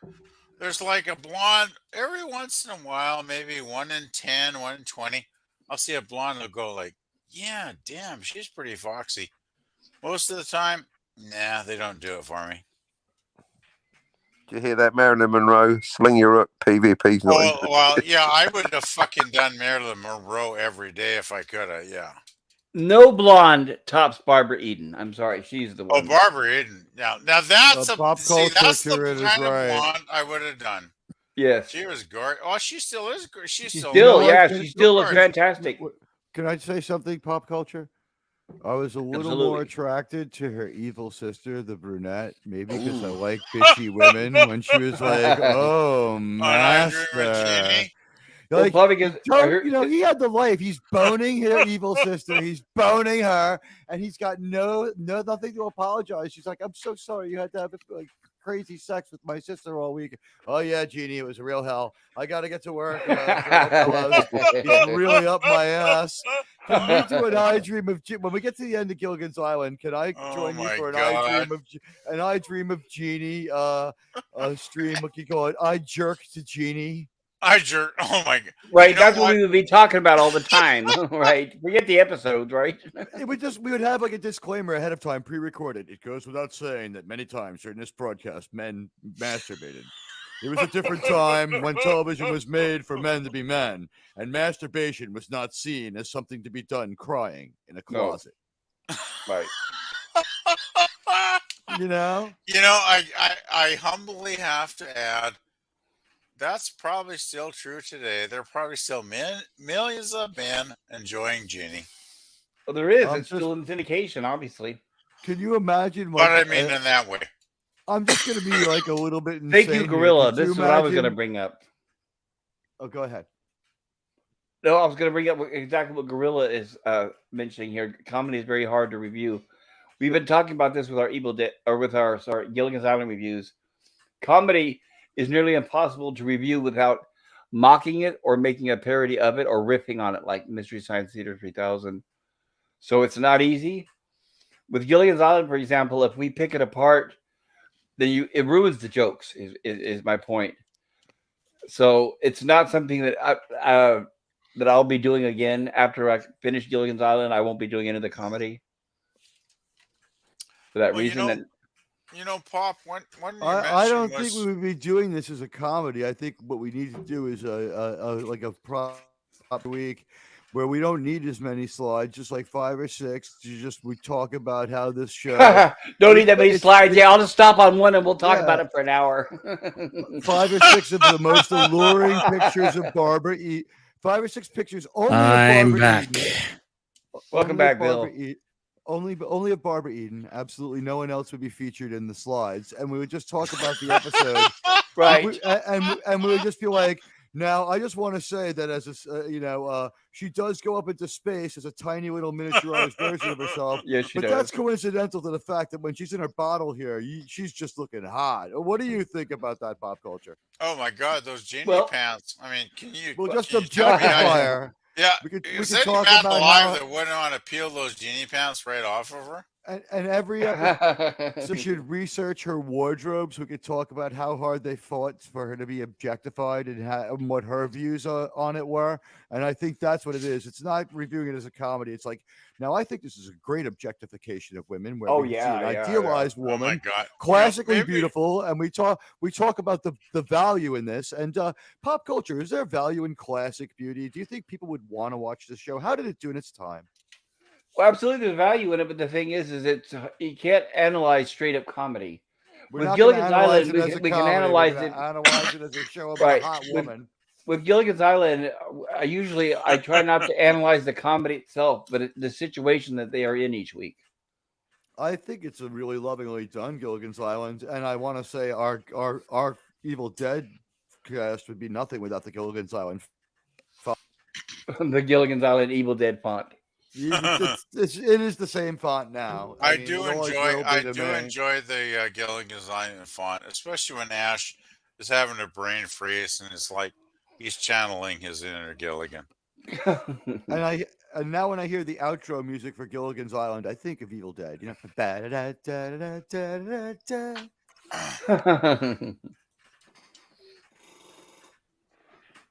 And Admiral, by the way, thank you for putting those links in the chat. I appreciate that. Oh no! Oh my God! Thank you, Admiral T, for putting my channel on. You know, I am it's so just an honored. honor to be here with other YouTubers who I I do not. always I'm have not either worthy. I'm gotten not to. worthy. By the I'm way, thanks, bowing down. Admiral. I'm bowing down. I'm bowing down. Not worthy. Not Thanks, worthy. we're not. Thanks, Admiral and Pops, actually, and PvP for basically holding down the bridge while my internet's been patched. I don't even need to be there for my own show. It's brilliant. Happy to do it, Captain. Captain, I Thank was you. very, very honored to hold down your bridge the other night when you had your internet crapping out. Yeah, I can't believe I let you on, but I was desperate. Hey, don't spoil it. Don't spoil it. I remember you said The secret's out. You said to Jill, I want PvP on. I want him on. And Jill sent me the link. All the ladies were asking. Do all not the try to groupies were going, change "Where's PvP?" reality. All I know is I found We out can today change that time not travel, but we ain't going to change reality, Captain. Pleasant only is vagina Fort Pop- picker, they were going to call him. Oh. And Anyway, Jedi, thank you, Captain. Thank you, Captain. Big Come on hug. board anytime. That's brilliant. Every Thank you, time, man. every hour I do a live stream and I'm not on it, I get another sub. The people are loving it. What's that? The captain's not here. It's going to be a great show. I'm sub. getting sub- I'm- you Click know that what's like cool? button, guys. Right. You know what's cool? They sub me too sometimes, so I've been picking up subs doing it too, and it's a lot of fun to be handed the keys to 400 listeners because I'll get like 8 chatters, and that'll be a lot of fun. And See, on, I can hold They it can- down for 45 minutes, but if I get Again, a co-host, we're very much like Hills versus Babyface, but with content and pizzazz and jokes. by the way, if I had the authority to let people on, Cap, maybe it would help. Yeah, well, I don't know. I mean, I'm still calling myself the thinking man's Robert Meyer Burnett. I don't know how well that's going down, but Is it- Peppy's still welcome. Come God, on, you come re- on, Rob. You really Anyone want who to hasn't- associate with that? Anyone who's subbed to Captain Finity should go on the page to the video uploads. I think it's a short of Robert Meyer Burnett saying Cockney Spock at various speeds. I watched it about 6 times. And calling Oh. Doomcock a hipster. Cockney Spock. Him Before calling remember ordering that him to watch hipster, the yeah. car. if I remember correctly, calling Doomcock a hipster is it's kind of like the beat. It's like Doomcock. He's some kind of It's a hipster. hipster thing. And while he's saying that, it's like Cockney Spock, Cockney Spock, Cockney Spock. Yeah, I remember the Spock. hipster. Hey, can we put some link? Put It's the some most links in the creative private thing Robert chat. Meyer Burnett's done in a long time. Put some links, please, in the private chat or something, because I vaguely remember the hipster thing, but that was hilariously fucked up. I couldn't believe it. That was so good. And now he's got the It gall was to great. demand that Doomcock watches Picard. I, Burnett, demand that Doomcock watches Picard. I'm watching because I Picard. said so. I'm I watching I think Picard. demand it. I demand it. I'm watching Picard because of saving Star Trek. I think Doomcock's got as much chance of watching Picard as he got of sniffing cocaine off my ass. 50-50. I'm just Wasn't that- predicting it. I'm just rolling the dice there, you know. Now, ladies and gentlemen, we need you to know Pleasant Valley Picker is in fact a commercial airline pilot in his. I other am not a life. commercial Welcome to- airline pilot. Do not Flies tell lies. for Spirit Airlines. So please put your tray tables in their I upright do not position. have a pilot's Some- license. sometimes I'm putting the Ryan- lights That to never that stopped right you now. before. That never was- stopped that's Harrison right. Ford. He was fired from Ryanair for being too rude for Oh, that. Harrison He's Ford should just. Comes a flight Now- on Ryanair. fired by Ryanair, but he's allowed to Me work not for buy a Spirit. sandwich. Me not buy a beer. Harrison He's should our just only quit flying commercial before he pilot in kills America somebody. on the no-fly list, ladies and gentlemen. That's God. our pal. That's Pleasant Valley right. Picker. And I wanted to say, Nemesis of Eden, would you like to tell us about your channel? Yeah, sure. So far, it's just mobile games, probably just Skullgirls and Yu-Gi-Oh! But I do plan on expanding into getting PS4 and all of my retro games. I just got to figure out how to do said Oh, thing. PS4. And, Do get- GTA 5. I will be Ah, subbing Cap. you soon, Nemesis. Have you played Red Dead 2? I have just got the boy playing it because I couldn't be arsed, so he's checking it out. Oh, dude, graphics. I played hundreds of hours into that game. It's amazing. Check it Yeah, out. no, I'm still It's stuck on fantastic. I've had Grand Theft Auto for years. I've just found out there's missions. Oh, really? There's I didn't missions know in there. that. I just drive around causing chaos, but now there's apparently a disc worth Yeah, of missions on there. I just kill people till the FBI shows up, and then I jack an Me FBI too. vehicle. And then I pop on the old Grand Theft Like, Auto. see how many helicopters I can shoot down. That's how I play Grand Theft Auto, like the movie Heat. Remember, folks, if you run the hookers over, you get your money back. Oh, PvP, would you like to tell us about your channel? Oh, fuck, there ain't much to tell. I got my. Oh, you've got stuff here. Look at this. You got a lot of stuff to talk yeah. about. Oh my God, you got my. Well, I got go up to the playlist. I got some current playlists I put on last couple of days. I put on Mott the Hoople, Ian. Hey, check out that Ian Hunter album from 1975. Ian Hunter that's his first album when he left Mott the Hoople, and that was the first album he teamed up with the great, absolutely great guitarist. Why are they called Mott the Hoople? That's such a weird name. Thank you. Why Mott the Hoople as opposed to what? Yeah, Brett the Troople. I mean, what do they go with? Biff the Boople. Mutt the Hoople. Led Zeppelin's a pretty. What's the Hoople? And why is he called Mott? Mutt. Led Zeppelin's a pretty fucking stupid name, but no, but it's named after. Like, for example, right? You know sense. how you know how Led Zeppelin got their name? It wasn't it from yeah, they got their name from was it Keith Moon? They said you're going to go down like a Led Zeppelin, right? You know, Jethro Tull got their name. No, Keith Moon. Said After Jethro Tull. Pretty odd. There's a good story, isn't there? Jethro Tull. How'd you get your name after Jethro Tull? Good story. But what the fuck is a Mott? There's no historical character. The plough was not invented by Mott. Who the fuck is Mott? What's a hoople? I like Black Sabbath's name origin, where that was the name they were using when they got good enough not to have to keep changing their name. Okay. They would change their name after they got run out of town. I feel like you're avoiding the issue now. I feel like this is a Biden press conference. Can you answer the question, please? Mott the Hoople. Well, I'll have to direct you to the domestic wall building. I'm not going to answer any more questions about Mott the Hoople. I think you'll find the president has answered every question about Mott the Hoople. I'll be making no more comments about Mott the Hoople today. That is the end of the press conference. What about Mott the fucking Hoople? Answer the damn question. Record producer Guy Stevens. It's from a book. Well, if I really enjoyed that, actually. That was very entertaining what I just heard. And if you actually want to know about what was it? Actually, fuck me. What's the original question? Because that was like 10 minutes ago when somebody. Well, I was just asking you to show us your channel, and you did. Admiral Teague, tell us about your channel. Okay. Well, shit. I guess I was just not even needing to pay attention. Oh no, you did fine. You did fine, and we'll be back again so we can plug your channel next time you're on here. Admiral Teague, what do you have on your channel you'd like to tell us about? My name is. So you got a lot of stuff here.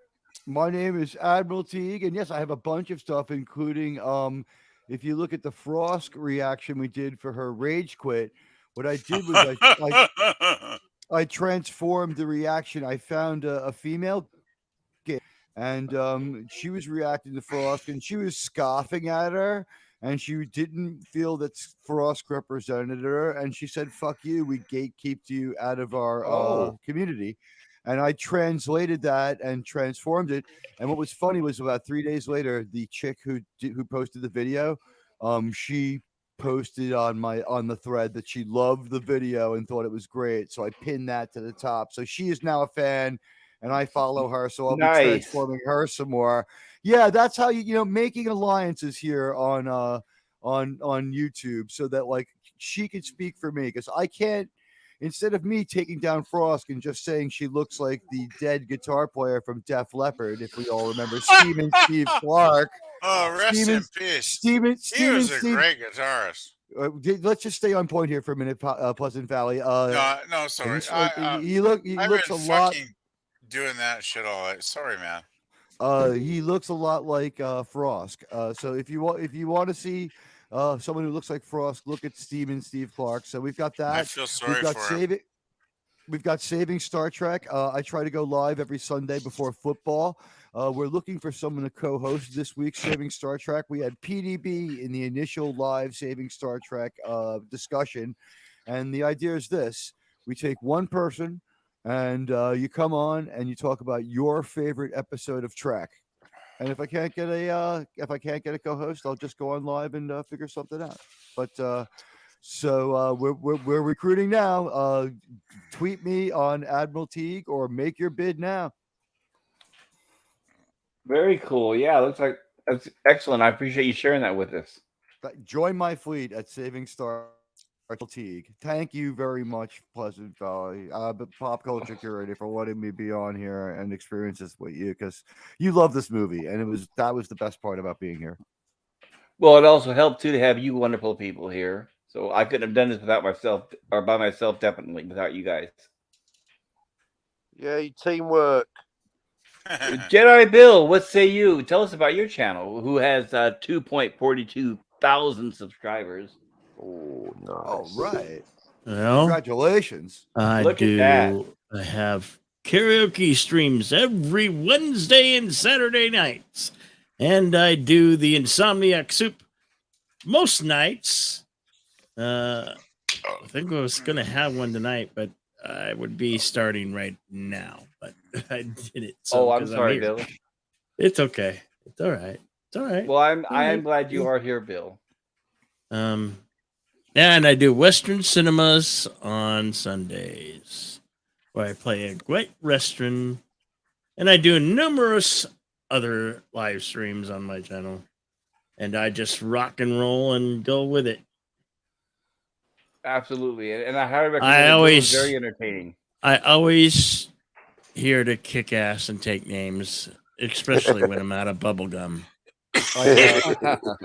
All right, that is from one of my favorite movies of all time, and I took the time to subscribe to my fellow panelists. Nice. So you're stuck with me now. Oh no! Whatever could we do? That's a line from Phantom of the Opera, and I guess the answer is there's nothing you can do. Exactly right. And Captain Infinity, what would you like to say about your channel, sir? Oh, it's not for the faint-hearted. I've solved time travel. There's no malleable timelines. It's multiple timelines, or it's 12 monkeys. The Deckard question, that's been solved. Yet Doomcock and Robert Mybernet don't agree, so we've got to resolve that one. And have trope of the unreliable narrator, loving that. Filming the unreliable narration, not so much. Looking at you, usual suspects. So yeah, deconstructing pop culture. Doing silly jokes, having a laugh, and soapy tit wanks, all on Captain Infinity. And sometimes I'm there. And I highly recommend it. Captain is very entertaining, everybody. So please check out his channel and subscribe. A great channel, and the hosts by committee is you get me in pop culture sometimes, which was a amazing experience. That was the first time we ever streamed together, and who knows who else, but we will bring it back to transcanonical verisimilitude. Transmedia canonical, yeah, transmedia canonical verisimilitude, so important. Yeah, that thing. That canonical verisimilitude. I'm not the smart one. I'm the good-looking one on the channel. I just get by on both. And once again, of course, I wanted to thank everybody in the chat, and most importantly, all of you guys on the panel. Thank you guys. You made tonight better than I could have imagined. I mean, I knew it was a great movie, but you guys made it all the better by sharing your experiences with me, and I wanted to let you know that I definitely appreciate it. Yay! I couldn't have had more fun, and my enjoyment of it to the ultimate level, because to enjoy it with a friend who has that kind of passion for it, like, what more could you ask? And yeah. I could ask that you return next week if you can. For Army of Darkness, I'll come back. For Absolutely, yes. Next week will be Army of Darkness in this time slot. So, if you're out there listening, anybody in the chat or on the rerun or on the panel, please try to join us next Tuesday at 6 p.m. Pacific time for our in-depth review, hopefully not 5 hours long, of Army of Darkness. We're gonna get this one done in 3.5 for you people, or 4 tops. We promise. Well, Right. I'll be there, but I don't know if I'll be there the whole time because I'm next week. I will be running. I'm going to get better at trimming it at down. 11 Hopefully, p.m. I just wanted to say I'm so sorry, but I was having a real coughing fit, so I blocked everything for the last 5 minutes. But I'm looking no, that's forward. okay, PvP. Was it productive? Did anything come out? Describe the phlegm. Oh, I have Oh, terrible no. phlegm. Terrible No, it's phlegm, quite- and you do not want to know. It's quite all right. I have the same thing because I don't drink enough liquids when I'm on these streams. I'm doing a lot of talking, so when I start coughing, I do the same thing. I'll mute. Yeah, I Yeah, guess take bad. try to So take tiny I just sips. mute, and I just have to say, Army of Darkness next week will be absolutely fantastic, and I will join you guys. I might be a bit late as I usually am, but I'm looking forward to that. All right. Well, likewise, so am I. I'm so excited. Hail to the king, It's gonna be fun. It's gonna be fun. It's a great film. It is, and I'll be excited to try to figure out what movie I'll be doing the following week. I guess that'll be the next thing. Maybe I'll be asking your opinion. Hey, But we'll try to follow it please up with do. something. Please What's do. that? Right. I will try to follow it up with something equally as good. Obviously, something that everybody likes. Eventually, we'll be covering Spider-Man movies. 1. Spider-Man. By now, I'm going to do horror sci-fi. That would be a different stream. Horror sci-fi. Well, there is some horror elements in Spider-Man, but not that much. There are. I will. Multiverse of Madness would seem to be the next logical step in this journey through cinema. I would do Mouth of Madness before that. I will actually try to give some thought over the next few days. Pop And, culture. I will. How about the very? Let you know if I think of anything. Yes, How Bill. about the very popular Hellraiser? You need series to review John Carpenter's The Thing. Oh yes, that might be a good yeah. one for the following week. Yeah. Classic. Yeah, thank you, Classic Bill. I think maybe horror that'll be film. it. I agree too, and it's one of my top favorites. If I had to say my top 3 horror films, yeah, The Thing is there. So let's do that. Thank you, Bill, for the suggestion. Let's follow up after Army of Darkness. We'll do The Thing the following week. Okay, guys? Sounds good. Wow. Yeah, Good call. thing would be great. I would agree. Do the thing. Okay. So The Thing is the thing. All right. The thing is the thing. The thing is the thing. Is that a Ramones song? The thing is the thing is the thing is the thing. It's on Rocket to Russia. Yeah, side Like the 2. birds of the word. The thing is the hear- thing. And Word then is maybe the word. then from there go to like the Texas Chainsaw Massacre. You know? We Well, definitely God, yeah. You gotta pay homage to Leatherface, I'm man. glad nobody ever chainsaws the Ramones because they were cool. We have I two know, and- Academy Award right. winners in one of those movies. Oh, absolutely. And once again, I want 70s horror is classic. it is. That's where everything from today comes from. Well, hell, 70s films, TV, rock and roll, and everything in the 70s was pretty much classic. Great film. I lived it, and I know it, and it was great. It was. They'll never make stuff like that again. Yeah, 70s were. That was the last great decade. The 80s were good, but 70s rocked ass.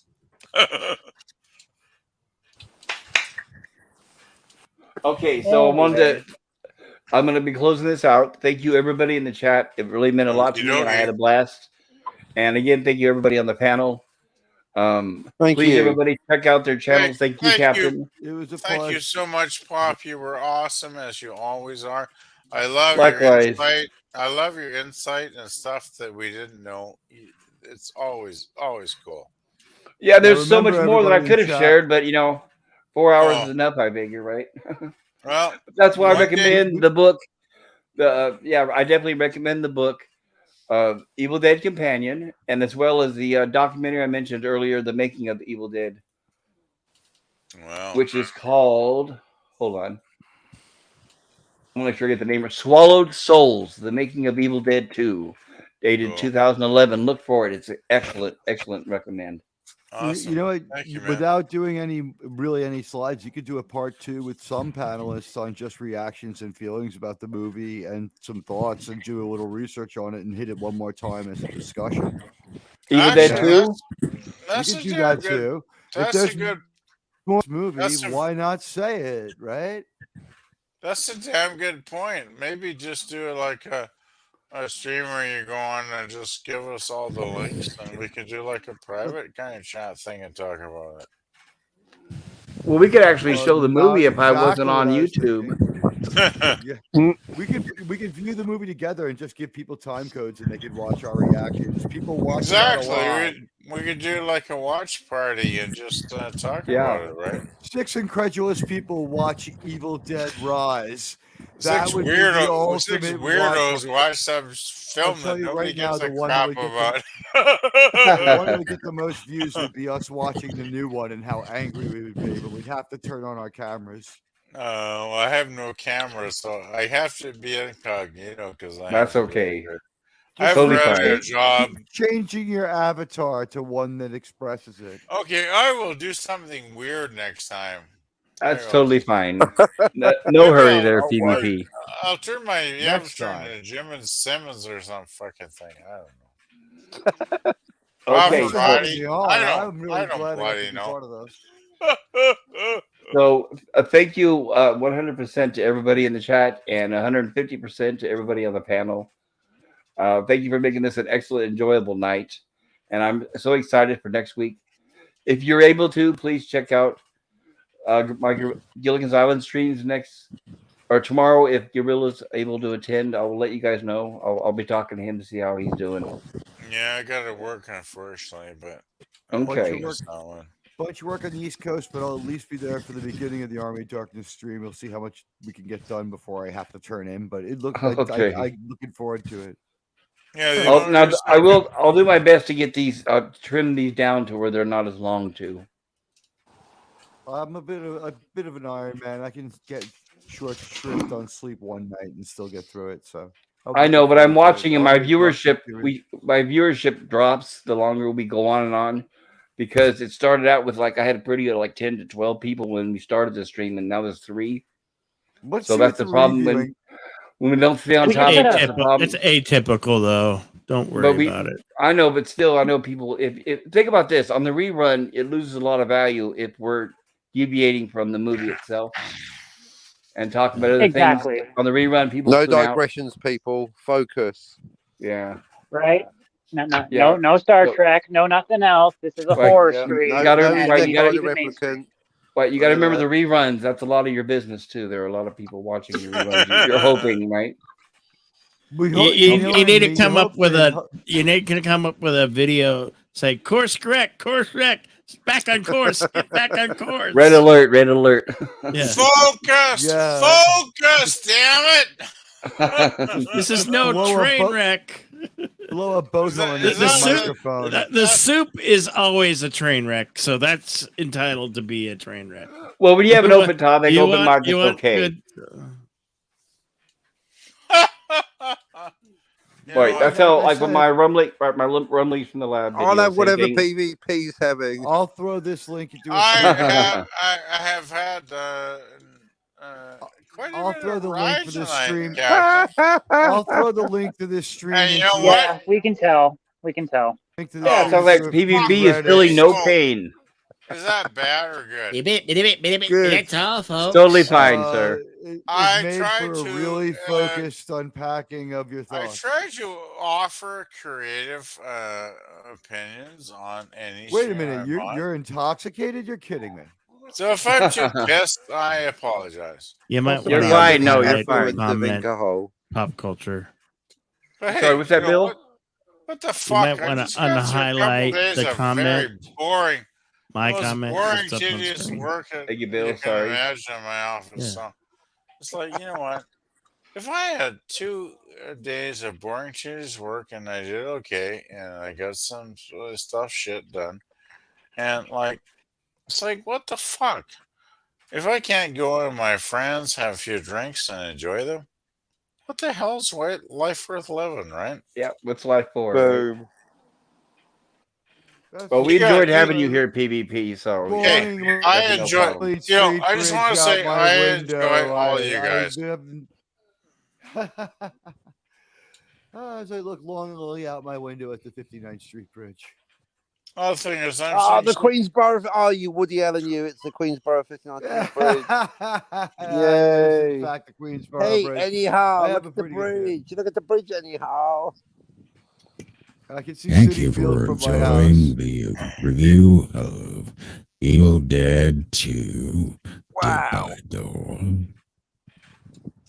I'm just saying I enjoy. I'm seeing 6 of you on the stream right now, and I Oh, enjoy yeah? every one of you guys. So Right. you know, I'm gonna crash out now. I got a burger with my Okay. name on it. All right, sounds good. I'm hungry too. I'm gonna A eat dinner. You PvP go burger. enjoy that hamburger. Bill, is it 11:16 for you? What time is it for you right now, Bill? It is is 11:16 10:16. Are you an hour ahead of me or something? Man? It's 1:16 I'm in Mountain New York Standard City. Time. I I'm will It's try Pacific, to. time. Pacific here, so I'm back. Yeah.